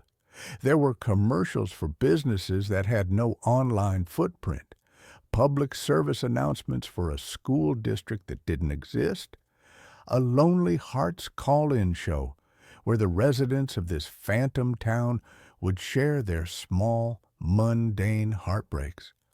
I would sit for hours listening, a strange, voyeuristic anthropologist studying a lost tribe that had never been found. The first crack in my pirate radio theory came a week later. I was twisting the dial late one night, the golden light of the radio the only illumination in the dark room. I moved past the Silver Creek station and into a howling wilderness of static. And then another signal began to resolve. It was different. The sound quality was cleaner, sharper, and the broadcast was in a language I didn't recognize, a melodic, flowing tongue that sounded vaguely Slavic. It was a woman singing a lullaby, her voice filled with a profound, heartbreaking sadness. Behind her, I could hear the faint, rhythmic sound of rain against a window pane. The song ended, and a man began to speak, his voice soft and urgent. I couldn't understand the words, but the tone was universal. He was pleading. He was afraid. And in the background, another sound began to grow, a low, guttural, and deeply menacing roar, like the sound of a great distant fire. The broadcast was abruptly cut off by a shriek of pure, undiluted static. My heart was pounding. That was not a hobbyist. That was a raw, unfiltered slice of someone's terror.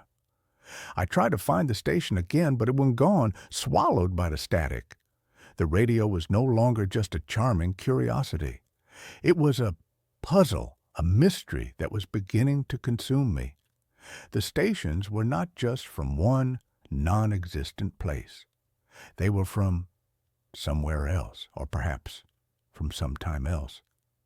I started keeping a logbook, documenting every strange broadcast. I found a station that played nothing but a single, repeating, 5-note musical phrase over and over again for hours on end. I found a station where a man would simply read numbers, his voice a dry, emotionless monotone. I found a station that was just the sound of a ticking clock and a woman weeping softly. The breakthrough, the moment that transformed my obsession into a full-blown, terrifying reality, was a broadcast that sounded, at first, completely normal. It was a news report in English, in a familiar, modern broadcasting style. And in financial news, shares for tech giant Omnicore surged today after the successful launch of their global atmospheric weather control system, the announcer said.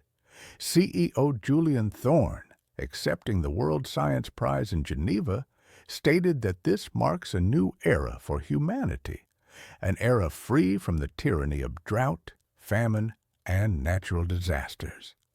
I stared at the radio, my blood turning to ice. I knew who Julian Thorne was. He was my father, but my father was not the CEO of a tech giant. He was a retired high school biology teacher who spent his days tending to his prize-winning roses in a quiet, suburban town. He had never invented a global weather control system. I had just spoken to him on the phone yesterday. He was complaining about the aphids on his golden celebrations. This wasn't a broadcast from the past. This wasn't a broadcast from another country. This was a broadcast from another now. A parallel reality. A world where my father had made a different choice, had pursued a different life, and had apparently become one of the most important people on earth. I felt a wave of vertigo so profound I had to grip the arms of the chair. The radio wasn't just a receiver of stray signals, it was a window into the infinite branching paths of what could have been. The what-ifs and might-have-beens of the universe were all playing out simultaneously, and this old wooden box in my grandmother's living room was somehow able to tune into them. My investigation turned inward, into the house, into the life of the quiet, enigmatic woman who had raised me. I had always seen my grandmother as a simple woman, a creature of routine and quiet dignity, but now I was seeing her in a new light. She wasn't a collector of silent things. She was a curator of them. She had intentionally created a space of profound quiet in her life, and I now suspected it was to make it easier to hear the whispers from the sentinel. In the bottom drawer of her writing desk, tucked beneath a stack of neatly bundled letters, I found her journal. It was a thick, leather-bound volume, its pages filled with her elegant, spidery script. Most of it was the mundane, day-to-day accounting of a quiet life. But here and there, between notes about her garden and the price of eggs, were entries that made my hair stand on end. March the 12th, 1968. The static is heavy tonight. A storm on the other side. Heard a broadcast from a world where the war never ended. The same songs, but sadder. The announcer's voice was so tired, I pray for their peace. June 4th, 1982. Tuned in to a very clear signal. A world where John is a painter. He sounded so happy. He described the light on the coast, the colors. It was a good broadcast, a kind one. It helps to know that somewhere he found his joy. John was my grandfather. He had died in a car crash in 1981, a struggling accountant who had always dreamed of being an artist. My grandmother had known. She had known all along. This radio was not a passive device. It was her confidant, her oracle, her window into the lives her loved ones might have lived. She had used it to find comfort, to visit the ghosts of choices not made. But then the entries began to grow darker. November 2nd, 1995, a new station. It doesn't feel like the others. It's cold, empty. There's a voice, but it's not speaking. It's just a whisper, a sound like dry static. It makes the milk in the kitchen go sour. It makes the flowers in the vase wilt. I must be careful. Some doors are not meant to be opened. July 20th, 2010. The whispering station is stronger. It seems to know when I am listening. I heard a name in the static today, my name. I have unplugged the sentinel. The silence is a blessing. Some echoes are too hungry. Some worlds are better left unheard.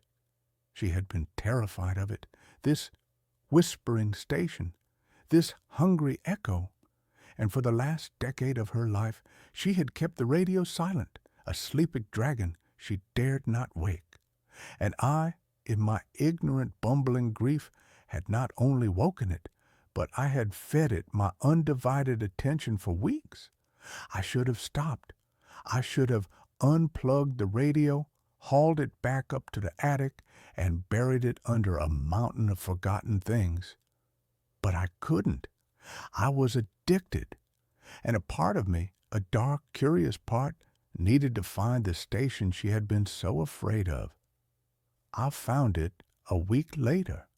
It was high up on the band, in a dead zone that should have been nothing but empty air. It started as a faint, rhythmic clicking like a Geiger counter. Then the whisper began. It was a low, sibilant hiss, a sound that was on the very edge of human hearing. It was the sound of 1,000,000 tiny, broken voices all speaking at once, creating a single, coherent, malevolent wave of sound. It was the audio equivalent of staring into a television screen of pure black and white static, and it was calling my name. Alexex. The sound was a hook that snagged itself in the deepest, most primitive part of my brain. The house changed when that station was on. The air grew cold. I'd see movement in my peripheral vision, a flicker of static in the shape of a man. The lights would flicker in time with a rhythmic clicking. One night, I was on the phone with my father, my real father, the biology teacher, and the whisper began to bleed through the phone line. our conversation dissolving into a sea of hissing static. I was being haunted, not by a ghost, but by a possibility, a corrupted, failed reality, an echo of a world that had gone terribly, cosmically wrong, and it was using the radio as an anchor, a bridge into my world. The journal had one final terrifying entry, written in a shaky, almost illegible hand on the last page. It's a reflection, a shadow. The sentinel doesn't just receive, it transmits. Our choices, our lives, they create the echoes it tunes into. But a strong echo, a hungry one, it can try to reflect back. It can try to overwrite. It wants a world to live in. It wants our world. Do not let it show you what you want to see. The warning came too late. The whispering station began to change. It started to broadcast images into my mind, not memories, but temptations. It showed me a world where my mother's cancer had never returned, a world where my best friend in college hadn't died in that stupid, senseless climbing accident. It showed me a world where Eleanor and I had had the child we had always wanted. It was showing me my own personal, curated heaven. All I had to do, the whisper seemed to promise, was keep listening, keep the channel open, let it in. The entity, which I had come to think of as the static, began to manifest more physically. I woke up one morning to find a thin layer of fine black dust, like iron filings, covering every surface in the living room.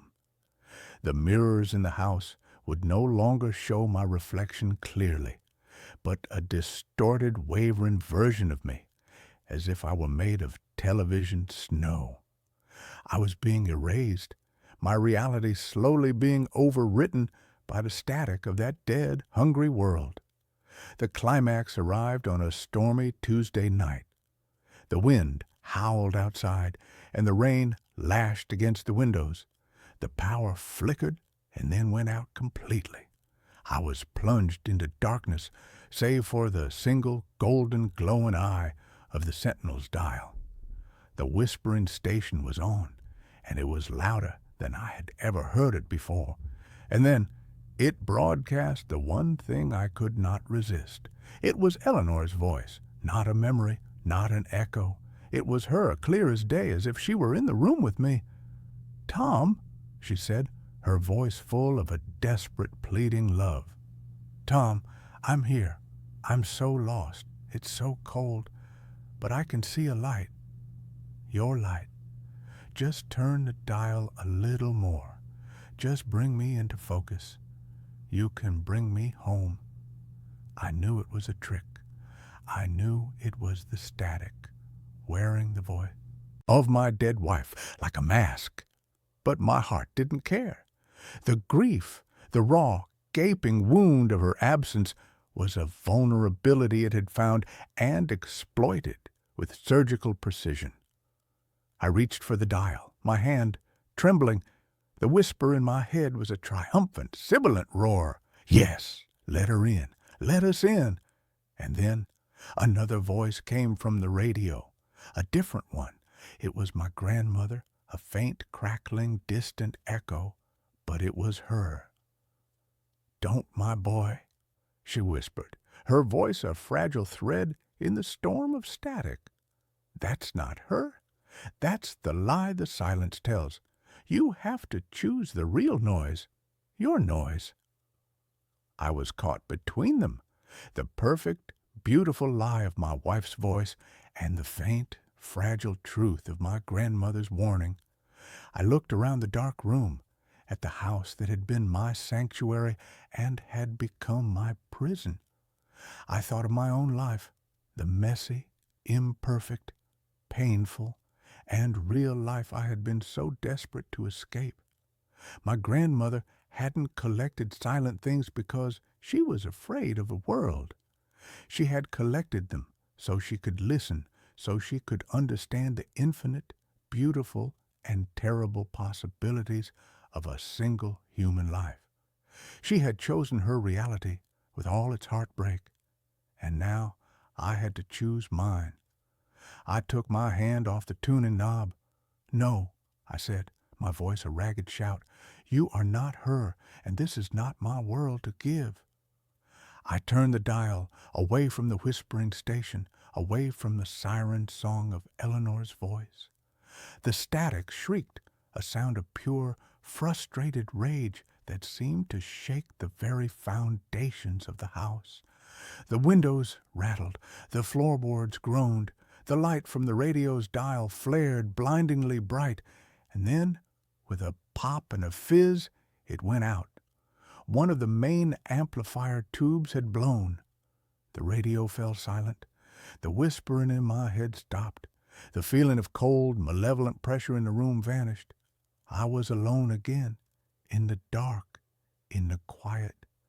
But it was a different kind of quiet, a clean quiet, a real quiet. The next day, I didn't take the radio to the attic. I left it in its place of honor in the living room. I didn't fix it. I understood now. It was not a toy. It was not an oracle. It was a responsibility. It was a listening post on the shores of infinity. And it required a vigilant and very quiet guardian. I live in my grandmother's house now. The silence no longer feels like an absence. It feels like a presence, the presence of all the other worlds, all the other lives, all the other choices, held at bay by a single, silent, magnificent old radio. I am a sound designer who has come to appreciate the profound, powerful, and sometimes necessary beauty of silence. And sometimes, late at night, when the wind is just right, I think I can hear a faint orchestral swell or the distant folksy voice of an announcer talking about the weather in a town that never was. And I smile. I know the echoes are still out there. But I have chosen my station, and I am finally content to listen to the beautiful, heartbreaking, and perfectly real static of my own life. My therapist asked if I still hear them whispering. I never told her about that. Dr. Eris Thorne was a woman who made her living by charting the unmapped territories of the human mind. Her office, a serene minimalist space on the 17th floor of a glass and steel skyscraper, was the cartographer's studio. The city sprawled out below her window, a vast, complex, and beautifully chaotic grid. But in this room, the world was reduced to the quiet, intimate geography of a single human life, mine. For the past 6 months, I had been her sole obsessive project. My name is Julian, and I was a man who had come to her with a simple, common problem, insomnia, and had, over the course of our sessions, revealed myself to be a far more complex and apparently interesting landscape of neuroses. Dr. Thorne was good at her job, frighteningly so. She was a master of the gentle, probing question, the insightful, and sometimes painfully accurate observation. She had a way of listening that made you feel like you were the only person in the world, and that the quiet, tangled secrets of your soul were the most fascinating story she had ever heard. I had told her things I had never told another living soul. I had told her about my childhood, a lonely, bookish affair spent in the shadow of a brilliant and emotionally distant scientist father. I had told her about my failed marriage, a slow, quiet, and deeply civilized erosion of love that had left me feeling hollowed out, a beautifully preserved but empty shell. I had told her about the anxiety, the low, persistent, static hum that was the constant background noise of my life. I had told her everything, or so I thought. The session that broke my world open began as all the others had. I was in the comfortable Eames-style leather chair, a glass of water sweating on the small teak table beside me.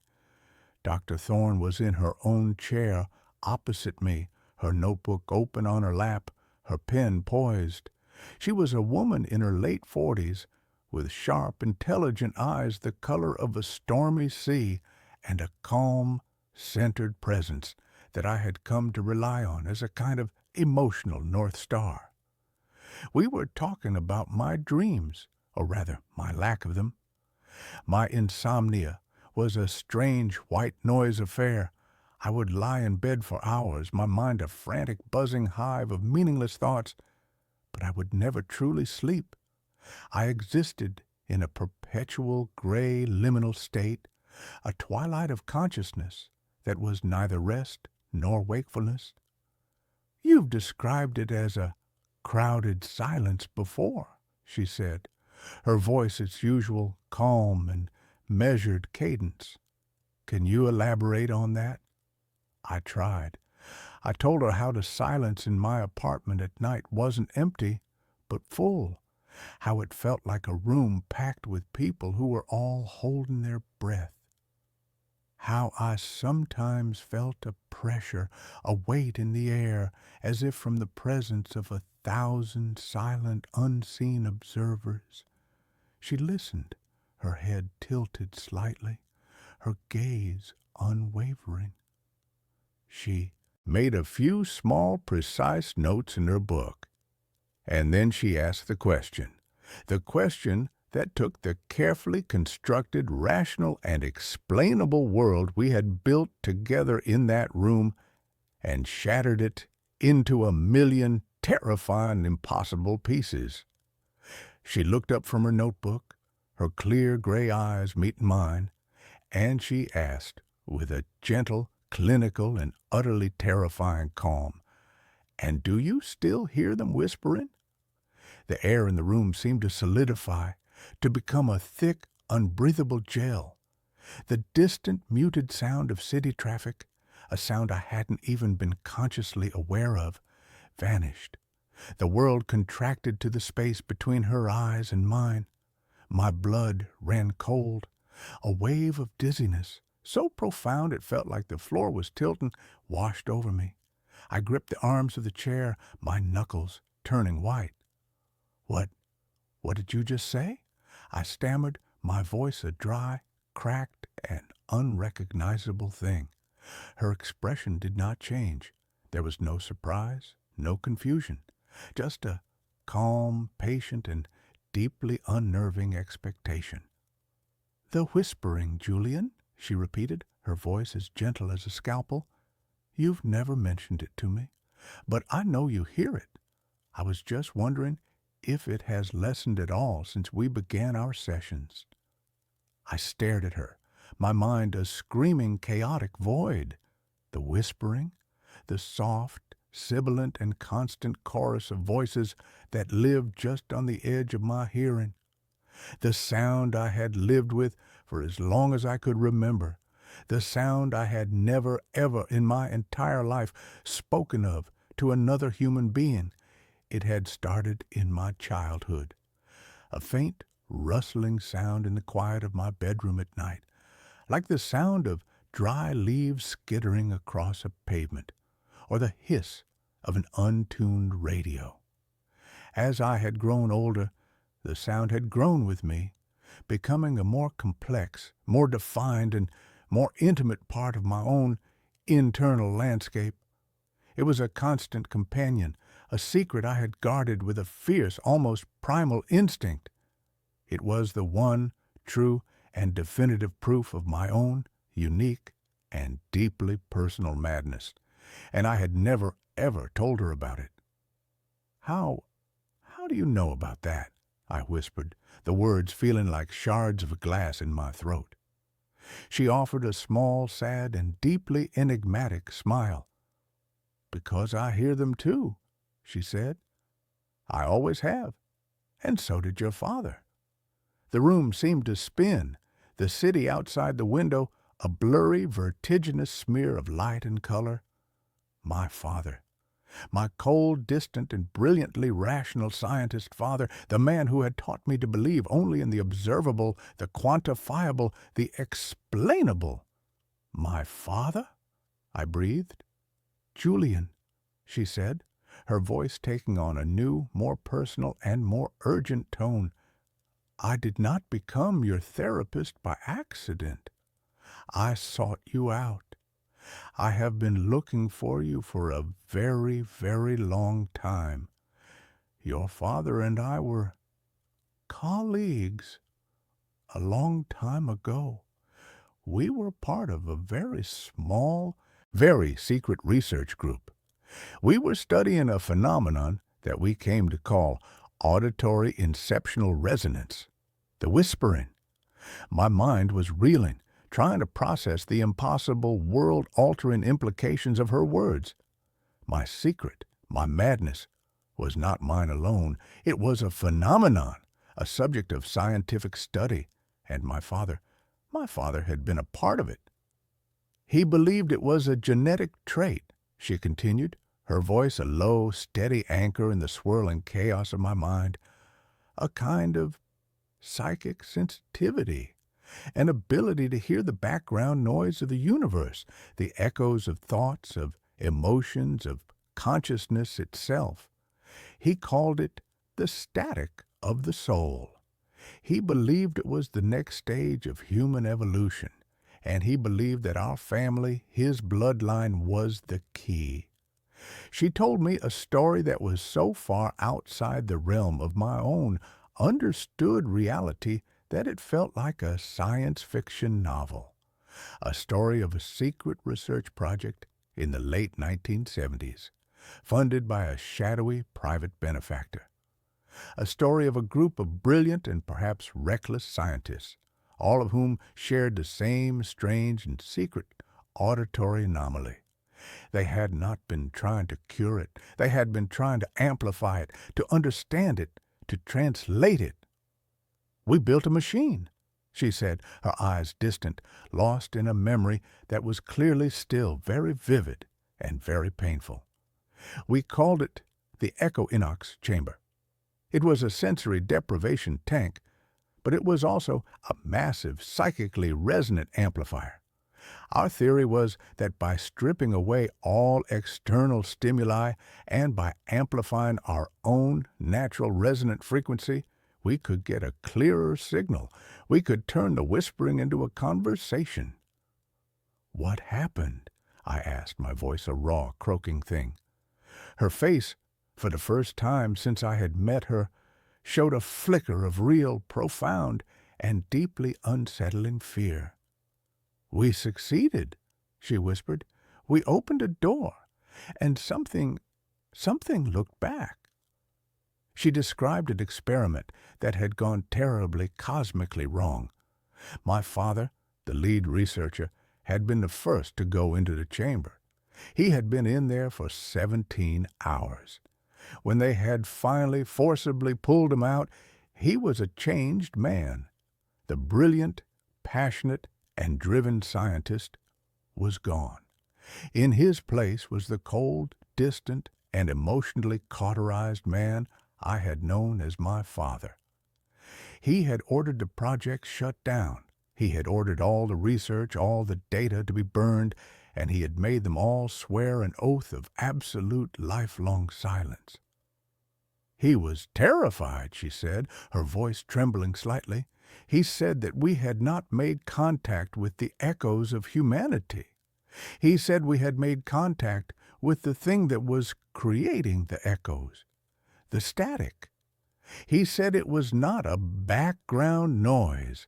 It was a consciousness, a vast, ancient, and utterly alien consciousness, a predator. And it had noticed him. It had touched him. He spent the rest of his life building walls, not just in his mind, but in the real world. The quiet, ordered, and emotionally sterile life he built for himself. For you, it was not a choice. It was a quarantine. I stared at her. My own lonely and silent life suddenly recontextualized.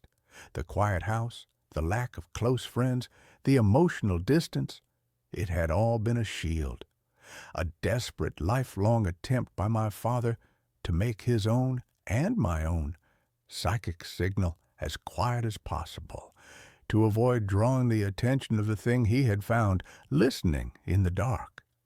And you? I asked. Why are you telling me this now?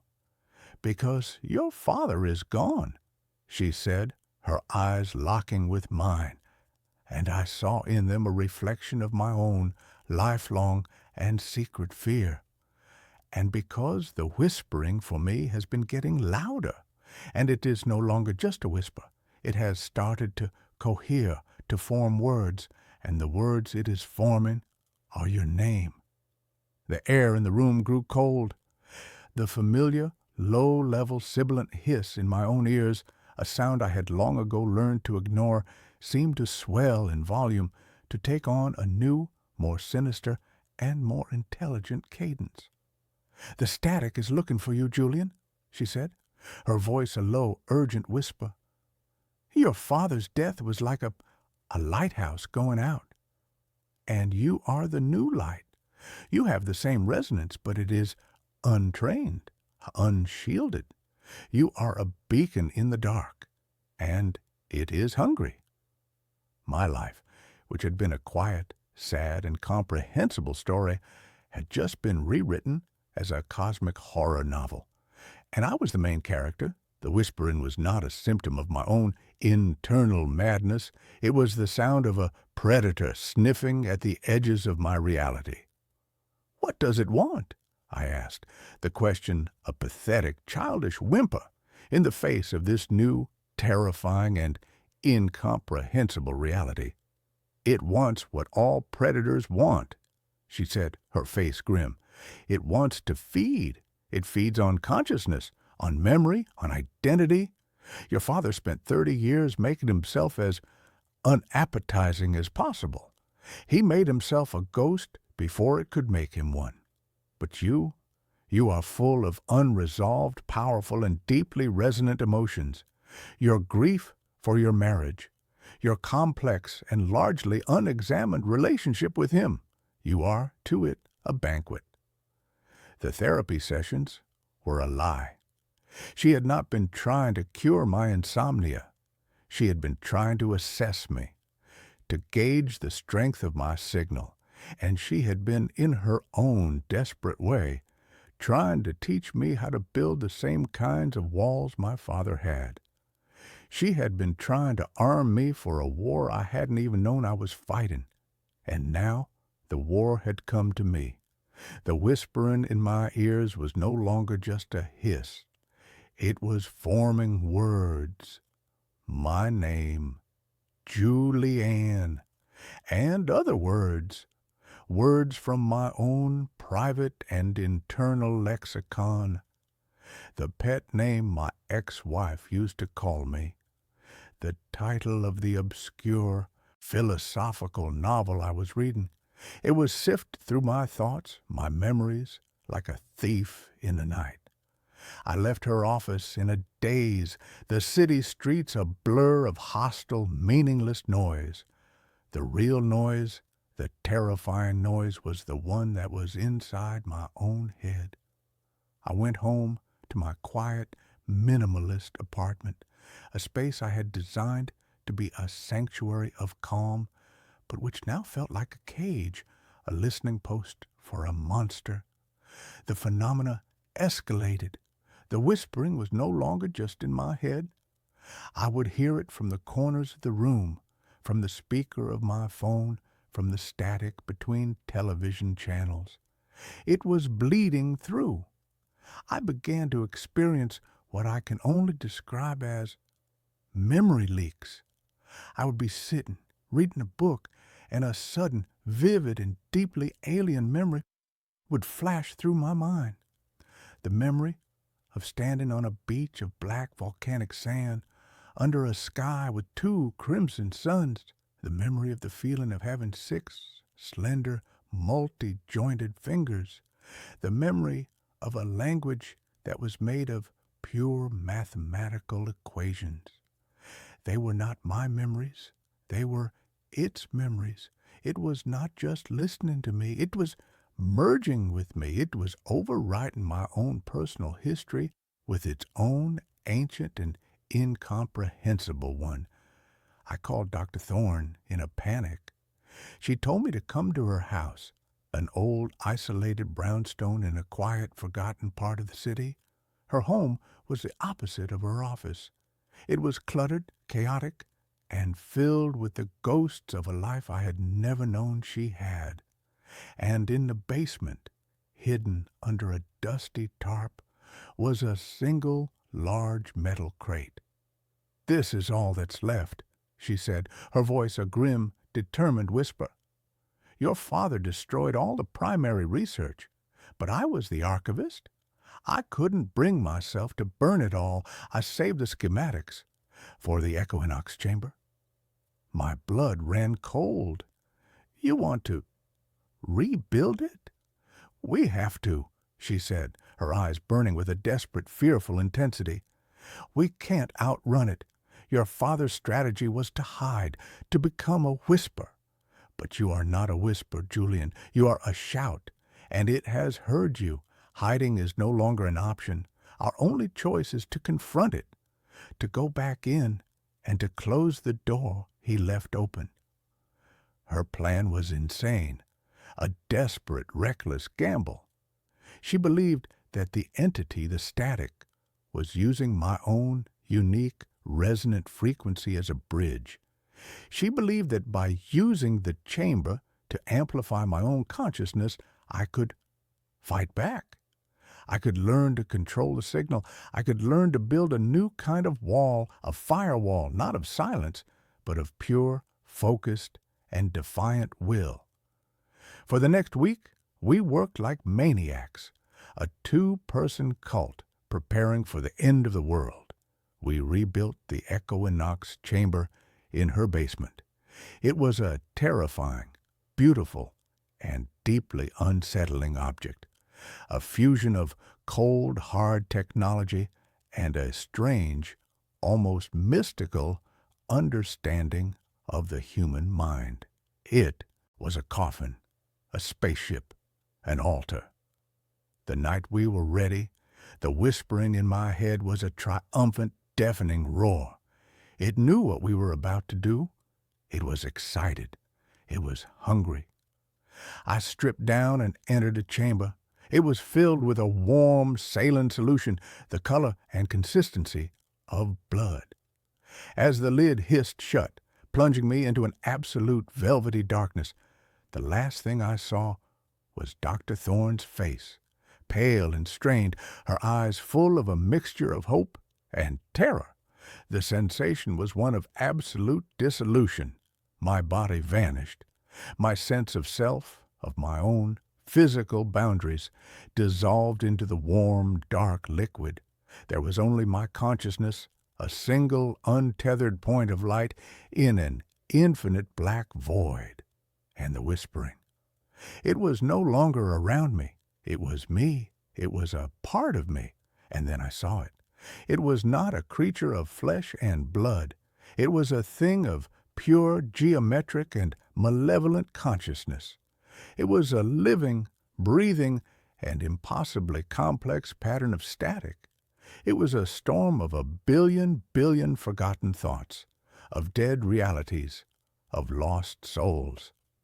And it was beautiful, and it was hungry. It swarmed towards me, my single, small, and terrified point of light. It wanted to consume me, to add my small, unique pattern to its own chaotic and infinite design. And in that moment of absolute existential terror, I did the one thing it did not expect. I did not fight it. I did not run. I did not try to build a wall. I remembered my father, his silence, his distance, his lifetime of fear. And I remembered the one true and powerful thing he had given me, my own unique and deeply personal silence. I did not try to shout over the noise of the static.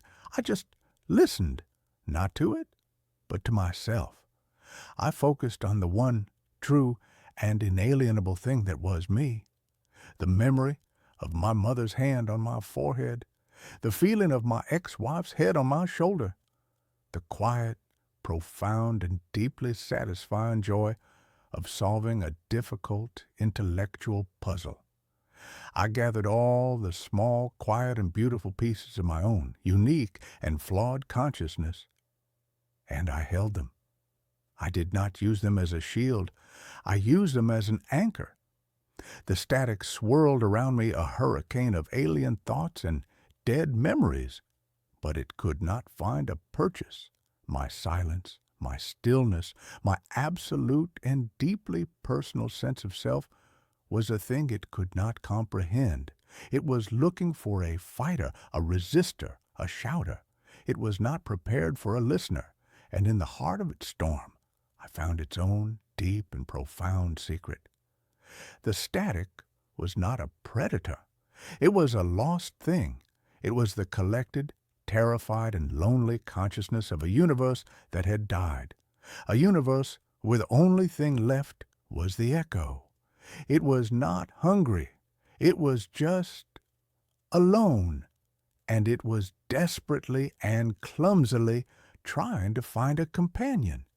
I did not offer it a fight. I offered it a piece of my own quiet, a single, shared moment of stillness in the heart of the storm. I don't know how long I was in that chamber when the lid opened and the light of the basement flooded in. I felt different. The whispering was gone. Not gone, but quiet. It was back where it belonged, in the background. A part of the texture of the universe, but not a part of me. I had not closed the door. I had simply learned to not be afraid of what was on the other side. Dr. Thorne and I dismantled the chamber. We did not destroy it. We understood now. It was not a weapon. It was a tool, a telephone, a thing to be used with great and profound respect. My life is different now. The silence in my apartment is no longer crowded. It is just quiet. My insomnia is gone. I sleep and I dream, and my dreams are my own. I have learned that the greatest walls are not built of silence or of fear. They are built of the quiet and deeply and unshakably personal knowledge of who you are. The whispering is still there, a faint, cosmic static on the edge of the world. But it is just noise now, and I am no longer listening. The town's cemetery has no graves, but I keep hearing screams underground. My therapist, a woman with a kind face and a voice as soft as felt, called it a geographical cure.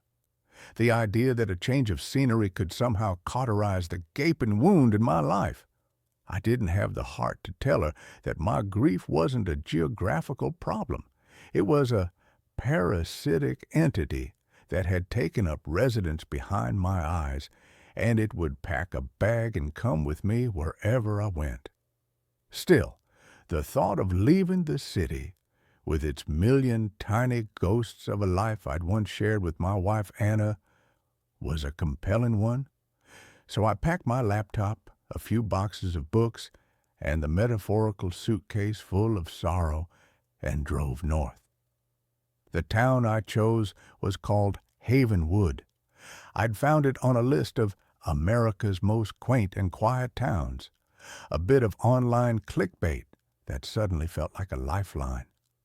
The picture showed a postcard-perfect hamlet nestled in a valley of rolling green hills, a place that looked like it had been put under a glass dome sometime in the 1950s and forgotten about. It was exactly the kind of anesthetic silence I was looking for, and for the first week, it was. I rented a small, furnished cottage at the edge of town, a place that smelled of lemon polish and old wood. The locals were friendly in a cautious, practiced way. They smiled from behind the counters of the general store and the single-pump gas station their eyes holding a placid, almost unnerving calm. It was a town that seemed to be holding its breath, perpetually waiting for a storm that never came.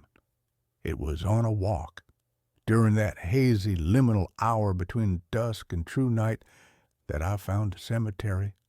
It lay on a gentle slope just west of the town, surrounded by a magnificent wrought iron fence that was a masterpiece of Gothic curlicues and spear points. The gate was a grand arched affair with the words Havenwood Memorial Green forged into the iron. I pushed it open, the hinges groaning a low, mournful protest, and stepped inside. The air within the gates was different, cooler, heavier. The grass was a perfect emerald carpet, impossibly lush and manicured, rolling over the soft contours of the hill. Ancient, weeping willows stood like silent, grieving giants, their branches stirring in a breeze I couldn't feel. It was beautiful, and it was profoundly wrong. There were no graves, not a single headstone, no marble angels, no granite crosses, no humble, weathered markers. There were no raised mounds of earth, no flower arrangements, no tiny flags. It was a park, a beautiful, empty, and utterly soulless park that called itself a cemetery. I walked the entire perimeter, my footsteps unnaturally loud on a pristine lawn, a growing sense of dislocation crawling up my spine. A cemetery is a place of names, of dates, of remembrance etched in stone. This place was a blank page, a void. I was standing near the center of the green, watching the last vestiges of sunset bleed across the sky in shades of bruised purple and orange, when I heard it for the first time. It was faint, so faint I almost missed it. A high, thin sound, like a distant siren or the cry of a hawk. I tilted my head, straining to hear it over the blood rushing in my own ears. The sound came again, and this time there was no mistaking it. It was a voice, a human voice, stretched and distorted by distance and desperation. It was a scream, and it was coming from the ground beneath my feet. I froze, my body going rigid. The sound was gone as quickly as it had come, leaving behind a silence that was now charged with a terrible, new significance. It had to be the wind, an animal. My mind, raw and frayed from months of grief, was playing tricks on me. I told myself this, repeated it like a mantra as I backed away from the center of the lawn, my eyes wide, scanning the empty, perfect grass. I didn't stop walking until the iron gate clanged shut behind me, the sound echoing in the twilight like a cell door locking. The next morning, I tried to rationalize it. My cottage was old, the pipes probably groaned. The woods were full of foxes and bobcats whose cries could sound unnervingly human. But the memory of the sound, its specific human tenor of agony, was a fishhook in my mind. I went into town for coffee, needing the comforting banality of human interaction. The diner was a small, bright place called the Morning Glory, and the woman behind the counter, a middle-aged lady named Brenda with a beehive of impossibly blonde hair, slid a mug in front of me with a practiced, friendly smile. "You're the writer, aren't you?" she asked, her voice cheerful. "Renting the old Miller place." News traveled fast in Havenwood. "That's me," I said, forcing a smile in return. "Leo Vance." "Brenda, welcome to Havenwood. Hope you're finding the peace and quiet you were looking for." Her smile was so open, so genuine, that I felt a surge of courage. "I am. It's a beautiful town. I was walking by the cemetery last night, the Memorial Green." Brenda's smile didn't falter, but something in her eyes tightened, a subtle, almost imperceptible shift. The light behind them dimmed for a fraction of a second. "Oh, yes, our green," she said, her voice a little too bright. "Isn't it lovely? So much nicer than a field full of sad old stones, don't you think?" "It's certainly unique," I said, choosing my words carefully. "I've never seen a cemetery without any graves before. What do you do? Cremation?" She wiped down a perfectly clean section of the counter. "We don't believe in dwelling on the end, Mr. Vance. We believe in celebrating life. When someone passes, their spirit is freed, returned to the valley. The green is a place for quiet reflection on that freedom.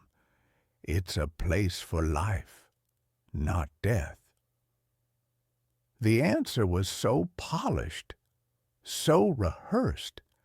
It was like she was reading from a town brochure. It was a neat, tidy deflection that answered nothing at all. I wanted to press, to ask her if she'd ever heard strange noises there, but the look in her eyes, a sudden hard glint of warning behind the friendly facade, stopped me. "Don't ask," the look said. "You don't want to know." I couldn't stay away. The memorial green drew me back that evening, a moth to a flame I knew would burn me. This time, I was prepared. I brought a high-powered directional microphone, a relic from my brief, ill-fated foray into podcasting. I sat on a stone bench just inside the gates, the headphones pressed tight against my ears, and pointed the microphone at the center of the lawn. For an hour, there was nothing but the soft, rustling sound of the willow leaves and the low, ambient hum of a world settling down for the night. I was starting to feel foolish, a paranoid man chasing auditory ghosts. Then, through the headphones, the sound erupted. It wasn't a single scream this time. It was a chorus, a cacophony of voices, muffled and overlapping, rising from the earth. They were faint, but the microphone amplified them, bringing their horror into sharp, terrifying focus. I could distinguish individual voices now, a woman weeping hysterically, a man shouting a single, guttural word over and over again, and a child crying for its mother. They weren't ghosts. They weren't echoes. They were the sounds of living people in unbearable agony. My hands trembled so violently I almost dropped the microphone. I ripped the headphones off, my heart jackhammering against my ribs. The sounds vanished, replaced by the placid evening quiet. The disconnect was dizzying, schizophrenic. The serene, beautiful park, and the charnel house of sound that existed just beneath its surface. My journalistic instincts, dormant for so long, roared back to life, fueled by a potent cocktail of terror and outrage. This was not a haunting. This was a crime, a monstrous, ongoing crime, hidden beneath a blanket of perfect green grass. The Havenwood Town Library was a small brick building that smelled of dust and decaying paper. The librarian was a man named Mr. Abernathy, a creature who seemed to have been grown in the dark, dusty stacks he inhabited. He was impossibly old and thin, with skin like parchment stretched over a bird skull, and he watched me with watery, faded blue eyes as I browsed the meager local history section. The official town histories were useless, filled with the same kind of bland, cheerful prose as Brenda's explanation. They spoke of founding fathers, harvest festivals, and a strong, resilient community. But in the back, in a section of brittle, leather-bound ledgers containing the town's vital records, I found the first crack in the story. The ledgers recorded every birth, every marriage, every death in Havenwood since its founding in the late 1700s. I started with the most recent and worked my way back. The death records were meticulously kept. Cause of death, next of kin, place of burial, and up until 1923, every single entry for place of burial read Havenwood Cemetery. Then, in the autumn of 1973, they just stopped. The deaths were still recorded. A flu here, a heart attack there, but the place of burial column was left starkly, uniformly blank. From that point on, for nearly 100 years, not a single burial was recorded in the town of Havenwood. I cross-referenced the date with the old bound copies of the Havenwood Valley Chronicle. The issues from the summer of 1923 were full of the usual small-town news. Then, in late September, the tone shifted. There was a small cryptic article on the front page about a virulent, fast-moving sickness that had taken hold in the town. The article was vague, with no mention of symptoms or official diagnoses. The following week's edition was thinner, half its usual size. It mentioned the deaths of several prominent citizens, including the town doctor. And then the newspaper stopped. The next available issue was from the spring of 1924, and it was like reading a paper from a different town. The tone was relentlessly optimistic. There were articles about a new town charter, about the founding of the memorial green on the site of the old cemetery, a place to look forward, not back. There was no mention of the sickness, no list of the dead. The intervening months had been surgically excised from the town's history. The name that kept appearing in the pre-1923 records was Blackwood. The Blackwood family had founded Havenwood. They had owned the iron mine that had been the town's lifeblood for a century. I found a photograph of the family from around 1920. At its center was the patriarch, Hezekiah Blackwood, a man with a severe black beard and eyes that seemed to burn with a cold, fanatical fire. He looked like an Old Testament prophet, a man who would not suffer fools or sinners. The Blackwood iron mine, according to the records, had closed for good in October of 1923. The same month, the burials had stopped. As my investigation deepened, the town's subtle hostility began to coalesce around me. The friendly smiles became fixed and glassy. Conversations would stop when I entered a general store. I'd feel their eyes on my back as I walked down the street. The quiet of the town was no longer peaceful. It was watchful. The phenomena in my cottage began. It started with small things. A book I'd left on the table would be on the floor. The faucet in the bathroom would be dripping, even though I knew I'd turned it off tightly. Then came the whispers, faint, sibilant sounds from the corners of the rooms, just on the edge of my hearing. They sounded like the rustling of dry leaves, but they had a cadence, a rhythm, like a hushed, urgent conversation I couldn't quite make out. One night, I woke up from a nightmare I couldn't remember, my body drenched in a cold sweat. The room was freezing. I could see my breath in the moonlight slanting through the window, and in the corner of the room there was a patch of darkness that was blacker than the surrounding shadows. It seemed to pulse, to breathe. As I watched, paralyzed with a primal, pre-verbal terror, a single, pale, skeletal hand emerged from the darkness, reaching towards me, its fingers twitching. I cried out and threw myself back against a headboard, and the darkness and the hand vanished. I was being warned. The message was clear. Stop digging. But I couldn't.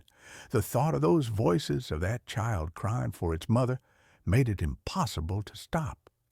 I found an old hand-drawn geological survey map of the valley in the library archives, a map that Mr. Abernathy had seemed reluctant to show me. It confirmed my growing, horrifying suspicion. The Blackwood Iron Mine was a sprawling network of tunnels, and they ran directly and extensively beneath the perfect green lawn of the Memorial Green. It was a man the locals called Old Man Hemlock who gave me the final, jagged piece of the puzzle. He was a recluse who lived in a shack deep in the woods, a man the town treated as a harmless eccentric. I found him sitting on his porch, carving a piece of wood with a gnarled, steady hand.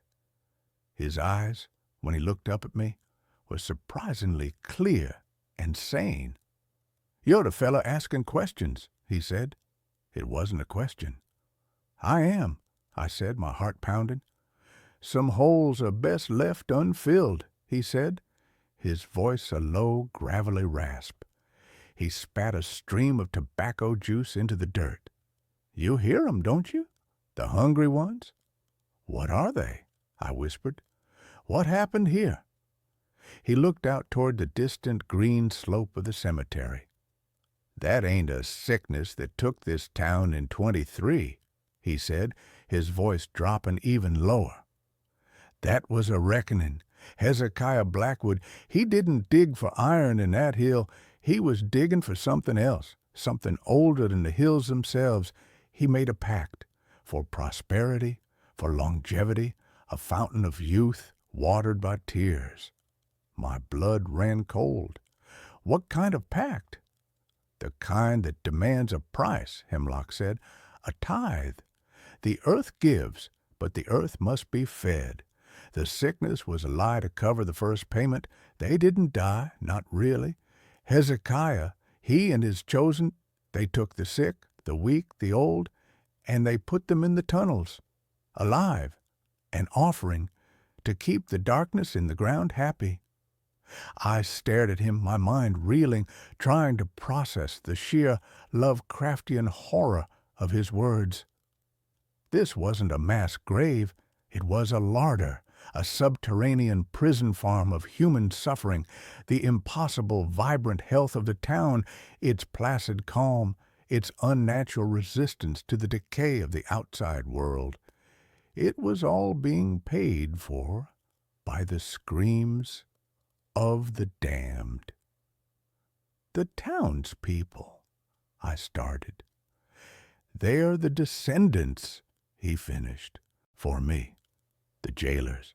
"They live their long, happy lives on top of a symphony of agony, every one of 'em, and they know the rules. The pact must be honored. The tithe must be paid." He looked me straight in the eye, his gaze sharp and piercing. "And you hear that bell in the town square? That ain't a church bell. It's rung when one of them is near the end. It's a dinner bell. Lets the hungry ones know a new resident is on the way. Keeps the cycle going." A wave of nausea washed over me. I thought of Brenda's hard, warning eyes, the watchful silence of the town. This wasn't just a secret. It was a religion. A monstrous, secret-draped religion of human sacrifice. I knew then that my time in Havenwood was running out. I was no longer just a curious outsider. I was a threat. I had uncovered the rotten foundational truth of their perfect little town, and they would not, could not, let me leave with that knowledge. My digging had disturbed a quiet order of things, and the pact, I suspected, demanded balance. The realization that I was the new tithe came with the ringing of the bell.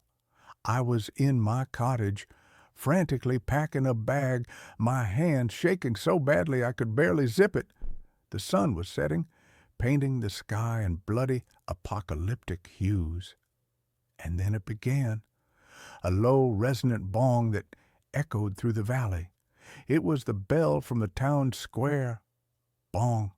It was a slow, deliberate tolling. It was a sound that vibrated not just in the air, but deep in the bones of the earth. Bong, it wasn't a funeral bell, it was a summons. I looked out the window. In the twilight, I could see figures emerging from the houses down the street. They moved with a slow, calm, inexorable purpose, and they were all walking in my direction. Their faces, what I could see of them, were blank, their friendly masks stripped away to reveal the grim, determined faces of executioners. I fled out the back door and into the woods. The forest, once a place of quiet solace, was now a labyrinth of grasping shadows and menacing shapes. I could hear them behind me, not crashing through the undergrowth, but moving with an unnerving, practiced silence. They knew these woods. This was their hunting ground. My only hope, my only conceivable path of escape, was to circle around a town. But as I ran, the tolling of the bell seemed to guide my pursuers, its resonant waves a form of sonar pinpointing my location. I stumbled out of the woods and onto the road, and my heart sank. I was on the western edge of town. I had run in a circle, and right in front of me, its iron gates gaping open like the maw of some great beast, was the memorial green. They were waiting for me. A semicircle of townspeople stood at the gate, their faces illuminated in the cold white light of a single bare bulb that hung over the entrance. Brenda from the diner was there, the gas station attendant, Mr. Abernathy, the librarian, looking more like a vulture than ever. They weren't holding weapons in the traditional sense. They were holding shovels, ropes, and thick canvas sacks. There was nowhere to run. They advanced on me, their movements slow and ritualistic. I was herded like a sheep to the slaughter through the gates and onto the perfect emerald grass. The bell continued its slow, hypnotic tolling, and as I was pushed towards the center of the green, the screams from below began to rise, louder and more insistent than ever before, as if in hungry, terrible anticipation.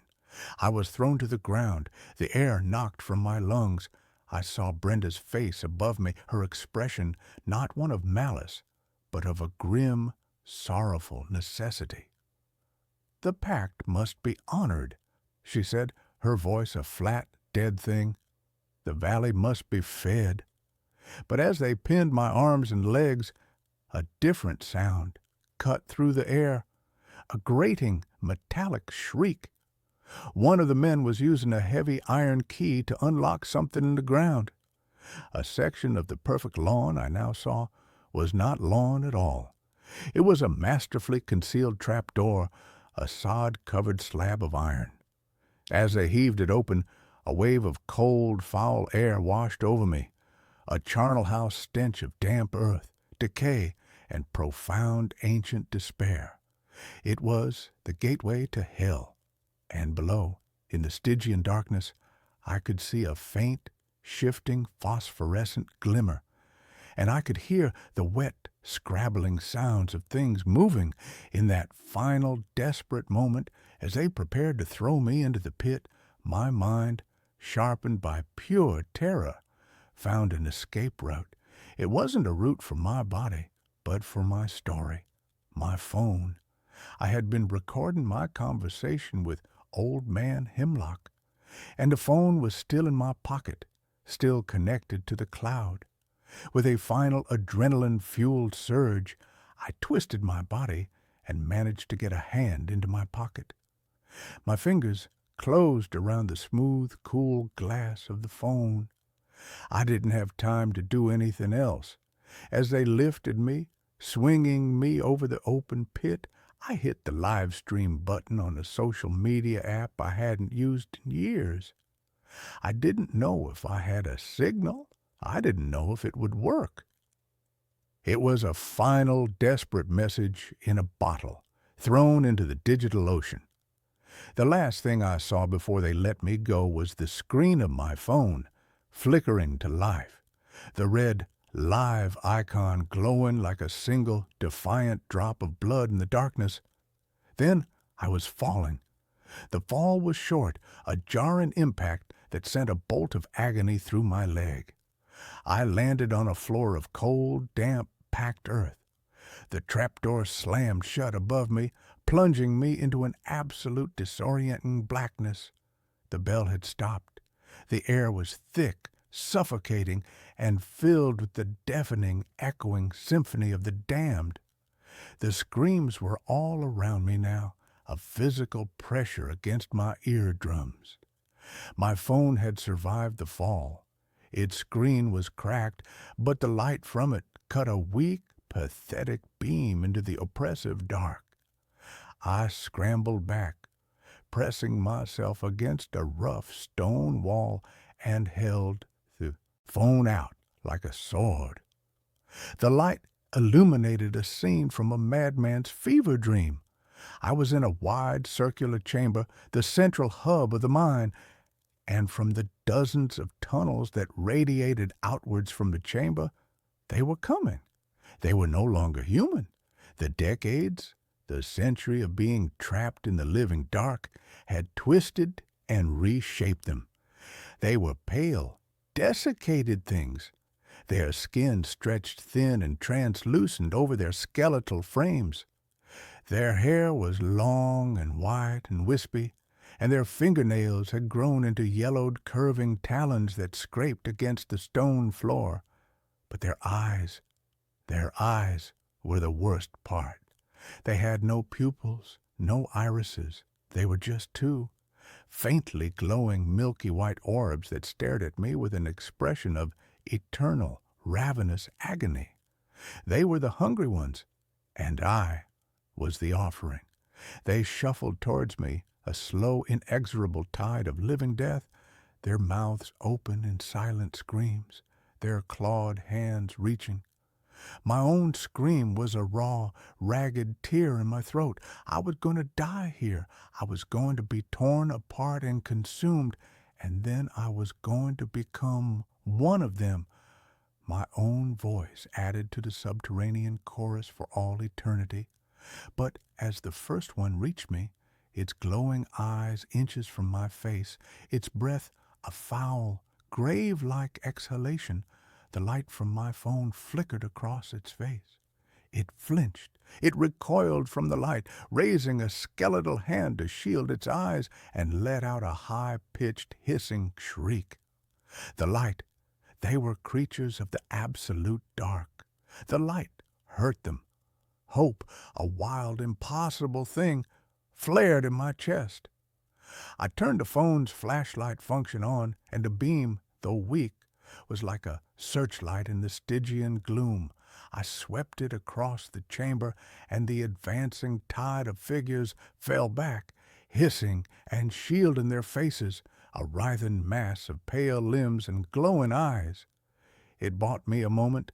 I scrambled to my feet, my injured leg screaming in protest, and chose a tunnel at random, plunging into the darkness, using my phone as both a light and a shield. The tunnel was narrow, claustrophobic, the walls slick with a damp, foul-smelling slime. I could hear them behind me, their shuffling, scraping pursuit echoing in the confined space. I ran, stumbling, falling, my body a symphony of pain and terror. The tunnel twisted and turned, and every new corner threatened to reveal a dead end. The battery on my phone was at 7%. The light began to flicker, my shield against the encroaching dark growing weaker with every passing second. And then I saw it. Faintly, at the far end of the tunnel, a different kind of light. A small square patch of gray. Air. It was an old ventilation shaft, long forgotten, choked with weeds and roots, but it was a way out. The battery on my phone died. I was plunged back into absolute blackness, and the things behind me surged forward, their hissing growing louder. I ran the last few yards in the dark, my arms outstretched, and threw myself at the square of light. I clawed at the dirt and the roots, my fingers bleeding, and pulled myself up, inch by agonizing inch, into the narrow vertical shaft. I could feel their talons scraping at the heels of my boots, but I kept climbing, pulling myself up towards the sky. I burst out of the ground into the cool, clean air of the deep woods, gasping and sobbing, covered in filth and blood. I was miles from the memorial green on the far side of the hill. I didn't look back. I just ran until the woods gave way to a highway, and I flagged down the first passing truck, a terrified, babbling madman who had just clawed his way out of his own grave. My live stream had worked.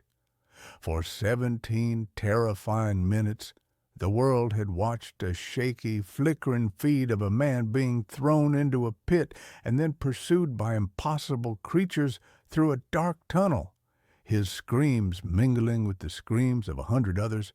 The feed cut out, but it was enough. By the time the state police, spurred on by a viral video that was being called the most elaborate horror hoax ever staged, arrived in Havenwood, the town was empty. The houses were abandoned, as if the residents had simply vanished into thin air. They found a trapdoor in the memorial green. They found the tunnels. They found the bones of those who had crumbled to dust, and they found the others, the ones who still moved. The authorities have sealed the mine, and the official story is a bizarre, convoluted tale of a forgotten, isolated cult. No one wants to believe the truth. I am in a hospital now. They tell me I'm lucky to be alive. They are treating my physical wounds, but they have no cure for the wounds on my soul. My phone was recovered, its data intact. The recording of Old Man Hemlock, the live stream, the photos of the blank, perfect cemetery, I have my proof, but it has cost me my sanity. Because sometimes, late at night, in the sterile, quiet dark of my hospital room, I can still hear them. It's faint, just on the edge of my hearing, a muffled, desperate chorus. The screams have followed me, or maybe I've just finally learned to hear the sounds of all the other hidden places in the world, the places built on secrets and suffering. Maybe the whole world is a cemetery with no graves, and I am doomed to be the only one who can hear the screaming. I found a hidden room behind my mirror. Someone was living there. I inherited the apartment from my great-aunt Beatrice, a woman whose life had been a meticulous study in quiet routine right up until the point where she wasn't quiet anymore. It was a pre-war brownstone unit, 3 floors up, with impossibly high ceilings, crown molding that looked like carved icing, and a labyrinthine heating system that hissed and groaned like a sleeping dragon. The whole place smelled faintly of mothballs and old dry paper, and while it was beautiful, it was undeniably old, full of architectural secrets and the kind of strange permanent shadows that modern lighting couldn't seem to dispel. I moved in because the rent was non-existent, and because I, too, enjoyed the quiet routine that the building seemed to enforce. The apartment's master bathroom was particularly strange. It was large and overly ornate for a bathroom, featuring a clawfoot tub and a massive, antique-looking mirror that dominated the entire wall above the pedestal sink. The mirror was huge, framed in dark, heavy carved oak, and it was bolted directly into the plaster. It wasn't the kind of mirror you could simply lift and move. It felt like a fixture, a permanent portal in the room's history. I tried to clean it, but the glass had an inherent subtle distortion, a kind of rippling imperfection that made my reflection seem slightly warped, stretched, or sometimes just out of sync with my movements. I put it down to the age of the glass and the silver backing, but I always felt an unpleasant chill when I stood too close to it, a strange, localized cold spot that lingered no matter how high I cranked the radiator. It was that cold spot that first became a nuisance and then a horrifying clue. I am a meticulous person, a creature of habit and order, and I hate inefficiency. The draft, or whatever it was wasting my heat. I started my investigation with a thermal gun, the kind used for home energy audits. The plaster wall around the mirror registered a consistent 72 degrees, the room temperature. But the exact center of the mirror, the focal point where my reflection's face usually was, registered a baffling 58 degrees. It was a localized, persistent cold, not a draft, but a chill coming from inside the wall. Intrigued, I tapped the glass. The sound was solid near the edges, a heavy, dull thud of glass against plaster. But as I moved my knuckles toward the cold spot, the thud changed. It became hollower, lighter, an echoing, unsettling tap, tap, tap that suggested a significant, unsupported cavity behind the frame. I ran my hand over the oak frame, feeling for a hinge or a latch, but the thing was bolted down with iron screws that had been painted over and sealed with layers of glossy enamel. I decided I had to see what was back there. It was likely a bricked-up chimney flue, a long-forgotten service shaft, or maybe just a clumsy repair job. I told myself it was for the sake of energy efficiency. It took me 3 hours with a screwdriver, a utility knife, and a lot of swearing to chip away the paint and pry the decorative molding off the mirror's frame. The frame itself was held in place by 4 enormous heavy-gauge bolts sunk deep into the wall. As I loosened the last one, the massive mirror gave a shudder and pitched forward an inch, revealing a shocking amount of dust and grime and a thin, dark line of shadow between the frame and the wall. I slowly, carefully, lowered the mirror onto the bathroom floor, the glass reflecting the ceiling and the frantic, pale image of my own face. What was revealed was not a bricked-up flue, but an archway.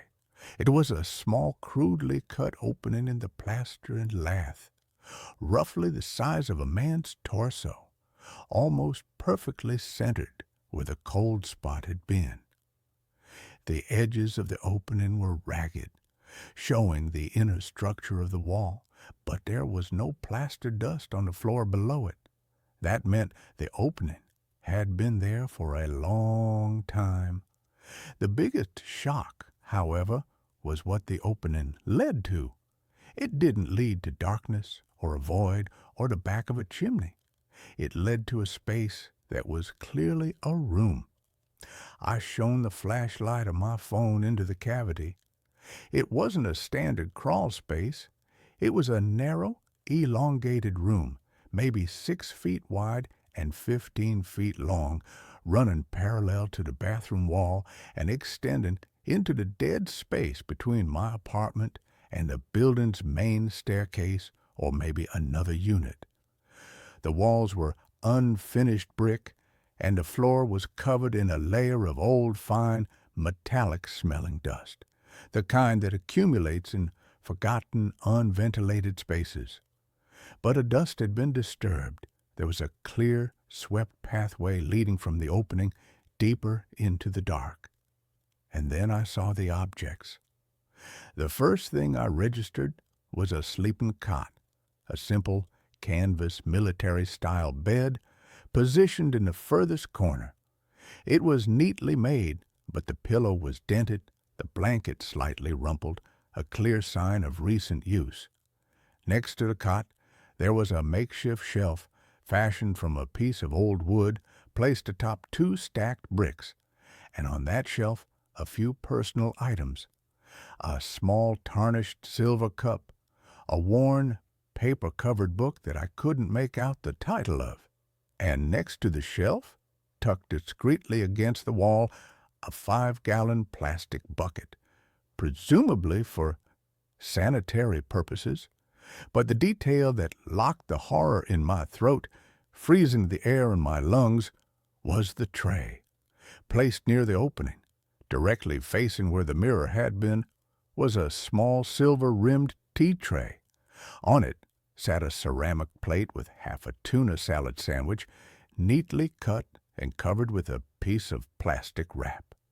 It wasn't moldy. The bread hadn't gone stale. It had been left there at most a few hours prior. Someone was living here. Someone had been living here today. I took a step back, the phone slipping in my sweaty hand.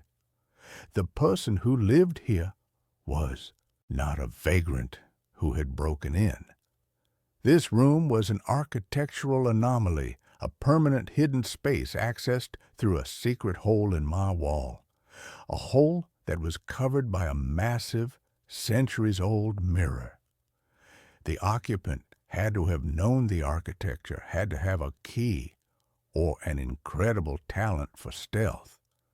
Then my eyes snapped back to the opening, and specifically to the inner side of the mirror frame that was now resting on my floor. I ran my fingers over the glass. On the side that had faced the wall where the archway was, there was a patch of clear, pristine glass about the size of a small window pane. The rest of the backing was opaque and silvery, but this one section had been chemically stripped, replaced by a specialized translucent film. It wasn't a mirror on that side at all. It was a cleverly disguised one-way window. The realization hit me like a physical blow, a rush of nausea that made the already close air of the bathroom feel suffocating.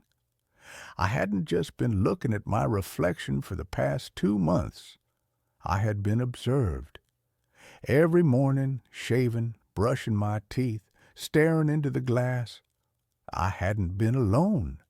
The person inside had been watching me, their cot positioned perfectly so that my face, my routine, the minutiae of my solitary life were their entertainment, their window to the outside world. The slight distortion I had always complained about was the result of the crude one-way film, not the age of the glass. The cold spot was their breathing, their body temperature, their proximity to the pain. I scrambled out of the bathroom, shutting the door and locking it with a desperate, frantic click of the cheap brass bolt. I called the police. When they arrived, they were skeptical. They were thorough, though, and they crawled into the space. They found the cot, the bucket, the shelf. But the sandwich was gone. The plate was empty, wiped clean. The book was closed and pushed further back on the shelf. The police found no finger-printable surfaces, no documents, no evidence of a crime beyond trespassing. They theorized it was a transient, a squatter who knew the old building's layout, who had been hiding there, and who had fled when I started removing the mirror. They taped off the area, filed a report that mentioned a likely unhoused individual, and left. I knew they didn't believe the part about the one-way mirror, suggesting I was overreacting due to the shock. I didn't replace the mirror. I couldn't. Instead, I boarded up the archway with 2x4s and several layers of drywall, sealing the opening with a thick coat of plaster, the smell of which was meant to replace the metallic dust I had smelled. I tried to convince myself it was over, that the person had fled the building, But the knowledge of the hidden room had irrevocably altered my reality. That's when the sounds began. They weren't coming from the sealed-up mirror room, or at least not only from there. They came from the walls, not the loud, familiar creaks of an old building settling, but soft, dry, insidious noises. A faint, rhythmic scrabbling like fingernails on dusty plaster, or the movement of a tiny animal, but too controlled, too deliberate to be a mouse. A soft, measured thump-tap slide, a sound that seemed to be traveling in the dead spaces between the joists, the service shafts, and the vertical pipes of the ancient heating system. I would be reading in my living room, and the sound would be directly behind the bookcase. I would be in my kitchen, and it would seem to emanate from the space between the cupboard and a wall. I realized the mirror room wasn't the person's only space. It was their observatory. Their home was the entire forgotten, hidden infrastructure of the building, a complex, dark network of architectural dead space that was only accessible to someone impossibly small, flexible, and utterly silent. They were living in the negative space of the brownstone like a parasite in the host's body, and my apartment was merely one visible surface of their sprawling, invisible habitat. The terror became an exquisite, personalized form of psychological torture. My things would be subtly moved. I would leave my wallet on the hall table and later find it pushed half an inch further toward the wall. I'd be certain I'd close the window latch before leaving for work, only to find it slightly ajar when I returned. One evening I reached for my toothbrush and noticed it was distinctly wet when I knew I hadn't used it for hours. These were not the signs of a burglar or a vandal. They were the signs of an intimate observer, someone who had learned my habits so well they could use the briefest moments of my absence to slip out, move freely, and then retreat back into the silent, dusty labyrinth. The ultimate psychological attack came one night when I was asleep. I woke up suddenly with that visceral jolt of someone watching you. The room was black, silent, the kind of absolute darkness that presses down on your eyelids. I held my breath, listening, the frantic hammering of my own heart deafening in my ears. And then I heard it, a soft, dry, almost papery cough that came from the wall directly behind my headboard. It was the cough of a person, but one whose lungs were choked with old dust and the dry air of unventilated space. It was right there.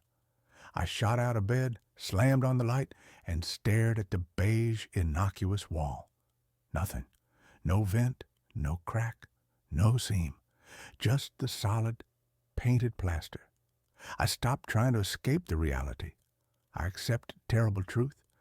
I was sharing my life with an elegant, silent shadow, a forgotten dweller of the city's unseen spaces who used my apartment as a source of warmth and human observation. I went to the sealed-up bathroom. The freshly plastered archway looked solid, but I could hear a faint, high-pitched, scritching sound coming from within the wall. I grabbed a Sharpie and a piece of paper, and I taped the note to the newly painted wall directly over where the one-way mirror had been. The words were a mix of desperation and challenge. Who are you? Please, stop. Why are you here? You need help? The next morning, the note was gone. The tape was still there, a pale frame around nothing. In its place, stuck to the plaster with a tiny, nearly invisible dab of what looked like dried mud, was a small, meticulously folded piece of paper, no bigger than a matchbook. I had to use tweezers to retrieve it. The handwriting was thin, elegant, almost spider-like, a script from a forgotten century, yet completely legible. The message was 3 chilling, impossible words. I am your silent twin. You are too loud. The insult wasn't just in the words, it was in the revelation that my life, my quiet life, was an intolerable racket to this person. My movements, my breathing, the sound of my television, the scraping of my chair, all of it was a cacophony disrupting their perfect, absolute silence. I knew I had to see them. I had to know what kind of human being could exist in such a space. I had to face my silent twin. That night, I waited. I set up my phone on a tripod with the flash off, recording video, and I sat on the floor of the bathroom, a blanket wrapped around me, a heavy wrench lying uselessly beside me. The main lights were off, the only illumination coming from the thin sliver of light beneath the door. Hours passed. The building settled. The heating system finally fell silent. I was a man of routine, and my routine was to sleep. Despite the fear, despite the adrenaline, my body betrayed me. I slumped against the wall, and exhaustion, my old enemy, finally claimed me. I woke with a jolt. The air in the room was suddenly, drastically colder. I hadn't heard a sound. I fumbled for my phone, my hand shaking, and looked at the time. 3:17 a.m. I had been asleep for maybe 20 minutes. I stared at the sealed archway, expecting to see a fresh hole, but the plaster was intact. The scrabbling sound, however, was back, and it was loud, no longer behind the plaster, but right next to me. I realized the sound was coming from the air vent near the floor, the old cast-iron grill on the baseboard that fed the heating system. I spun around, wrench in hand, and focused the dim light of the phone screen on the vent. It wasn't just a sound. The vent cover was slightly ajar, tilted outward at a small, impossible angle, and from the thin black gap created by that angle, something was moving.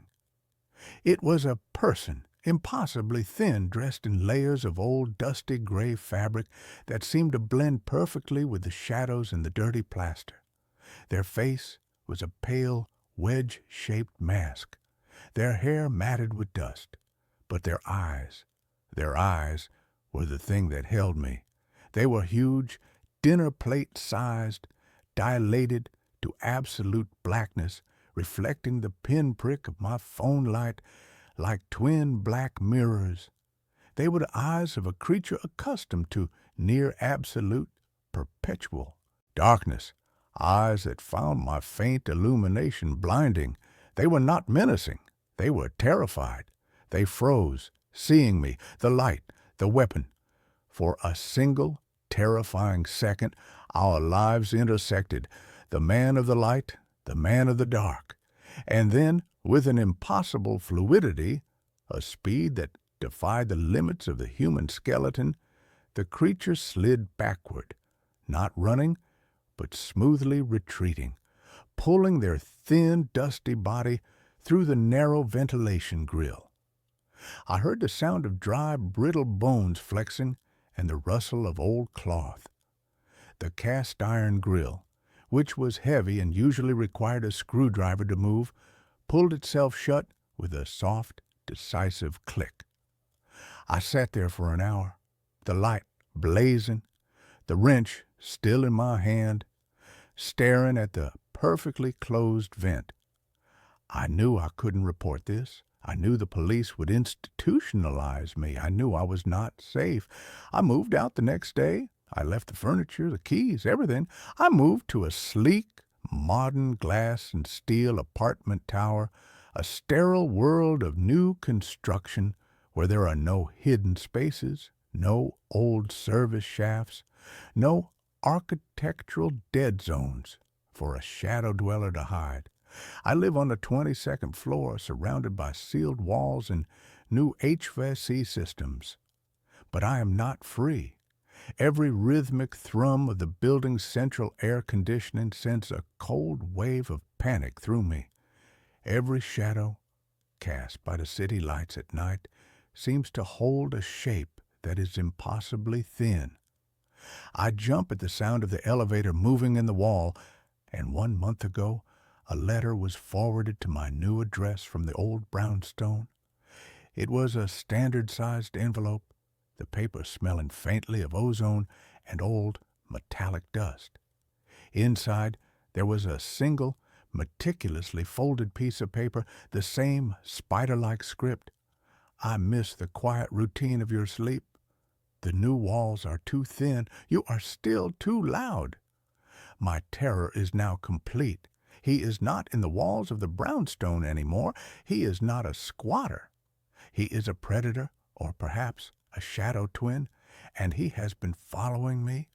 He has learned my quiet routine, and I know that somewhere in the dead space between the insulation, the vents, and the concrete of my new modern high-rise, there is a pair of black, dilated eyes watching me, waiting for me to be still enough, quiet enough, for him to slip out and finally introduce himself.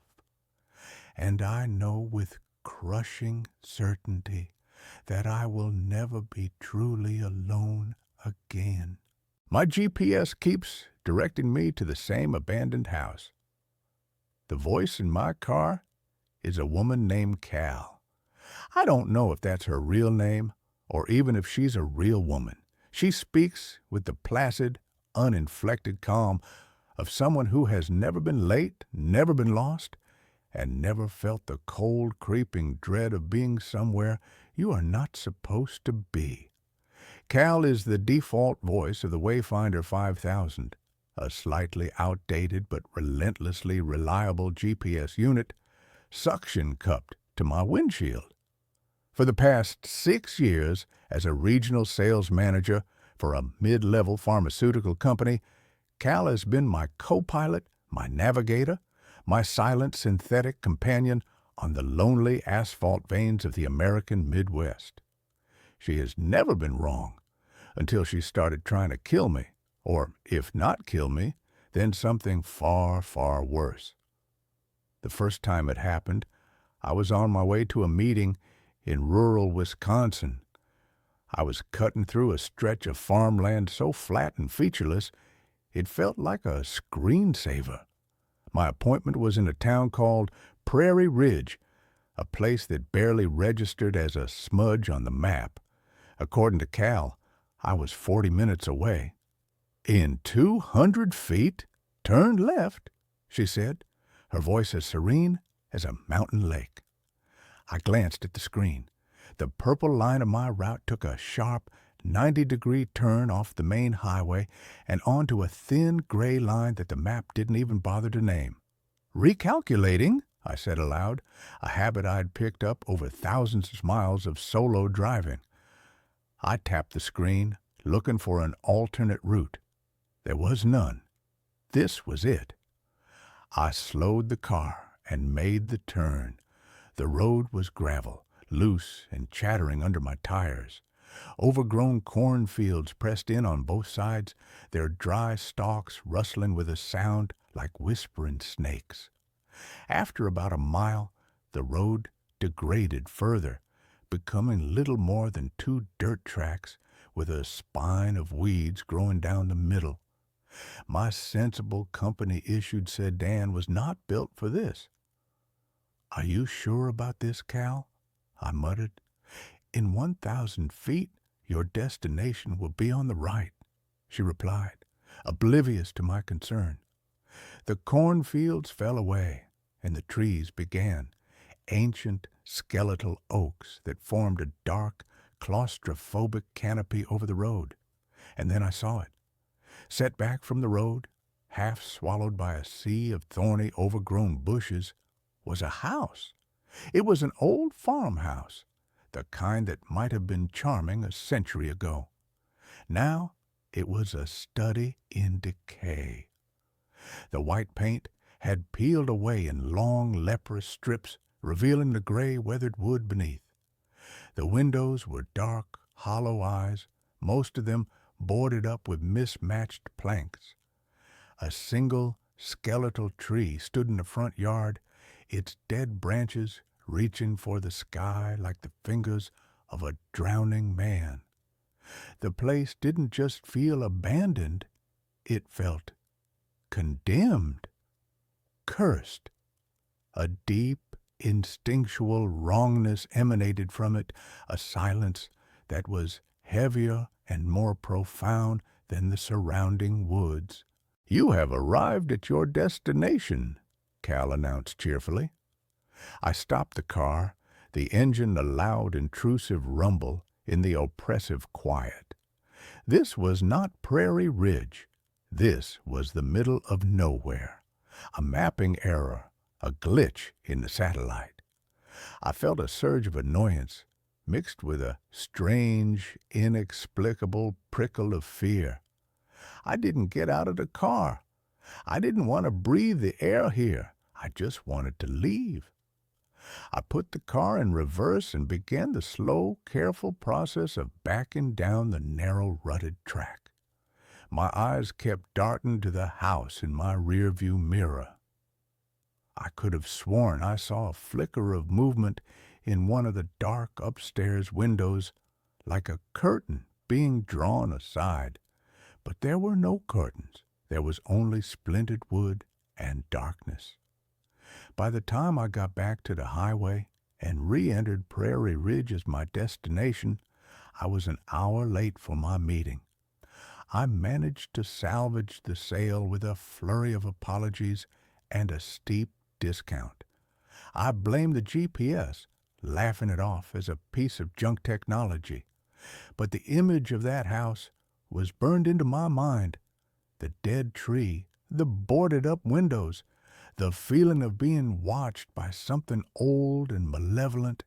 2 weeks later, I was in eastern Ohio, on my way to a conference, a different state, a different highway, hundreds of miles away. I was making good time, listening to a podcast, my mind on the quarterly report I had to file.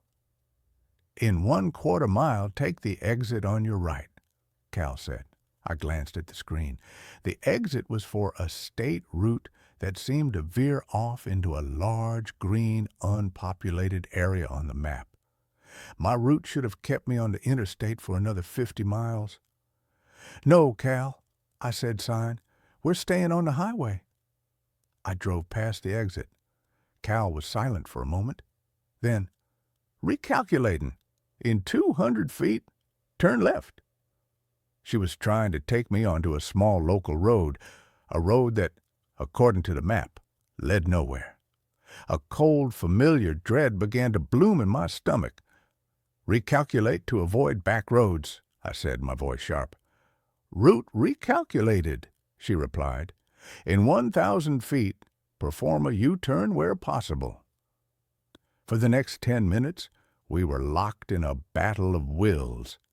Every route she suggested was a circuitous, nonsensical path that tried to steer me off the main road and into the rural unknown. She was like a horse that refused to be led, stubbornly trying to bolt for some unseen, familiar stable. Finally, in a fit of frustration, I unplugged the Wayfinder 5000 and threw it onto the passenger seat. I used my phone's mapping app for the rest of the trip. As I lay in my sterile, anonymous hotel room that night, I couldn't sleep. I picked up the Wayfinder and plugged it back in. The screen flickered to life. The map showed my current location, a little blue dot in the heart of the city. I opened the recent destinations list. At the very top of the list, it read, Crows End Road. I'd never heard the name before. I typed it into my phone's search engine. There were a few scattered results, none of them in Ohio, but one of them, a hit from a county plat map website, was in Wisconsin. It was an unmaintained dead-end road. My blood ran cold. It was the road to the abandoned house. The GPS hadn't just made a mistake. It had saved the location. It wanted to go back. The incidents grew more frequent and more insidious. Cal would be silent for hours, lulling me into a false sense of security. And then, at a crucial intersection, she would give a last-second incorrect instruction, trying to divert me. It became a constant low-level war. I began to hate the sound of her calm, pleasant voice. It was the voice of a saboteur, a traitor, in my own car. I bought a new GPS, a top-of-the-line model from a different brand. I boxed up the Wayfinder 5000 and put it in the trunk. I felt a sense of liberation as I programmed my first trip into the new device. The new voice was a man with a crisp British accent. It was a refreshing change. I was driving through Indiana on my way to see a client in Fort Wayne. The new GPS was working perfectly. "In 1 mile, you will reach your destination," the British voice announced. And then a burst of static from the car's speakers. The new GPS screen flickered and went blank. A moment later, it came back on. But the map was different. It was a local, rural map. The British voice was gone. "In 200 feet, turn left," said the calm, familiar, horrifying voice of Cal. I stared at the screen in disbelief. It was Cal's interface, her purple line, her familiar fonts. She had somehow overridden the new device. She had infected it. My car, my sanctuary, the one place where I was supposed to be in control, had been completely and utterly compromised. I pulled over to the side of the road, my hands shaking. This was not a glitch. This was not a technological error. This was something else. This was an intelligence, a malevolent, focused intelligence that was fixated on one thing, getting me back to that house. That was when my life began to unravel. The fight was no longer just about directions. It was about my sanity. I became obsessed. I spent my nights in hotel rooms, not preparing for meetings, but scouring the internet, digging into the history of that small, forgotten plot of land in rural Wisconsin. The property on Crow's End Road, I discovered, had belonged to a family named the Whitakers. The last record of them was from a census of 1978. A husband, Silas, a wife, Mary, and a 6-year-old daughter named Lily. Then, in the fall of that same year, there was a fire. The official report, which I found in a digitized archive of the local newspaper, was brief and tragic. The fire had consumed the house. The cause was listed as undetermined. The bodies of Silas and Mary were found in the ashes. The daughter, Lily, was never found.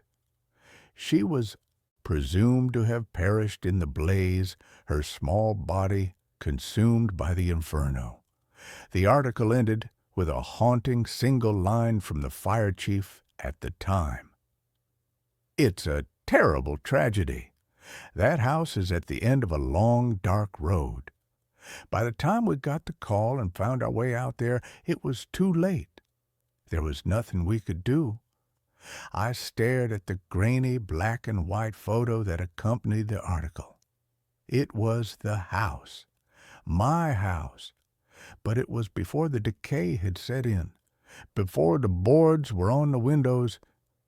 It was just an ordinary, slightly ramshackle farmhouse, and on the porch, so small and out of focus that she was almost a ghost, was a little girl in a white dress holding a doll. Lily. The knowledge didn't bring me peace. It brought a deeper, colder dread. The house wasn't just an abandoned building. It was a tomb, a place of profound, unresolved tragedy. And for some reason, its ghost had latched onto my GPS. The haunting escalated.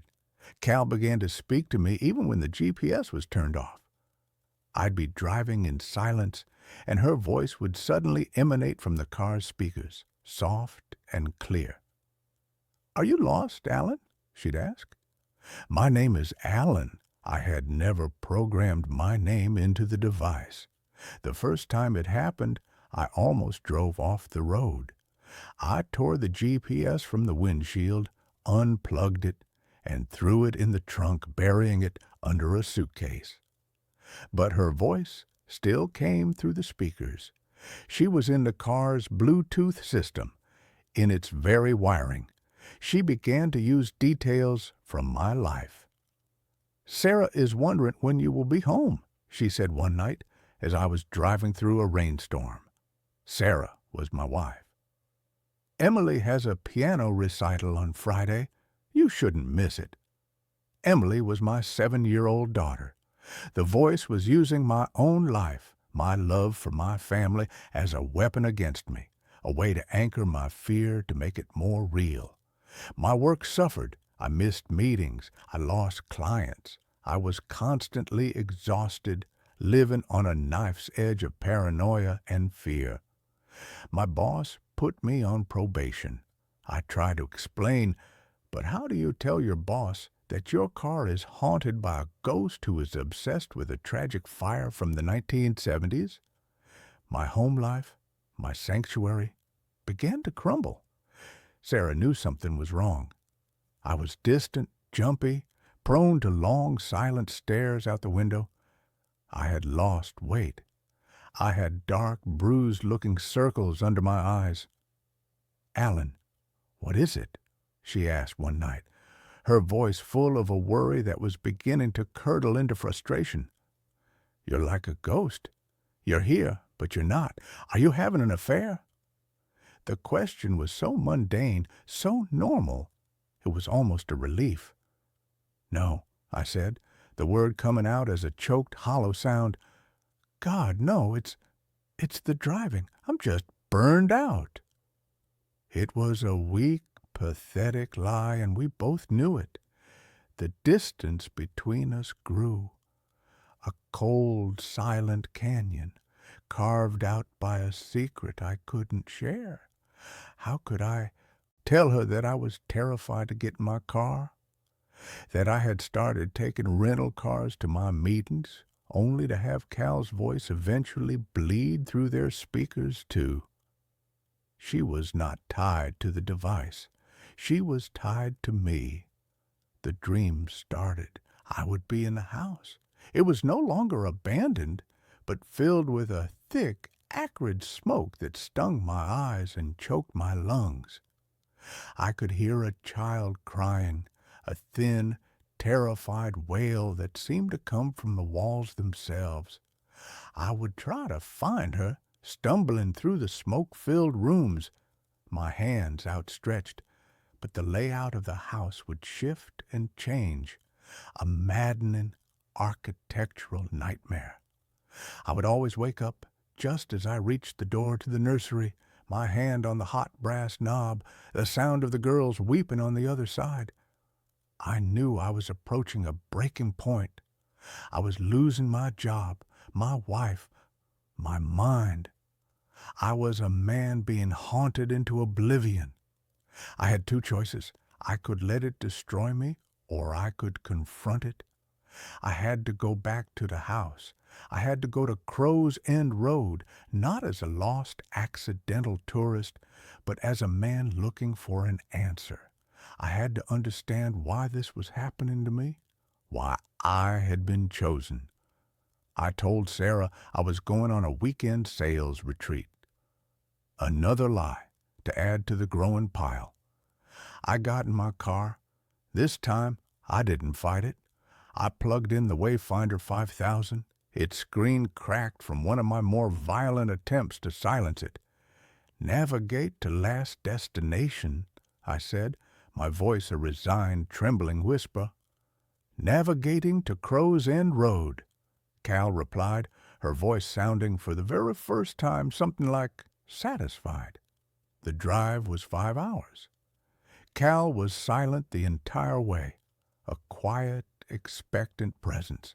As I turned off the highway and onto the familiar gravel road, a thick, unnatural fog rolled in, blanketing the cornfields in a shroud of gray.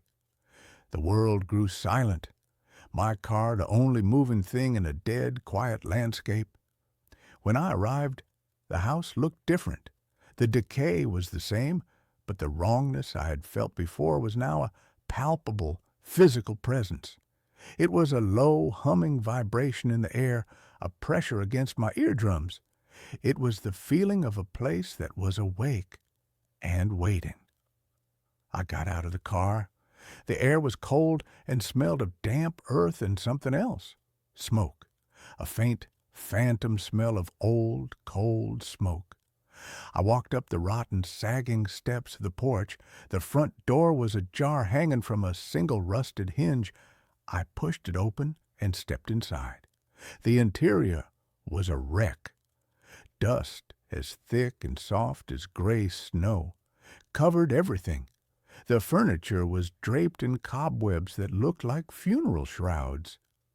In the center of the living room, there was a large, dark stain on the floorboards where the fire had burned hottest. My eyes were drawn to the staircase. It led up into a darkness that felt solid, absolute. The child's weeping from my dreams echoed in my memory. "Why am I here?" I shouted, my voice swallowed by the oppressive silence. "Are you lost, Alan?" The voice wasn't Cal's. It was in my head. A man's voice, rough and low, like stones grinding together. I spun around. The room was empty.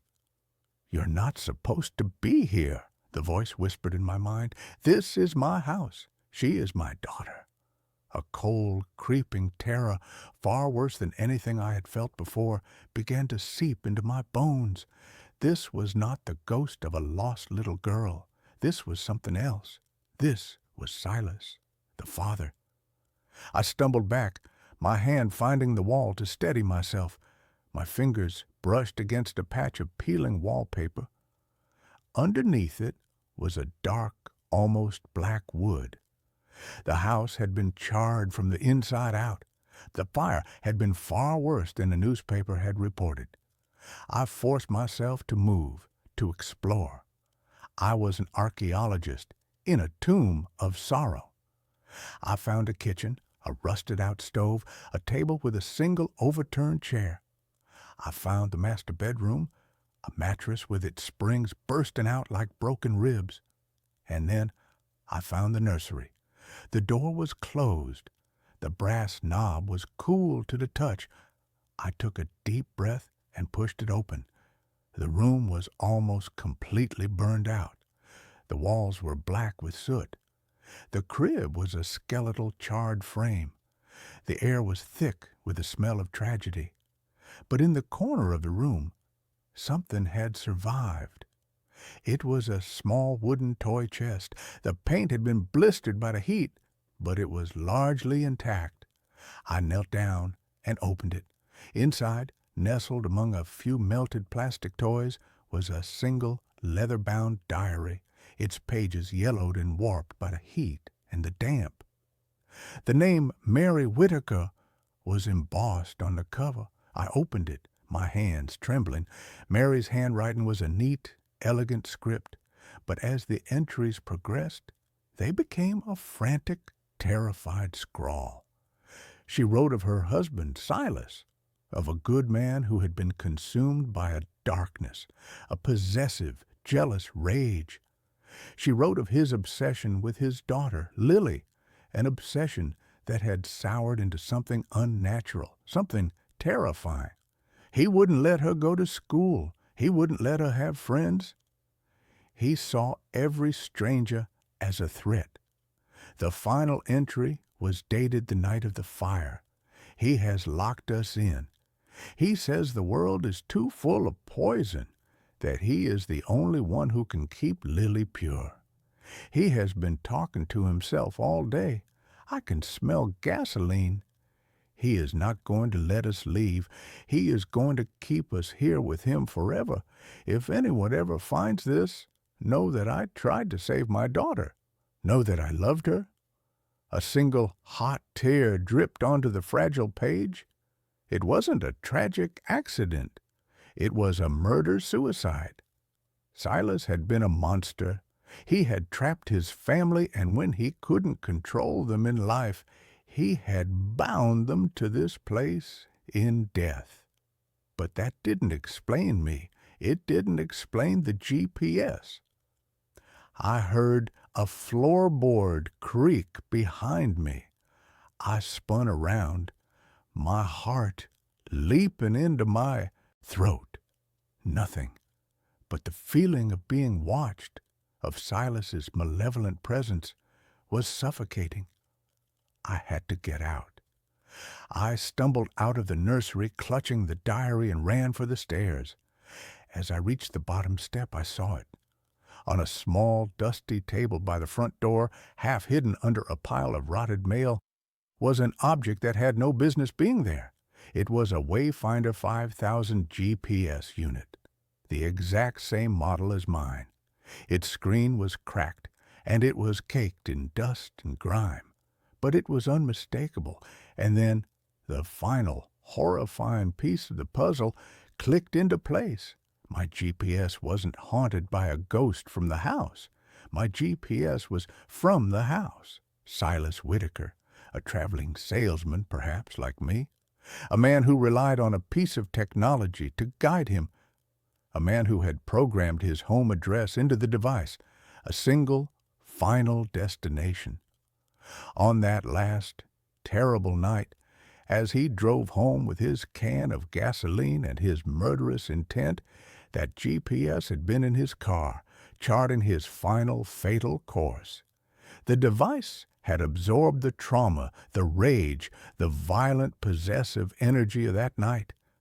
It had become a vessel for his will. It was a cursed object, a relic of a murder. And somehow, through the strange, convoluted currents of second-hand sales and forgotten electronics, it had found its way to me. Or, more terrifyingly, it had chosen me. A man just like him, a traveling father with a wife and a daughter at home. It was trying to repeat the pattern. It was trying to bring me home, to its home, to make me a part of its endless, tragic loop. You can stay. The voice of Silas whispered in my head. We can be a family. I heard the front door slam shut with a deafening final boom. The air grew cold. The shadows in the room deepened and seemed to coalesce. A figure began to form in the doorway. A tall, gaunt man made of smoke and rage and decades of festering hate. But another presence was in the room now, too. A small, cold spot by the foot of the stairs.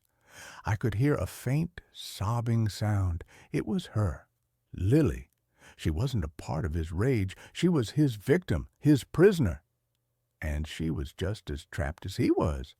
I knew then what I had to do. I couldn't fight him. He was too strong here. This was his house. But maybe I could free her. The GPS. It was a beacon for him, but maybe it could be a key for her. It was a map. It knew the way home, but it was stuck on its final terrible instruction. I had to give it a new one. I ran back to my car, the ghost of Silas shrieking with rage behind me, the force of his anger a physical battering wind. I fumbled for my keys, my hands slick with sweat. I got in the car and slammed the door, locking it. The windows began to frost over from the inside. A child's small spectral handprint appeared on the passenger side glass. I ripped my own wayfinder from the dashboard. I looked at the little girl's handprint. It's okay, I whispered, my voice trembling. I'm going to take you home. Not this home, a different one. My fingers flew across the screen of the GPS. I went into the settings, into the saved addresses. Under Home, it listed the coordinates for Crow's End Road. I deleted it. Then I typed in a new address. My address. The address where my wife and daughter were waiting. The address that, for the past few months, I had been too terrified to even think about. Set destination to home, I said, my voice firm. The screen flickered. The ghost of Silas roared, and the car shook violently, as if in the grip of a giant, unseen hand. For a moment, the map showed the twisted, impossible route back to the farmhouse. But then something shifted. A new, clean, purple line appeared on the screen, leading away from this place of horror, leading back towards the highway, back towards the world of the living. "Navigating to home," Cal said. Her voice was different. The cold, synthetic edge was gone. It was just a voice now, a tool. The curse had been broken. The pressure on the car vanished. The frost on the windows melted away. The small, spectral handprint faded. I looked in my rearview mirror. The house on Crow's End Road was just a house again, a sad, rotting structure in a dying wood. The profound, malevolent wrongness was gone. I had not defeated the ghost of Silas Whitaker. I had simply taken away his map. I had stolen his ride. I drove away from that place and didn't look back. The 5-hour drive home was the quietest, most peaceful drive of my life. I threw the Wayfinder 5000 into a gas station trash can 100 miles away. When I walked through my front door, the smell of Sarah's cooking, the sound of Emily practicing a clumsy, beautiful song on the piano, it was the most sacred, wonderful sensory experience of my life. I held them both, my face buried in their hair, and I wept. They didn't understand why, not really, and I would never be able to tell them. I quit my job. I found a new one, a local one. I don't drive much anymore. My world has become smaller and infinitely more precious. I am a man who has looked into the abyss, a place where love becomes a cage and home becomes a tomb. I am a man who was chosen by a ghost to be his replacement. But I refused the role. I rewrote the map. I chose my own destination, and every morning, when I wake up in my own bed next to my wife, with the sound of my daughter padding down the hall, I know, with a gratitude that is as deep and as real as a prayer, that I have arrived. I am home. My dog barks at an empty corner. Yesterday, something barked back.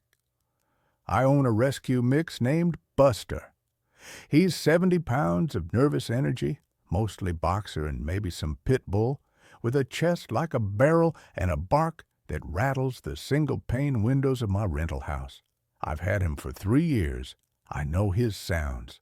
I know the mailman is here bark, which is rhythmic and dutiful. I know the there is a squirrel on the fence bark, which is high-pitched and frantic, and I know the I am lonely whine. But for the last month, Buster has developed a new sound. It's a low guttural vibration that doesn't quite leave his throat. He does it while standing rigid, his hackles, the fur along his spine, standing up like a razorback boar. And he only does it at the corner of the hallway, right where the corridor turns left into the master bedroom. There is nothing there. It's a blank stretch of beige drywall. No electrical outlets, no vents, no windows, just paint and shadow. At first I thought it was mice. I live in an old craftsman in the Pacific Northwest. The damp gets in, the wood rots, and critters find a way. I called a pest control guy named Miller. He came out, crawled under the house, checked the attic, and tapped the walls. "Dry as a bone, buddy," Miller told me, wiping cobwebs off his hat. "No droppings, no nests. You got no termites either. Whatever your dog is hearing, it ain't biological." "Maybe it's pipes," I suggested. Pipes run on the other side of the house. That wall is just studs and plaster. So I ignored it. I tried to anyway, but living with a 70-pound dog who treats a patch of wall like a portal to hell wears on your nerves. Every night at around 10 hours p.m., Buster would trot into the hallway, plant his feet, and stare.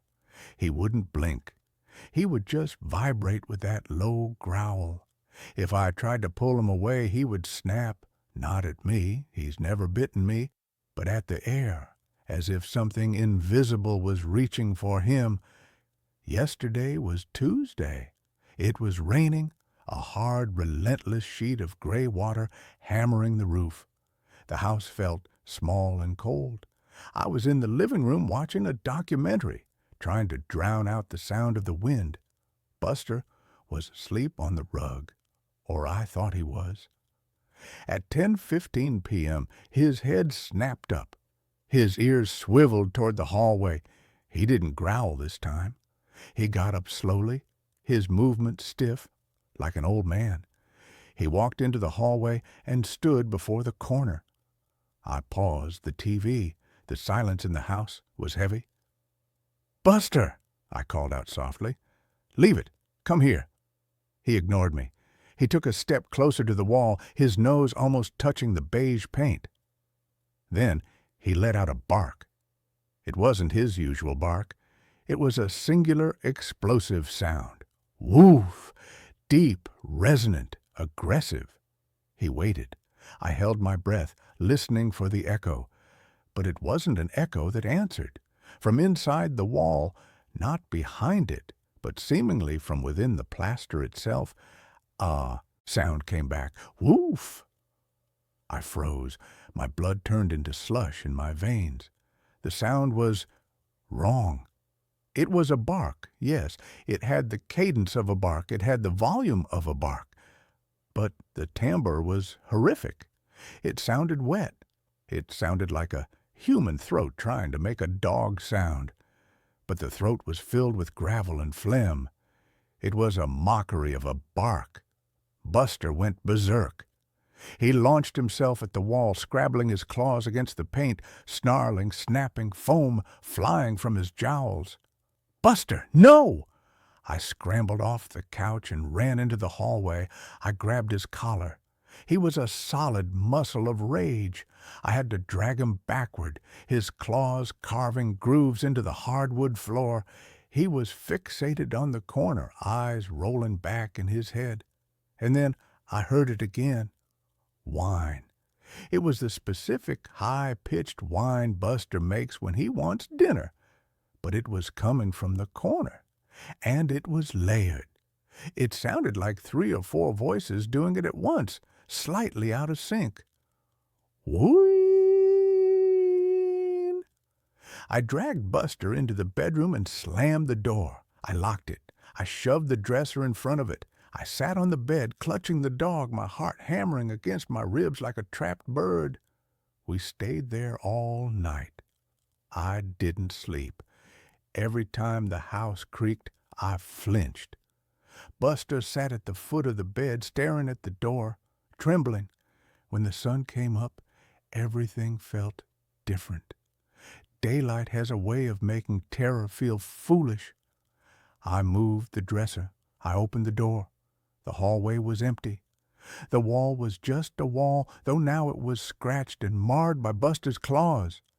I had to go to work. I couldn't afford to miss a shift at the warehouse, but I couldn't leave Buster there. I took him to my sister's place 3 towns over. "He's acting weird," I told her. "Just keep him in the yard." I went back to the house alone. I needed to prove to myself that I wasn't crazy. I needed to find a logical explanation. Maybe a squatter in the attic, a radio left on by a neighbor. I set up my laptop on a stool in the hallway. I pointed the webcam at the corner. I set it to record. Then I left for work. My shift dragged. All I could think about was that sound, that wet, gravelly woof. I got home at 6:00 p.m. The house was quiet. Too quiet. I walked into the hallway. The laptop was still there on the stool. The recording light was off. The battery had died. I plugged it in and booted it up. I sat on the floor, my back against the opposite wall, and opened the video file. The first 4 hours were boring. Just the empty hallway, the shifting shadows of the sun moving across the floor. Then, at the 4-hour and 12-minute mark, around 1 p.m., something happened. In the video, the hallway is empty. Then the audio picks up a sound. Scritch, scritch, scritch. It sounds like fingernails on the inside of the drywall. Then the wall ripples. I leaned closer to the screen. The paint in the corner seemed to bulge outward, like fabric stretching over a fist. It pressed out, retreated, then pressed out again. Then a voice. It wasn't a bark this time. Buster. It was my voice. It was a perfect recording of me calling the dog. But it was distorted, skipping like a bad CD. Buster, leave it, come, here. The voice on the recording repeated it over and over, faster and faster. Buster, leave it, come here. Buster, leave it, come here. Then the thing in the wall started to improvise. Good boy. Who's a good boy? Daddy's home. Daddy's home. I felt sick. I felt violated. It had been listening. For months, it had been listening to me talk to the dog. On the screen, the bulge in the wall grew larger. The drywall started to crack. A hairline fracture appeared in the paint. And then something seeped out of the crack. It looked like black oil or smoke that was heavy enough to fall. It trickled down the wall, pooling on the floor. The pool of black liquid began to rise. It took shape. It formed a quadrupedal shape. It formed legs, a tail, a head. It formed a perfect silhouette of Buster. The shadow dog on the screen shook itself, sending droplets of black ichor flying.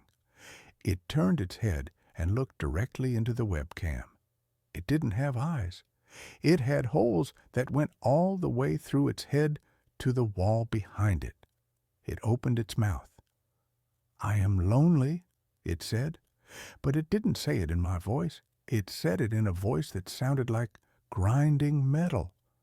Then the battery died. The video cut to black. I sat there on the hallway floor, the laptop burning my legs. I stood up. I needed to leave. I needed to get my things, get in the car, and never come back. I turned to go to the bedroom to grab my wallet. I froze. At the end of the hallway, right in the corner. The crack was there. It wasn't a video anymore. The hairline fracture in the drywall was real, and black fluid was leaking out of it, staining the beige carpet. I heard a sound from the living room behind me. Click, clack, click, clack, dog nails on hardwood, but Buster was at my sister's house. I turned around slowly. Standing in the entryway to the kitchen was a dog. It looked like Buster. It had his golden fur. It had his white chest patch. But it was standing on its hind legs. It was balancing perfectly, unnaturally upright. Its front paws hung limply at its sides. Its head was cocked to the side at a 90-degree angle. It smiled at me. Dogs can't smile. Not like that. Its lips curled back all the way to its ears, revealing teeth that were too long, too sharp, and too human. Daddy, the thing said.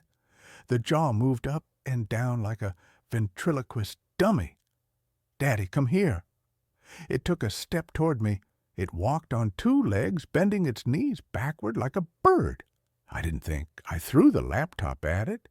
The computer hit the thing in the chest. It didn't flinch. It didn't make a sound of impact. It just absorbed the blow, the flesh rippling like water. I turned and ran into the bedroom, slamming the door. I locked it. I am in here now. I have pushed the dresser, the bed, and the nightstand against the door. Outside, in the hallway, I can hear it. It is barking. but in between the barks it is speaking. Let me in. I learned the tricks. I can sit. I can stay. I can shake. The doorknob is turning. The metal is groaning. I just realized something terrifying. I sent my sister a text an hour ago telling her I was coming to pick up Buster. I just got a reply. What do you mean? You picked him up an hour ago. You look terrible, Sam. You didn't even say hi. You just grabbed the dog and drove off. My phone is ringing. It's my sister. I can't answer it. Because from the other side of the bedroom door, I hear two voices now. One is the gravelly, wet voice of the thing. The other is a whimper, a real terrified whimper. And then the sound of Buster screaming. The scratching on the door has stopped. There is a silence now. And then a soft, familiar voice right against the crack of the doorframe. Sam, open the door. Buster is hurt. He needs his daddy. It sounds exactly like my sister. I am looking at the window. It's a 20-foot drop to the concrete driveway. I think I have to jump because the thing just started barking again. But this time, it's not barking at the door. It's barking from inside the closet behind me.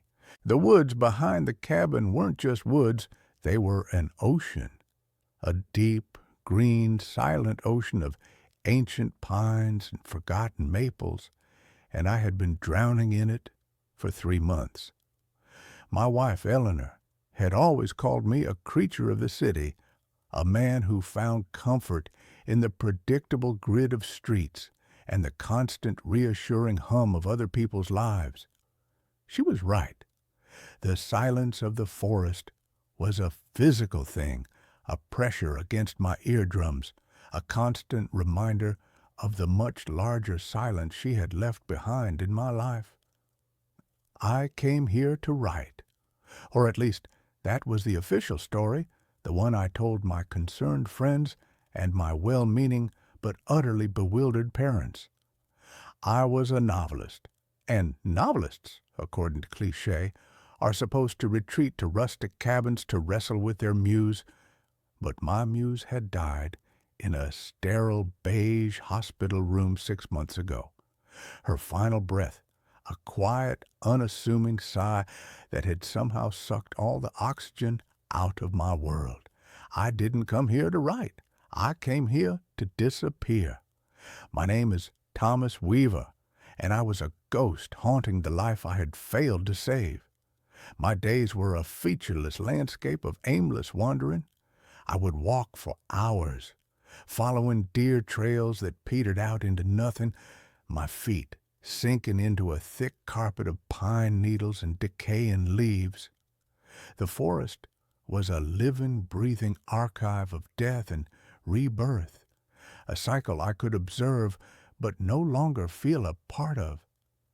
It was on one of these walks, pushing deeper into the woods than I ever had before, that I found it.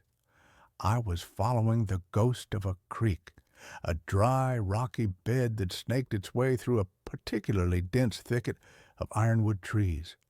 The air grew still and heavy, the usual chorus of bird song and insect chatter fading into an unnerving silence. And then I saw it, standing in a small, unnaturally perfect clearing. It was a door, not the ruin of a door, not the last remnant of some long-forgotten homestead. It was a perfect, freestanding door, unconnected to any wall, any foundation, any structure at all. It was made of a dark, almost black wood, polished to a deep, lustrous sheen that seemed to drink the dappled sunlight. It was set in a simple, unadorned frame of the same wood, which simply rose from the forest floor and ended, a perfect, impossible rectangle of civilization in the heart of the wild. The doorknob was a heavy, ornate thing of tarnished brass, fashioned in the shape of a sleeping serpent devouring its own tail. My first thought was that it was an art installation, some strange surrealist project left to be reclaimed by nature. I walked around it. The back was as solid and seamless as the front. There were no hinges visible, no seams in the frame. It was a solid, impossible object, as out of place as a cathedral in the middle of the desert. I reached out and touched the wood. It was cool and smooth, vibrating with a low, almost subsonic hum that I felt more in my teeth than in my fingertips. I gripped the brass serpent and turned. Nothing. The knob wouldn't budge. I pushed, then pulled. The door was as solid and immovable as the ancient bedrock beneath my feet. It became my obsession, my secret pilgrimage. Every day I would walk to the clearing and visit the door. I would sit on a fallen log and just look at it, this beautiful, maddening enigma. It was a focal point for my grief, a perfect metaphor for my own life, a locked door to a place I could no longer enter. I would talk to it, my voice a raw, quiet whisper in the silent clearing. I would tell it about Eleanor, about the way she would bite her lip when she was concentrating, about the smell of her hair after a summer rain. I was a man confessing his sins to a wooden god, and the forest was my silent, indifferent cathedral. The first time it opened, it was an accident. I was in town, a small, weary-looking place called Black Creek, picking up supplies at the general store. The woman behind the counter, a kindly, grandmotherly type named Martha, was talking in hushed tones to another customer. Old Mr. Abernathy, a man who had lived in the valley his entire 94 years, had passed away peacefully in his sleep the night before. I didn't think much of it. It was the kind of sad, inevitable news that is the lifeblood of any small town. But when I returned to the cabin, the compulsion to see the door was overwhelming. I walked through the woods, my mind a numb, gray fog. As I stepped into the clearing, I felt a change in the air. The low, humming vibration was more intense, a palpable thrum that seemed to make the very leaves on the trees tremble. On a whim, born of nothing more than the ritualistic habit of my daily visits, I walked up to the door and placed my hand on the brass serpent. I turned. This time it moved. With a soft, sighing click, the latch disengaged. The door swung inward, silently, revealing not the forest behind it, but an impossible, shimmering darkness. It wasn't the darkness of a moonless night. It was a deeper, more absolute black, a velvet void that seemed to absorb all light and sound. And from it, a scent wafted out, a scent that hit me with the force of a physical blow. It was the smell of cinnamon, old books, and Eleanor's favorite Earl Grey tea. It was the smell of Sunday mornings in our tiny, sun-drenched city apartment. My heart hammered against my ribs, a wild, terrified bird. This was impossible, a hallucination, a trick of my grief-addled mind. But the smell was so real, so painfully, perfectly real. I took a hesitant step forward and peered inside. I saw nothing, just the endless, soft black. But I could feel it, the warmth of the morning sun on the worn wooden floorboards, the weight of our old patchwork quilt, the faint, distant sound of traffic 5 stories below. And then I heard it, her laughter, a light, airy sound that had been the soundtrack to the best years of my life. It wasn't a memory of her laughter. It was the thing itself, a perfect, resonant echo in the impossible space beyond the door. Tears streamed down my face. I took another step, my hand outstretched, wanting to plunge into that perfect sensory memory, to wrap myself in it, to drown in it. But a sudden, primal fear, a deep, instinctual sense of self-preservation, held me back. This was wrong. This was a violation of the fundamental laws of the universe. I stumbled back, my heel catching on a root. I fell hard, scrambling away from the open door like a frightened animal. As soon as I was outside the immediate circle of the clearing, the door swung shut with the same soft, final click. I scrambled to my feet and rushed back to it, grabbing the knob, pushing, pulling. It was locked, solid, immovable. The smell was gone. The feeling of warmth was gone. The sound of her laughter was gone. I was alone again in the cold, silent woods. It took me 2 days to make the connection. 2 days of frantic, sleepless obsession, replaying the event in my mind over and over. The door, Mr. Abernathy, the timing. It was a hypothesis so insane, so monstrous, that my rational mind rejected it outright.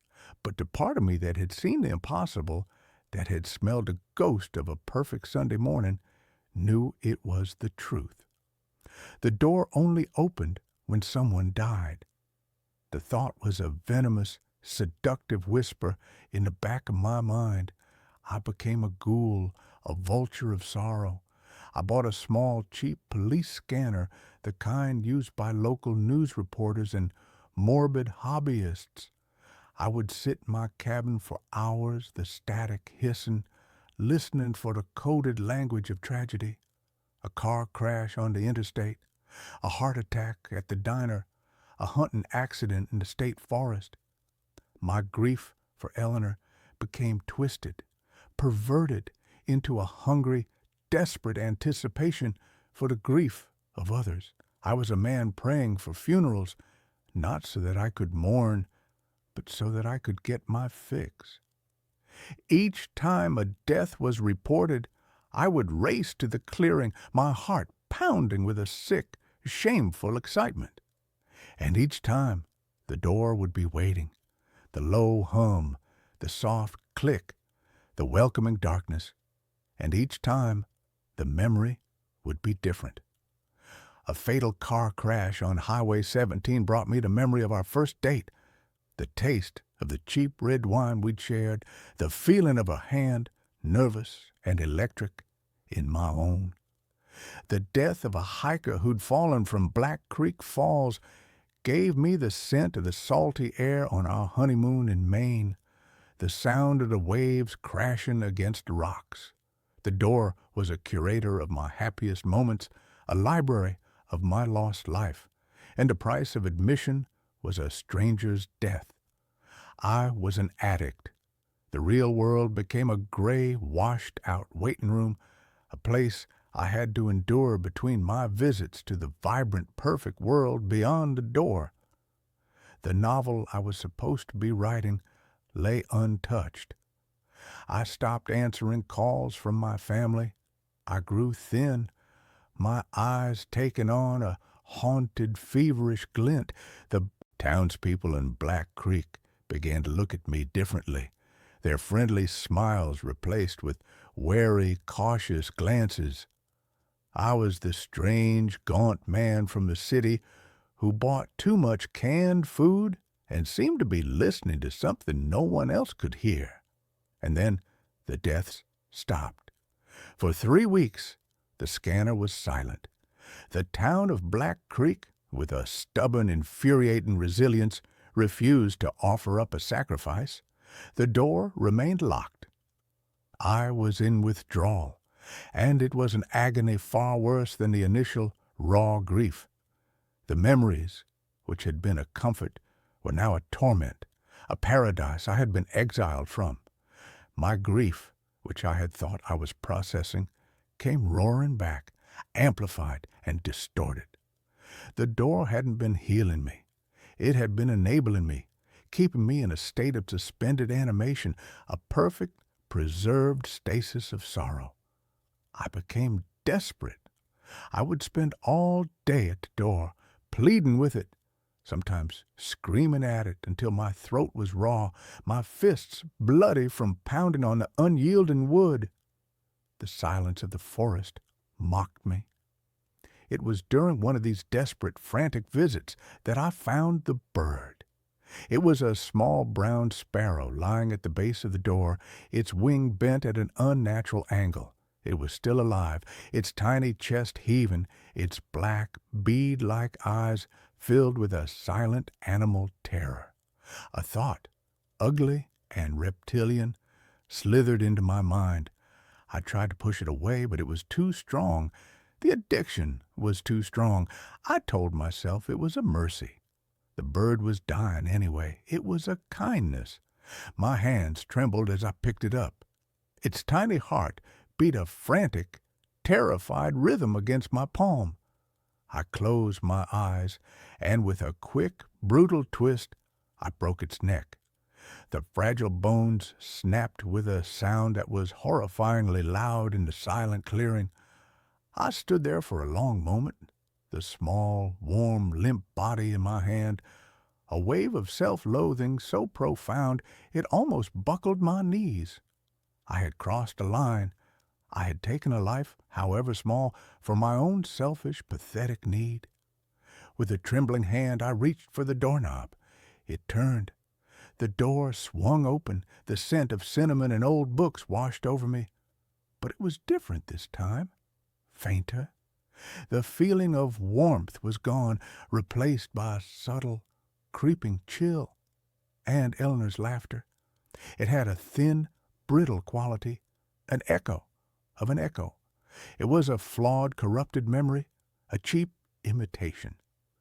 I stumbled back, the dead bird falling from my numb fingers. I understood then. The door was not just a passive gateway. It was a connoisseur. It was a parasite that fed on death, and the quality of its meal mattered. The peaceful, natural death of an old man, the sudden, tragic death of a stranger, these were one thing. The deliberate, cold-blooded killing of an innocent creature was another. The door had opened, but it was punishing me. It was telling me that the price for a perfect memory was higher. It wanted a more significant sacrifice. The next few months were a descent into a private, methodical madness. I became a hunter. I started with small animals, squirrels caught in traps, a raccoon by the side of the road that I mercifully put out of its misery with a tire iron. Each time I would justify it, a mercy, a kindness. And each time I would run to the door, a desperate, pathetic supplicant, and each time the memory of Eleanor would be a little more faded, a little more distorted, a little more soulless. The door was starving, and I was feeding it scraps. It was making me hungrier, more desperate. The day I found the deer was the day I knew I was lost. It had been caught in a barbed wire fence at the edge of my property, its leg torn and bloody, its eyes wide with panic and pain. It was a large, beautiful buck, full of a powerful wildlife force, and my first thought, the one that rose unbidden from the dark, twisted pit of my soul, was, "This one will be enough." I went back to the cabin and got the hunting rifle that had come with the rental, a dusty relic I hadn't even known was there. I told myself the same lie. It was a mercy. I couldn't let it suffer, but as I raised the rifle, my hand steady, my eye looking down the sight, I knew it was not about mercy. It was about me. It was about my need. The shot was deafening, a profane violation of the forest's sacred quiet. The deer fell, and as I stood over its magnificent dying body, watching the life drain from its dark liquid eyes, I felt nothing, no pity, no remorse, just the cold, clinical anticipation of the addict about to get his fix. I left the deer where it lay and ran to the clearing. The humming of the door was a triumphant, resonant thrum. I turned the knob. It swung open. The memory was perfect. It was our wedding day, the scent of the white roses in Eleanor's bouquet, The feeling of the cool gold ring on my finger, the sound of her voice as she said her vows, strong and clear and full of a love that I had believed was eternal. It was so real, so powerful, that I fell to my knees, sobbing, completely lost in the sensory perfection of the moment. When the door closed, and I was once again on my knees in the dirt and the cold, I knew with a chilling, absolute certainty what the door wanted next. The progression was logical, inevitable. It wanted a human life. It wanted me to become a monster. And the most terrifying part was that a part of me was considering it. The town of Black Creek was full of old, lonely people, people who might not be missed. The thought was a flash of pure demonic insanity, and I recoiled from it, horrified at the thing I was becoming.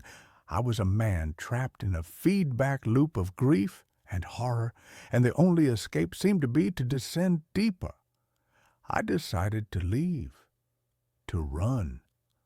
I packed my car in a frantic, paranoid haze, throwing my books and clothes into the back seat. I would drive west. I would never stop. I would put a continent between myself and that cursed clearing.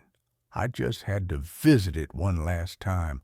I had to say goodbye, not to the door, but to her. I walked through the woods, a man on his way to his own execution. I felt hollowed out, a husk. I stepped into the clearing. The door was waiting, and I knew, with the sudden, soul-shattering clarity, what the final, perfect sacrifice would have to be. Not a stranger, not an old man from town. Me, my own life, the ultimate offering, the final perfect death that would surely purchase the final perfect memory, not just a fleeting sensory echo, but the thing itself. An eternity with her, in that perfect, sun-drenched room beyond the door. It was a transaction, my miserable, grief-stricken life in exchange for an eternity of manufactured happiness. It seemed like a fair trade. I had the rifle with me. I had brought it to protect myself on the road. Another lie in a long, pathetic chain of them. I raised the barrel and placed it under my chin, my finger finding the cold, smooth curve of the trigger. My eyes were fixed on the door. I was ready. I was willing. "Don't, Tom." The voice was a whisper, a rustle of leaves, but it was her voice. It was Eleanor's voice. It had come not from the door, but from behind me. I lowered the rifle, my heart seizing in my chest, and turned. She was standing at the edge of the clearing, half hidden by the shadows of the ancient pines. It was not the vibrant, sun-kissed Eleanor of my memories. This was a pale, translucent echo of her form wavering like a heat haze, her eyes filled not with love, but with a profound, bottomless sorrow. "Eleanor?" I breathed. The name a prayer, a curse. "It's a trap, Tom," she whispered, her voice a fragile, distant thing. "It's not a memory. It's a cage. It feeds on life, but it traps the echo of a soul. Every time you open that door, you fed it, and you twisted my key in its lock." I stared at her, my mind refusing to comprehend. "What are you talking about? I was with you." "You were with a lure," she said, a single, translucent tear tracing a path down her spectral cheek. "A puppet made from your own memories and my stolen essence. It's a parasite, a lonely, ancient thing that has been here since the first tree fell in this forest. It promises comfort, but it only offers oblivion.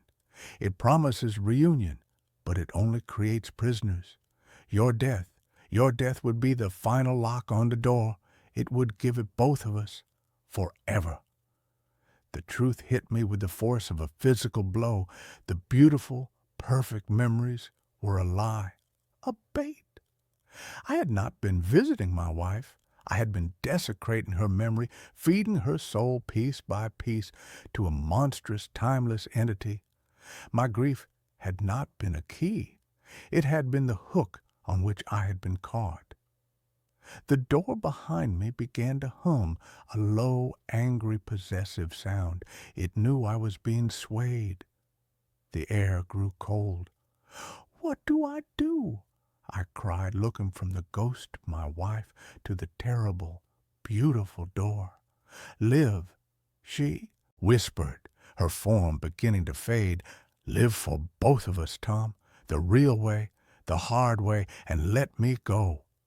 She was gone. I was alone in the clearing with a humming, hungry door, and for the first time in a year, I knew what I had to do. I was faced with a choice, a swift, easy death that would lead to an eternity in a beautiful, gilded cage, or a long, hard life filled with the real, painful, and ultimately cleansing fire of true grief. I chose the fire. I didn't run. I walked back to the cabin, my steps heavy but firm. I gathered the cans of gasoline I had for the generator and the axe from the woodshed. I returned to the clearing, a man with a purpose for the first time since Eleanor had died. I stood before the door, the source of all my monstrous actions, the altar of my twisted worship. I could feel its rage, its hunger. It was trying to lure me one last time, sending out the faint scent of cinnamon and old books. But it smelled like a lie now. It smelled like death. I swung the axe. The blade bit deep into the dark, polished wood, which screamed with a sound that was not wood, but a chorus of 1,000 trapped, tormented voices. I swung again and again, the wood splintering, a dark, viscous, sap-like substance bleeding from the wounds. I doused it in gasoline and threw a single lit match. The door erupted in a pillar of black, greasy smoke and an unnatural violet-colored flame. The screams from within it grew to a deafening crescendo, the voices of all its victims, all its prisoners, finally being released in a fiery, agonizing exorcism. I saw faces in the flames, fleeting, contorted masks of pain, and finally, of peace. And for a fraction of a second, I saw Eleanor, not the pale, sad echo from the woods, but the real Eleanor, her face full of light and love, her lips forming a single, silent word. "Thank you." I stood there until the fire burned itself out, leaving nothing but a patch of scorched earth and a lingering foul smell that the clean forest air quickly carried away. The door was gone. The clearing was just clearing again. The silence was no longer a pressure. It was just silence. I left the cabin that day. I drove back to the city, back to the grid, back to the comforting, messy, and imperfect world of the living. The grief is still with me. It is a part of me now, a scar that will never fully fade. But it is a clean wound, not the festering, infected thing the door had made it. Sometimes, in my quiet moments, I remember the feel of the memories the door offered, their perfect, seductive beauty. And I understand that the greatest horrors are not the ones that threaten to kill us, but the ones that offer us a reason to stop living. I chose to live. I chose the pain. I chose the real, flawed, and beautiful memory of my wife, the one I carry inside me, the one that no locked door can ever contain or ever take away. I installed a baby monitor. It keeps showing a man standing behind me. If you're listening to this, do not buy the Angel Care 360 smart monitor. Do not buy any monitor that connects to the Wi-Fi. Do not invite that kind of seeing into your home. I know how that sounds. I sound like one of those conspiracy theorists in the comment section, ranting about 5G and surveillance states. 2 weeks ago, I was a normal guy. I was a junior architect. I was a husband to Sarah and a father to a 6-month-old boy named Dylan. Now, I am sitting in a motel room 3 towns over, with a chair jammed under the doorknob, writing this on a laptop that has its camera lens covered with 3 layers of duct tape. It started with the sleep regression. That's the technical term the pediatrician used. Dylan had been sleeping through the night, a miracle for which we were endlessly grateful. And then suddenly, he wasn't. He would scream. Not a hunger cry, not a wet diaper cry. It was a terror scream. It was the sound of a human being, however small, realizing they are in mortal danger. Sarah was falling apart. I was falling apart. We were hallucinations level tired. We had an old audio monitor, a cheap plastic thing that hissed like a nest of snakes, but Sarah said it wasn't enough. She needed to see him. She needed to know he wasn't choking or caught in the bars or whatever nightmares haunt a new mother's brain at 3 a.m. So I bought the Angel Care 360. It was expensive. It had night vision, motion tracking, temperature alerts, and 2-way audio. It linked to an app on our phone so we could check in from work or the grocery store. I installed it on the high shelf in the corner of the nursery overlooking the crib. The view was panoramic. The resolution was crystal clear, even in pitch blackness. The first 3 nights were uneventful. We stared at the screen like zombies, watching the green-tinted rise and fall of Dylan's chest, hypnotized by the peace of it. On Thursday, I was working late in my home office downstairs. It was around 11 p.m. Sarah had gone to bed early. I had the app open on my iPad, propped up next to my monitor, keeping one eye on the blueprints I was reviewing and one eye on the kid. The office was quiet, just the hum of the hard drive and the settling of the house boards. I glanced at the iPad. Dylan was asleep. But the camera was moving. The Angel Care 360 has a feature where it tracks motion. If the baby rolls over, the lens pans to follow him. But Dylan was stone still. The camera, however, was slowly, mechanically panning to the left. It moved away from the crib. It moved past the changing table. It stopped on the rocking chair in the far corner of the room. The chair was empty. It was just a wooden rocker with a knitted afghan thrown over the back. But the camera stayed there. The little green autofocus square popped up on the screen, locking onto the empty chair. It pulsed, in and out, focusing. I tapped the screen to manually move the camera back to the crib. It wouldn't respond. The app flashed a message. Subject tracking active. Piece of junk, I muttered. I force-closed the app and reopened it. When the feed reloaded, the camera was facing the crib again. Dylan was fine. I chalked it up to a software bug. I'm a rational guy. Machines glitch. Sensors pick up dust motes. 2 nights later, I woke up to use the bathroom. I checked my phone out of habit. The feed loaded. The camera was panning again. It wasn't looking at the crib. It was looking at the door to the nursery. The door was closed. The camera zoomed in, actually zoomed. The digital motors whirring silently upstairs on the door handle. I watched, freezing in my bed, waiting for the handle to turn. I don't know why I was scared. I should have assumed it was Sarah checking on him, but Sarah was asleep next to me, her breathing heavy and rhythmic. The handle didn't move, but the camera held that focus for a solid minute before snapping back to the crib. The next morning, I checked the event logs. The app records motion events. There was a thumbnail for 2:14 a.m. I played the clip. In the video, the camera pans to the door. It zooms in, and then just for a fraction of a second, maybe 3 frames of video, there is a distortion right in front of the door. The pixels garbled like bad reception, but the shape of the distortion wasn't random. It was vertical, tall. I showed Sarah. "It's just the Wi-Fi lagging," she said, though she looked uneasy. "Mark, don't obsess over it, as long as he's safe." But I couldn't let it go. I started watching the feed constantly. The turning point was Tuesday.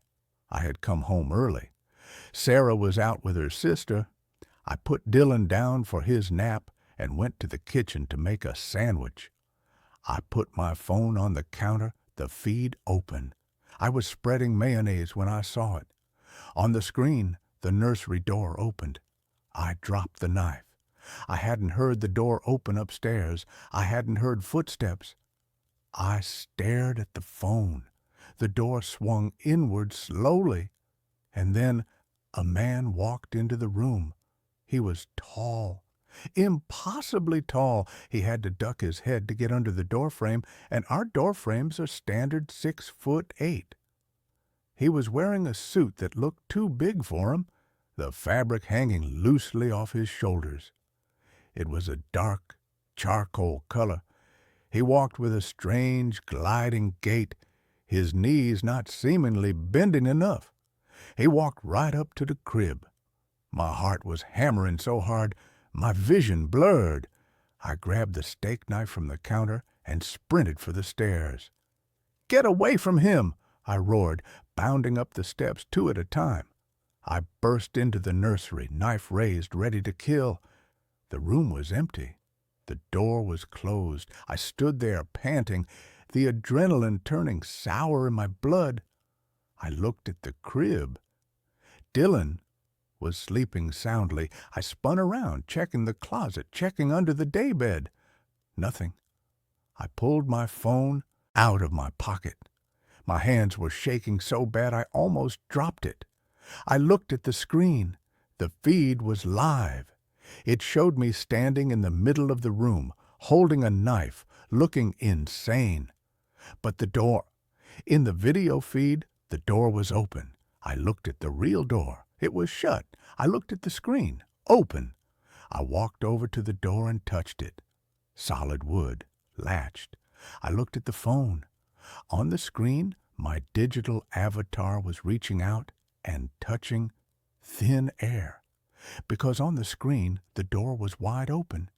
And then I saw him.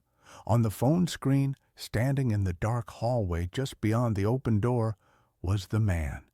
He was standing there just outside the threshold, watching me. I spun around to look at the hallway in real life. I ripped the door open. Empty hallway. Sunlight streaming in from the window at the end. Dust motes dancing. No 7-foot man in a suit.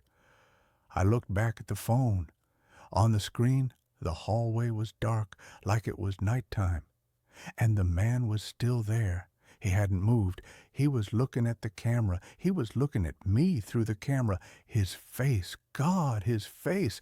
It was blurred, not digitally pixelated, but smeared, like someone had painted a portrait of a face in oil paints and then dragged a thumb violently across the features before they dried. Where the eyes should have been, there were just deep, bruised indentations. I grabbed Dylan. I didn't care that I woke him up. I didn't care that he started screaming. I grabbed him, and I ran out of the house. I sat on the front lawn in the bright afternoon sun, clutching my son, waiting for Sarah to come home. I told her everything. I showed her the recording on the phone. She watched it. She saw me run in with the knife. She saw me staring at the door. "Mark," she said, her voice trembling, "the door is closed in the video." "What?" I snatched the phone back. I played it again. In the recording, she was right. In the playback, the door was closed. I looked like a lunatic screaming at a closed door. The man wasn't there. The dark hallway wasn't there. But I saw it. I screamed. I saw it live. "You need to sleep," Sarah said. She looked terrified of me. You're having a breakdown." She made me take a sleeping pill. She made me sleep in the guest room. She kept Dylan in our room with the door locked. I didn't sleep. I lay in the dark, staring at the ceiling, questioning my sanity. Maybe she was right. The stress, the lack of sleep, the brain breaks eventually. I decided to prove it to myself. I needed to know I wasn't crazy. Yesterday morning, Sarah took Dylan to the park. I stayed behind. I went into the nursery. I took the camera down from the shelf. I brought it downstairs to the living room. I set the camera on the mantelpiece, facing the sofa. I sat on the sofa. I opened the app on my phone. I wanted to test the sensor. I wanted to see if I could trigger the glitch. I sat there for 20 minutes, staring at myself on the delay. I waved. The me on the screen waved a split second later. I made faces. Everything was normal. I felt a wave of relief. It was me. It was just exhaustion. I was about to close the app when the temperature sensor on the screen started dropping. The room temp was 72 degrees. The display in the corner of the app ticked down. 68, 60, 55, 48. I didn't feel cold. The living room was warm. Then the motion tracking box appeared, a green square. It didn't appear on me. It appeared in the air directly behind the sofa, behind my head. I watched the screen. The pixels behind my head started to darken. A shadow was forming. It wasn't casting on the wall. It was manifesting in the air. I didn't turn around. I couldn't. I was paralyzed by the image on the phone. The shadow coalesced. It formed the suit.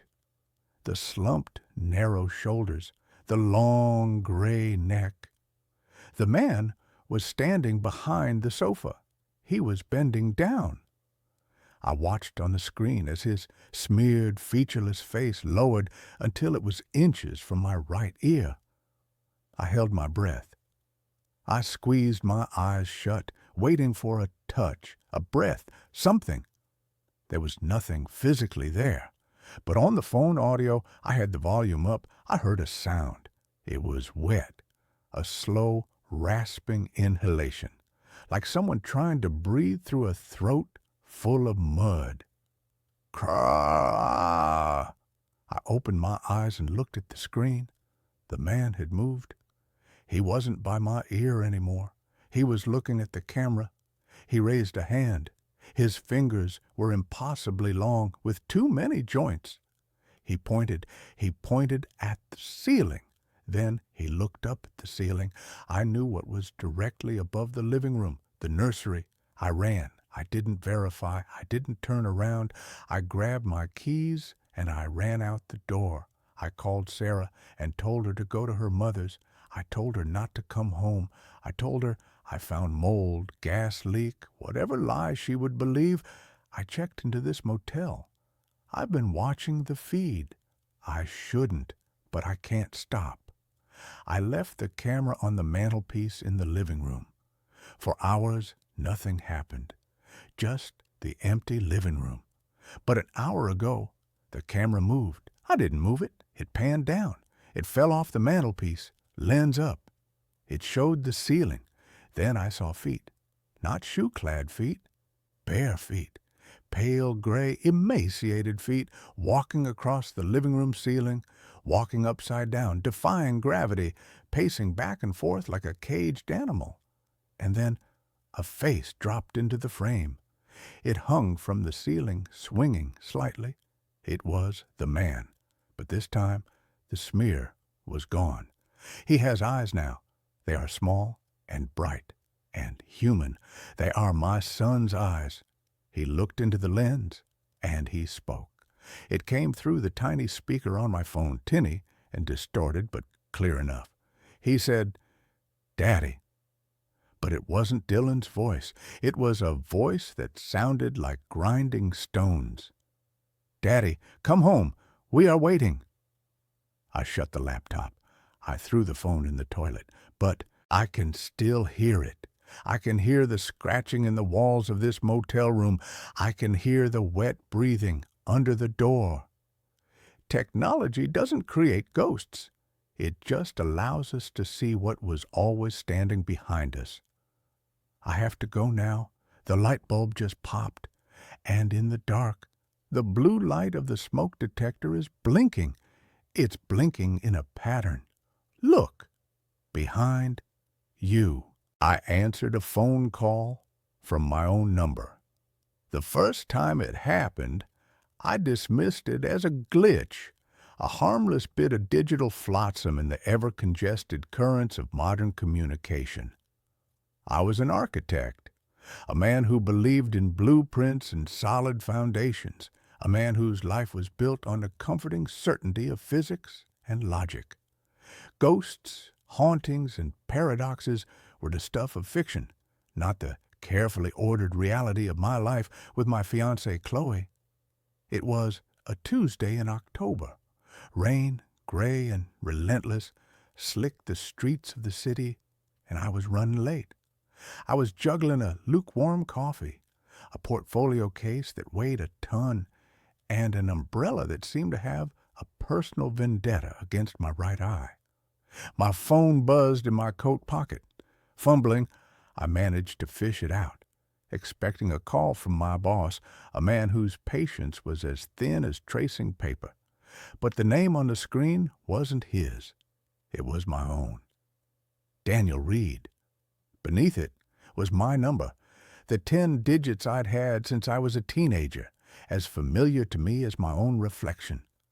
A spoofed number, I thought, some telemarketer in a distant country using a clever algorithm to get me to pick up. Annoyed, I swiped to answer, a sharp, "Who is this?" already on my lips. The voice that answered was my own. It wasn't just a similar voice, it was my voice, the exact same pitch, the same slight rasp from the coffee, the same cadence. It was like listening to a recording of myself, but a recording that was happening in real time. "Don't get on the 8:15 train," the voice said. It was calm, measured, but laced with an undercurrent of something I couldn't place. Urgency? Fear? I stood frozen on the crowded sidewalk, the rain dripping from my useless umbrella. The 8:15 was my train. I'd taken it every day for the past 5 years. "Who is this?" I repeated, my voice a half-strangled whisper. "There's going to be a power surge at the Fulton Street Junction. The train will be stuck in the tunnel for 3 hours. You'll miss the Henderson presentation." The voice was flat, matter-of-fact, as if reading a weather report. "Take the crosstown bus instead. You'll be late, but you'll make it." A cold, prickling sensation ran up my spine. The Henderson presentation was the biggest project of my career, the culmination of 6 months of sleepless nights and relentless work. Missing it would be catastrophic. This prank was too specific, too cruel. "Very funny," I said, my voice shaking slightly. "Who is this? Mark? Is that you?" Mark was a colleague from work with a juvenile sense of humor. There was a pause on the other end, and for a moment I heard the faint, unmistakable sound of a ticking clock. It was the same sound as the old grandfather clock in my parents' hallway, a sound I hadn't heard in years. "Just take the bus, Daniel," the voice said, and then the line went dead. I stared at my phone, my heart hammering against my ribs. A prank. It had to be a prank, some new voice-mimicking software. But the specificity of it. Fulton Street Junction. 3 hours. It was just enough to make me hesitate. The 8:15 was pulling into the station, its doors hissing open. I looked at the train, then at the bus stop down the block. Logic warred with a primal, inexplicable fear. In the end, logic lost. I turned away from the station and walked towards the bus stop, feeling like a fool. An hour and a half later, I walked into my office, soaked and flustered, but just in time for the presentation. The office was in a state of controlled chaos. Mark rushed over to me, his face pale. "Man, you are the luckiest guy on the planet," he said. "Did you hear? The 8:15 is stuck in the tunnel between stations. Massive power surge at the Fulton Street Junction. They're saying it'll be at least another 2 hours before they can get them out." The blood drained from my face. I leaned against a cubicle wall, my portfolio case slipping from my numb fingers. It wasn't a prank. It was real. I had just received a warning from the future, from a version of myself who had somehow lived through the next 3 hours and called back in time to save me. The thought was so absurd, so completely outside the realm of my carefully constructed reality, that I almost laughed. But the fear that coiled in my gut was cold and hard and very, very real. The calls became a regular, if terrifying, feature of my life. They were never scheduled, always unexpected. A buzz from my pocket would reveal my own name on the screen, and the Daniel on the other end would deliver a terse, cryptic piece of advice. "Don't order the salmon for lunch. You'll get food poisoning. Take a right on Elm Street. There's a pileup on the interstate. Chloe is going to call in 10 minutes, upset about her sister. Just listen." Each prediction, no matter how small or mundane, came true. The warnings were my own personal paradoxical guardian angel. I never told Chloe. How could I? She was a psychiatrist, a woman who dealt in the rational, the explainable. She would have had me committed, or at the very least, started looking at me with that gentle, clinical pity I couldn't bear. So I kept a secret, a strange, buzzing anxiety that lived just beneath the surface of my skin. I began to rely on the calls, to wait for them. My life, once a predictable series of my own choices, was now a reactive dance with a mysterious, omniscient partner. The tone of the calls began to change. The voice on the other end, my voice, started to sound different, more confident, colder. The helpful warnings began to be interspersed with more personal, more manipulative instructions. "Don't go to your parents' anniversary dinner on Saturday," the voice said one afternoon. "Why not?" I asked. The question was a reflex. I had learned not to question, but this felt different. "You'll have a fight with your father, a bad one. It will ruin the night. Just tell them you're sick." I followed the stale advice, calling my mother with a fake, rasping cough. She was disappointed, and I felt a pang of guilt. But the thought of avoiding the inevitable circular argument with my father about my career choices was a powerful sedative. Later that week, the voice told me not to go out for drinks with Mark and the guys from work. "Mark is going to get too drunk and say something about Chloe's past that will upset you," it warned. I bailed, feigning a migraine. The voice was no longer just helping me avoid traffic jams and bad seafood. It was pruning my life. It was isolating me, cutting the threads that connected me to the people I cared about one by one.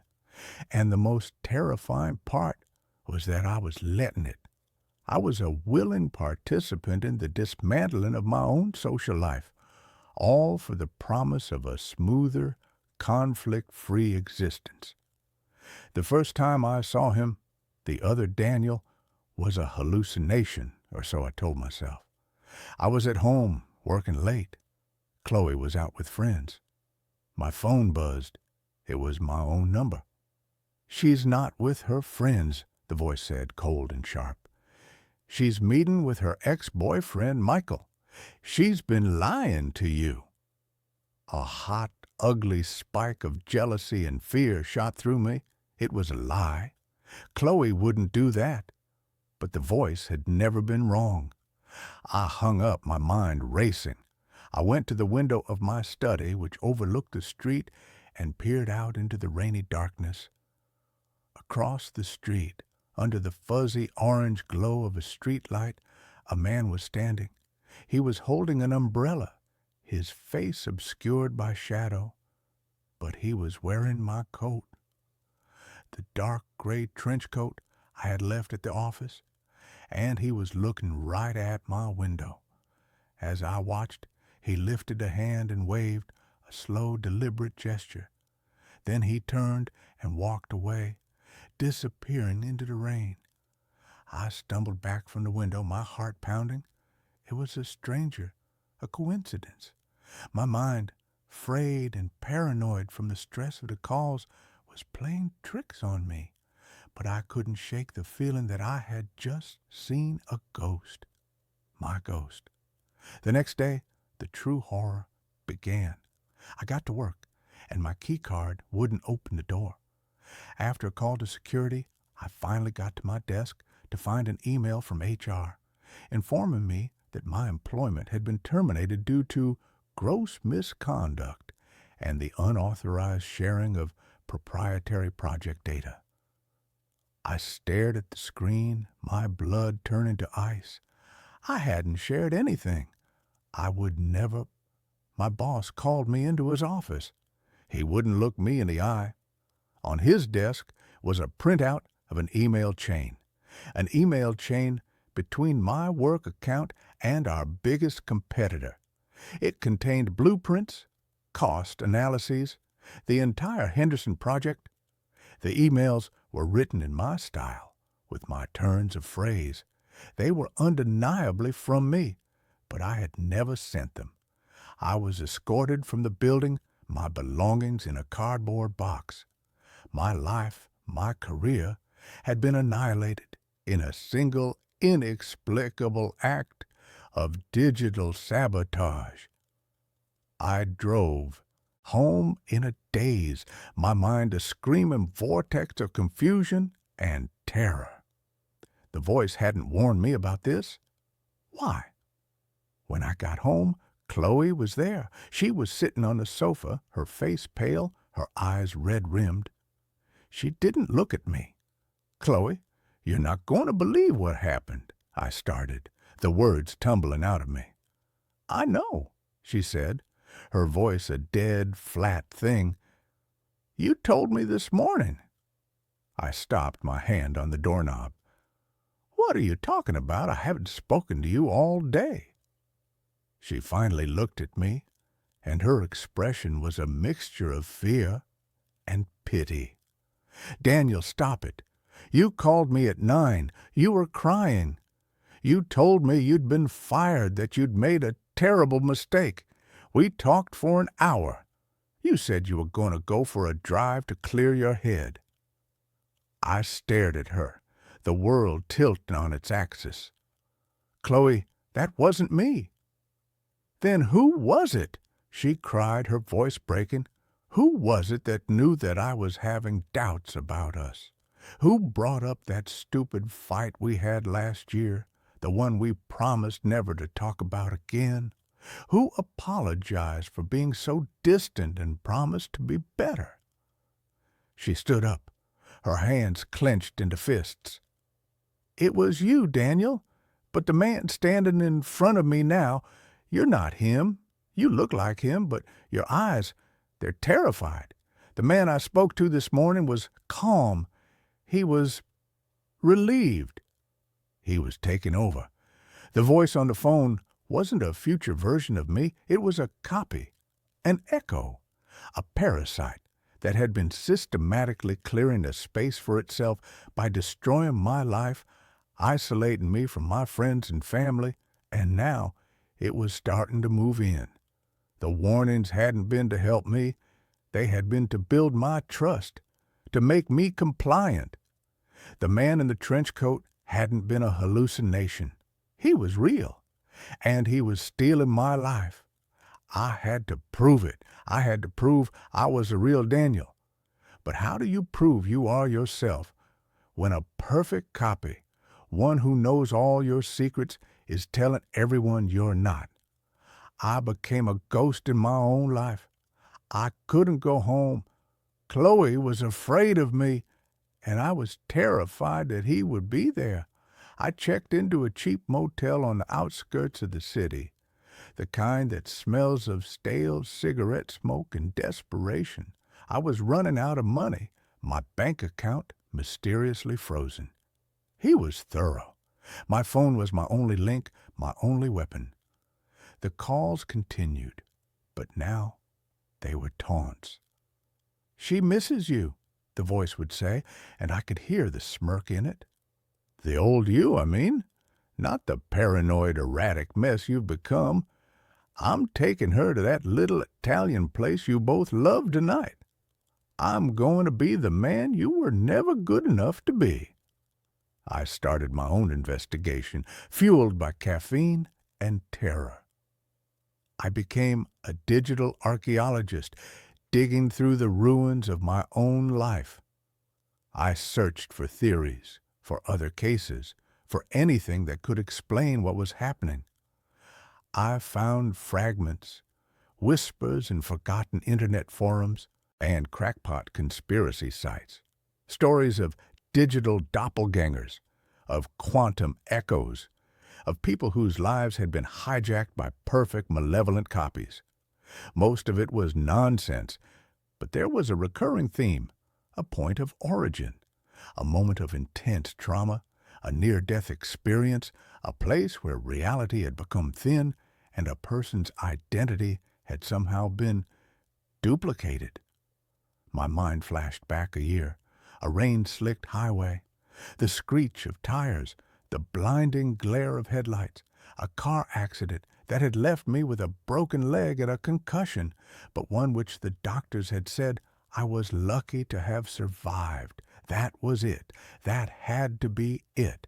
The moment I had almost died, a copy, a shadow of myself had been created, born from the trauma and the glitch in reality. This echo had been lying dormant, observing, learning, and now it was making its move. I knew I had to confront him, but a physical confrontation was useless. He looked like me. He sounded like me. He probably even bled like me. No, I had to expose him. I had to prove to the one person who mattered that he was a fraud. I had to get to Chloe. The plan was desperate, probably insane. The echo knew my memories, my secrets, but he didn't have my soul. He didn't have my capacity for genuine, spontaneous emotion. He was a recording, a perfect but lifeless imitation. I had to create a situation where that difference would become glaringly obvious. I called Chloe from a payphone. She answered, her voice wary. "Chloe, it's me," I said, my voice raw. "I don't know who this is anymore," she whispered. I know you're scared and confused, but I need you to listen to me. I can prove it. I can prove that the man you've been talking to is not me. Meet me tonight at the old observatory." The observatory was our place. It was where I had proposed to her on a clear summer night under a canopy of 1,000,000 stars. It was a place of deep, shared meaning, a place I hoped the echo wouldn't understand on an emotional level. "Why should I?" she asked, her voice trembling. "Because a small part of you still knows it's me," I said, praying I was right. "Because you know the man you've been living with for the past week is off. A little too perfect, a little too calm. He's what I've always tried to be, but he's not what I am. 8 o'clock. Please, Chloe, my life depends on it." I hung up before she could refuse. Then I called my own number. The echo answered on the first ring. "Getting desperate, are we?" he said, his voice dripping with condescending amusement. "It's over," I said, trying to keep my voice steady. "I'm meeting Chloe at the observatory at 8. I'm going to tell her everything." "You do that?" The echo laughed. "She'll think you've finally lost your mind completely. In fact, I think I'll come too. It will be fun to watch." It was exactly what I wanted. That night, the air was cold and sharp. The observatory stood on its hill like a silent white domed sentinel against the star-dusted sky. I got there early, my heart a frantic drum against my ribs. Chloe arrived at 8 on the dot. She was wrapped in a thick coat, her face pale and drawn in the moonlight. She stood 10 feet away from me, her arms crossed, a wall of fear and distrust between us. "Daniel, this is crazy," she began. "Just listen," I pleaded. "He's coming. You're going to see us both." As if on cue, a figure emerged from the shadows of the parking lot. It was me. He was wearing my favorite leather jacket, his hair styled exactly like mine. He walked towards us with a confident, easy stride. He stopped beside Chloe and put a protective arm around her shoulder. She flinched, but didn't pull away. "See, honey," the echo said, his voice a perfect imitation of my own, full of gentle concern. "I told you he was unwell. He needs help." Chloe looked from him to me, her eyes wide with a terrifying, disbelieving comprehension. Seeing us both there, 2 identical men, was shattering her reality. "This is impossible," she breathed. "Now, Chloe," I said, my voice shaking, "I'm going to ask you a question, and I want you to ask him the same question. It's the question you asked me right here, on this spot, the night I proposed." Her brow furrowed in confusion. "The question?" "You know the one," I urged, my eyes locked on hers, trying to pour every ounce of our shared history, our love, our genuine connection, into that single gaze. She turned to the echo. What was the question?" The echo smiled, a smooth, confident expression. "It's a trick, sweetheart. You never asked me a question. You were crying so hard you could barely speak. You just nodded and kissed me. It was a good guess, a logical one. It was what had happened on the surface, but it wasn't the truth." Chloe's eyes widened. She turned to me. "Daniel?" I took a deep breath. "You looked up at the moon and you asked me, if we build a life as beautiful as that, will we be afraid to live in it? And I told you, only if we live in it alone." Chloe let out a choked sob. It was a small, intimate, nonsensical detail, a fragment of a memory so personal it had never been spoken of again. A memory a perfect copy could never have, because it wasn't a memory of fact, but a memory of feeling. It was the emotional texture of our lives, something he couldn't access. The echo's smile faltered. For the first time, I saw a flicker of something other than confidence in his eyes. Confusion. And then rage. "It's a lucky guess," he snarled, his voice losing its perfect mimicry, becoming harsher, flatter. "He's been stalking us, listening to us." But the spell was broken. Chloe took a step away from him, towards me. "Get away from me," she whispered to the echo. The echo's face contorted, the mask of me slipping to reveal the monster beneath. "You can't have her. You can't have this life. It's mine. I earned it. I'm better than you. I'm the version of you without the anxiety, without the doubt, without the crippling fear of failure. I'm what you always wanted to be." "You're a ghost," I said, my own voice finding a strength I didn't know it possessed. "You're an echo of a bad memory. You're nothing." He lunged at me, his face a mask of fury. But he wasn't lunging at me in the physical world. I felt a sudden psychic pressure, a crushing assault on my mind. He was trying to invade my consciousness, to overwrite me. I saw flashes of the car crash, felt the phantom pain in my leg, the terror of the spinning metal. He was using my own trauma as a weapon against me. But I wasn't the same man who had been in that crash. The last few weeks had forged a new kind of resilience in me. I had been stripped of everything I thought defined me, my job, my home, my identity, and I was still standing. I pushed back, not with anger, but with acceptance. I accepted the fear. I accepted the doubt. I accepted the flawed, messy, imperfect reality of who I was. You're right, I projected into his mind. I am afraid. I am doubtful. That's what makes me real.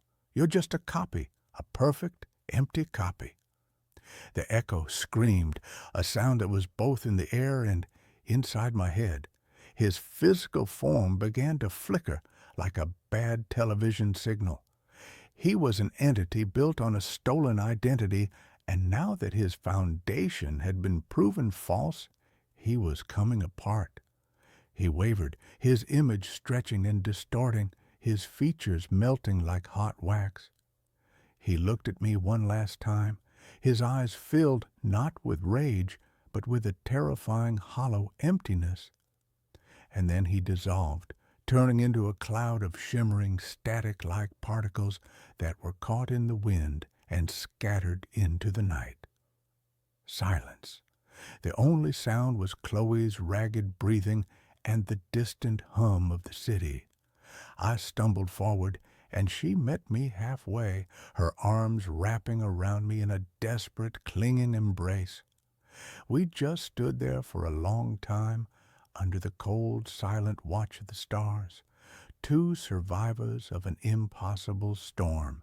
We rebuilt. It wasn't easy. The world doesn't have a protocol for dealing with a supernatural doppelganger who commits identity theft.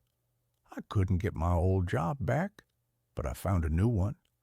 We moved to a new apartment, trying to outrun the ghosts of our old life.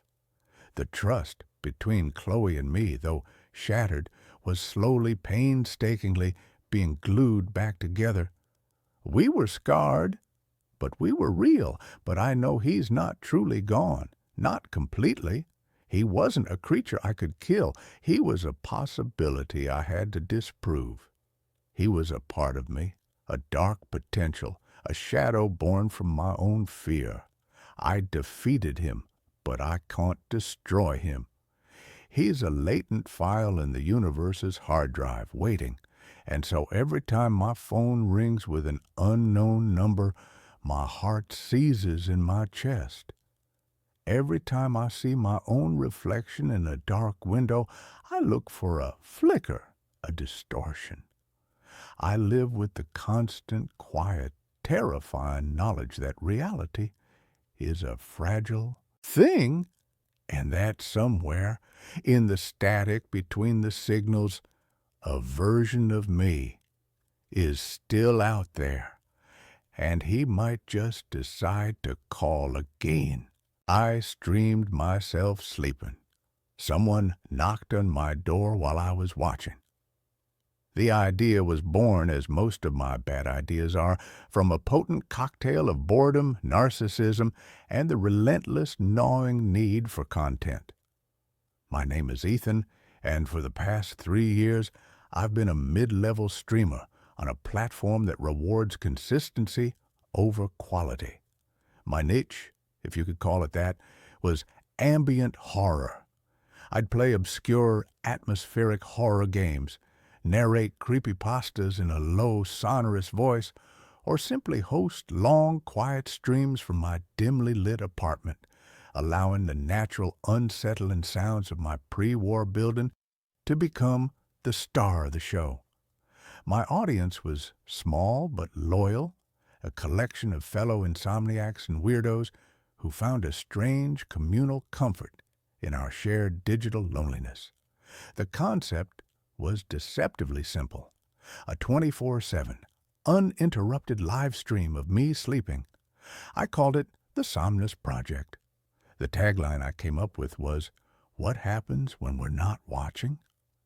It was a nod to the paranormal, a wink to my horror-loving audience, but in reality, it was a gimmick, a high-concept, low-effort way to keep my channel active, to hoover up a few extra donations while I was literally unconscious. Setting it up was easy. I mounted a wide-angle, night-vision-capable webcam on a tripod in the corner of my bedroom, positioning it to capture my bed and most of the room. I set up a dedicated laptop to handle the stream, its screen a glowing, hypnotic eye in the darkness. On the first night, I went through my usual pre-stream ritual, talking to the chat, which was buzzing with a mixture of curiosity and mockery. "Bro is literally gonna get paid to sleep," one user typed. "What if he snores?" another asked. "Hope a ghost shows up, LOL," wrote a third. I laughed it off, signed off with my usual, "Stay safe in the shadows," and went to bed. I fell asleep to the quiet hum of the laptop and the knowledge that a few hundred strangers were watching me drool on my pillow. It was a profoundly weird, quintessentially 21st century feeling. The first few days were a bust, paranormal-wise. I snored, I tossed and turned. I once mumbled something about a missing spreadsheet in my sleep. The stream was, as expected, mind-numbingly boring, but my viewership numbers were up. People would leave the stream on in the background, a kind of bizarre human white noise machine. The donations trickled in, small amounts with messages like, "For your electric bill, Sleep King," or "Hope you're having sweet dreams."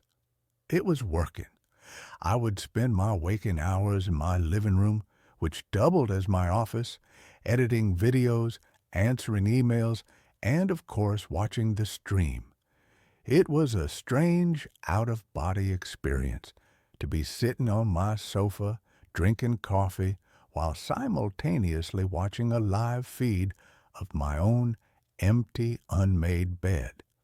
The bedroom door was always visible in the shot. It was a heavy, solid oak door, and I had a habit of closing it firmly every night. The first anomaly occurred on the fourth night. I was up late reviewing the VOD, video on demand, from the previous night, looking for any highlights I could clip for social media. A particularly loud snore, a funny sleep mumble. I was fast-forwarding through the long, static hours of darkness when I saw it. At exactly 3:13 a.m., the bedroom door, which I had distinctly remembered closing, slowly, silently, crept open. I stopped the playback, my heart giving a sudden hard thump against my ribs. I rewound it and watched again, in real time. The movement was almost imperceptible. A thin black sliver appeared between the door and the frame, widening by a millimeter every few seconds, until the door was opened by a good 6 inches. There was no sound, no creak of hinges. It was like the door was made of smoke. It stayed open for the rest of the night. My blood ran cold. My building was old, the floors uneven. It was possible, I told myself, that the door hadn't been properly latched and had swung open on its own. A draft, perhaps. It was a rational, logical explanation, and I clung to it like a life raft. But I had never known that door to swing open on its own before. It was a heavy, well-fitted door. That night, before I went to bed, I made a point of not just closing the door, but locking it. I even gave the knob a hard jiggle on camera for the chat to see. "Just making sure we don't have any drafts tonight, guys," I said with a nervous laugh. I watched the VOD the next day. The door had stayed closed. I felt a wave of relief. followed by a pang of disappointment. A small, content, hungry part of me had been hoping for a ghost. But the next night, something else happened. Something I couldn't explain away with drafts or uneven floors. I was watching the Viad from the night before. At 2:47 a.m., one of the books on my bedside table, a heavy hardback copy of House of Leaves, slid off the table and fell to the floor with a soft, muffled thud. I hadn't even noticed it when I woke up. I had just picked it up and put it back without a second thought. But watching it on the replay, it was unnerving. It didn't just tip over, it slid, as if pushed by an invisible hand, moving a good 2 inches horizontally before it fell. The chat, which was watching the Viad along with me, went wild. You WTIF was that, okay, that's not a draft. Demon, confirmed. I was skeptical, but I was also a streamer.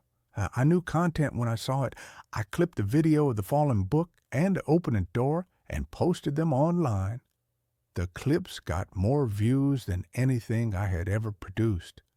My follower count started to climb. I was no longer just the Sleep King. I was the guy with the haunted apartment. The phenomena grew in intensity, but they were always subtle, always deniable. A shadow that would move in a way that didn't match any light source.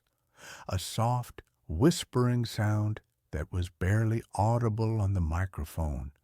A sound I always dismissed as audio. Artifacting. My alarm clock, a digital one, would sometimes be set to a different time when I woke up, always just a few minutes off. I was living a strange, bifurcated life.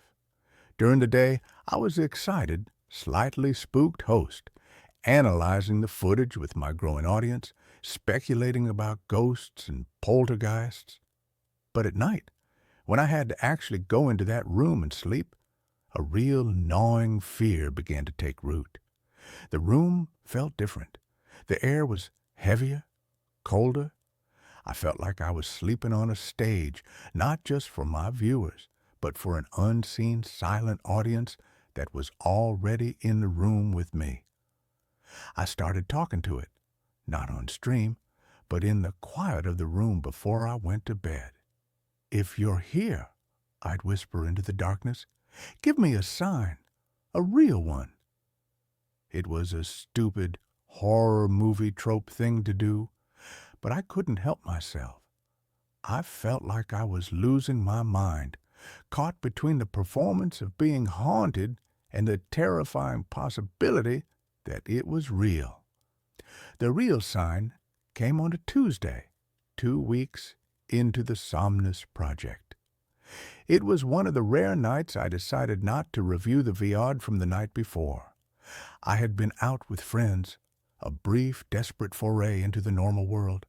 I came home late, exhausted. I glanced at the stream on my phone. My bed was empty, the room silent. I went to bed, closed and locked the door, and fell into a deep, dreamless sleep. The next morning, I woke up feeling watched. It was a palpable, physical sensation, like the feeling of static electricity on your skin. I sat up in bed. Everything seemed normal. The door was still closed. The books were on the table, but the air was thick with a kind of resonant, humming silence. I went into the living room and pulled up the stream on my main monitor. I wasn't going to review the whole VOD. I was just going to check on something. A new paranoid ritual I had developed. I would check the moment I got into bed and the moment I woke up, just to make sure no time was missing, that there were no gaps in the recording. I scrubbed the timeline back to the moment I had entered the room last night. There I was, walking into frame, getting into bed, pulling up the covers. Everything was normal. Then I scrubbed forward to this morning, to the moment I had woken up. I watched myself sit up, look around, and then get out of bed. Normal. But something was nagging at me, a sliver of unease. I decided to watch the whole night. On 2x speed, the hours flew by in a blur of me tossing and turning in the ghostly green-tinged glow of the night vision. The digital clock in the corner of the stream ticked by. 2 hours a.m., 3 hours a.m., 4 hours a.m. Nothing. And then, at 4:22 a.m., it happened. My sleeping form on the bed suddenly went rigid. Not the kind of stiffness from a bad dream, but an unnatural board-like rigidity. And then my body began to levitate. I stared at the screen, my coffee cup frozen halfway to my lips. It was not a hoax. It was not a trick of the camera. My body, my sleeping, unconscious body, was lifted a good foot off the mattress, held there for nearly 30 seconds by an unseen force, and then gently, slowly, lowered back down. There were no wires. There was no one else in the room. I just floated. My coffee cup slipped from my numb fingers and shattered on the floor. I didn't even flinch. I just kept staring at the screen, at the impossible, undeniable evidence of what had happened in my room while I slept. The whispers, the moving objects, they weren't prelude. They were the opening act. This was the main event. I replayed the clip a dozen times. My mind, a frantic, drowning thing, tried to find a rational explanation, a dream, a hallucination. But I wasn't asleep when I was watching this. This was a recording. It was real. The thing in my apartment wasn't just moving my books, it was moving me. My first impulse was to end the stream, to pack a bag and leave, to burn the apartment to the ground. But the second impulse, the one that had been conditioned by years of chasing views and engagement, was different. This was the Holy Grail. This was the kind of footage that could make a career. This was the ghost I had been hoping for, even though its reality was 1,000 times more terrifying than I had ever imagined. Against every instinct of self-preservation I possessed, I clipped the levitation video. I posted it to my social media with a single, trembling, all-caps caption. I need help. This is not a joke. My channel exploded. The clip went viral, ricocheting across the internet. It was debated on Reddit, analyzed on YouTube, and even picked up by a few mainstream paranormal news sites. My viewer count skyrocketed from a few hundred to tens of thousands. I was no longer a mid-level streamer. I was a global phenomenon. I was the levitating man. The world was divided.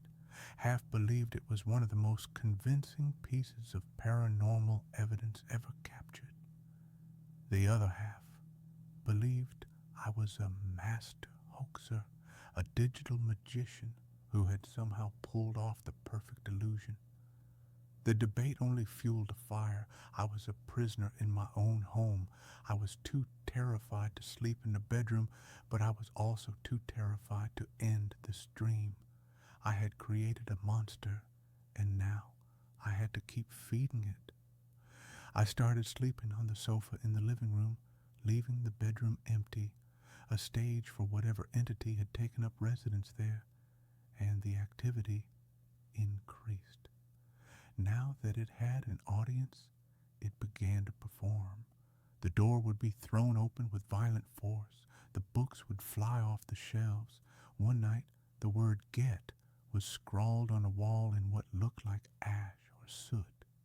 The next night, the word "out" appeared beside it. My life became a 24/7 horror show, and I was both the star and the sole terrified audience member in the front row. My mental state was disintegrating. I was a raw nerve, jumping at every shadow, my hands in a perpetual shaky tremor. The money was pouring in, but I couldn't spend it. The fame was suffocating. I was the ringmaster of a circus I could not control. And then came last night. I had been awake for nearly 48 hours, surviving on caffeine and raw fear. I couldn't bring myself to sleep, not even on the sofa. I was sitting in my computer chair, the warm glow of the monitor, my only companion, watching the live feed from the bedroom.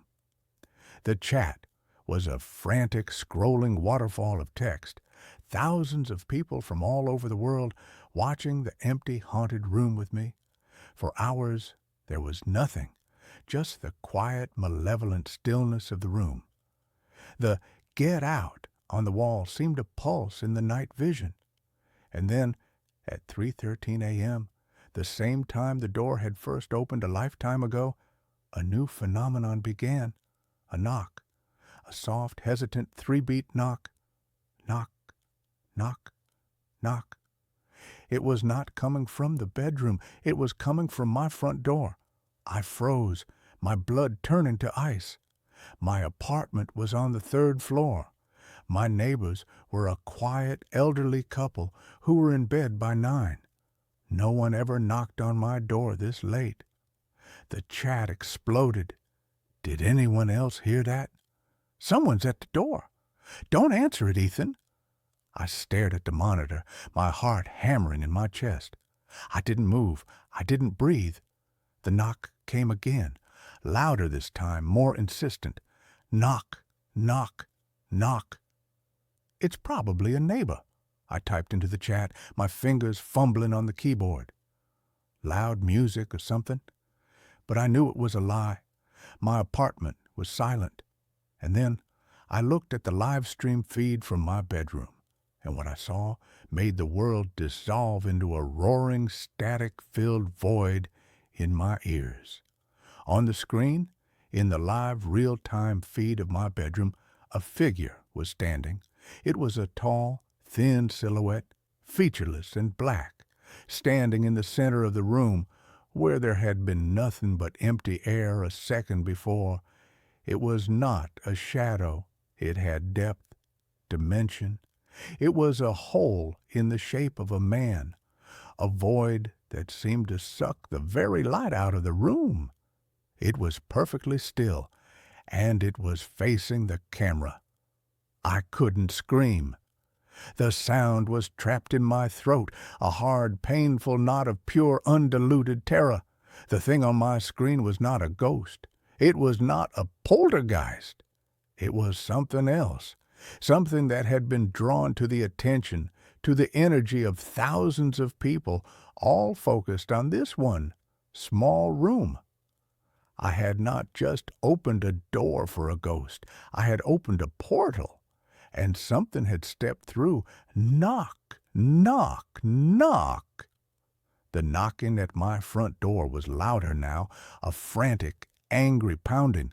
It was in sync with the pulsing of the blood in my ears. I couldn't tear my eyes away from the monitor. The figure in the bedroom slowly lifted an arm.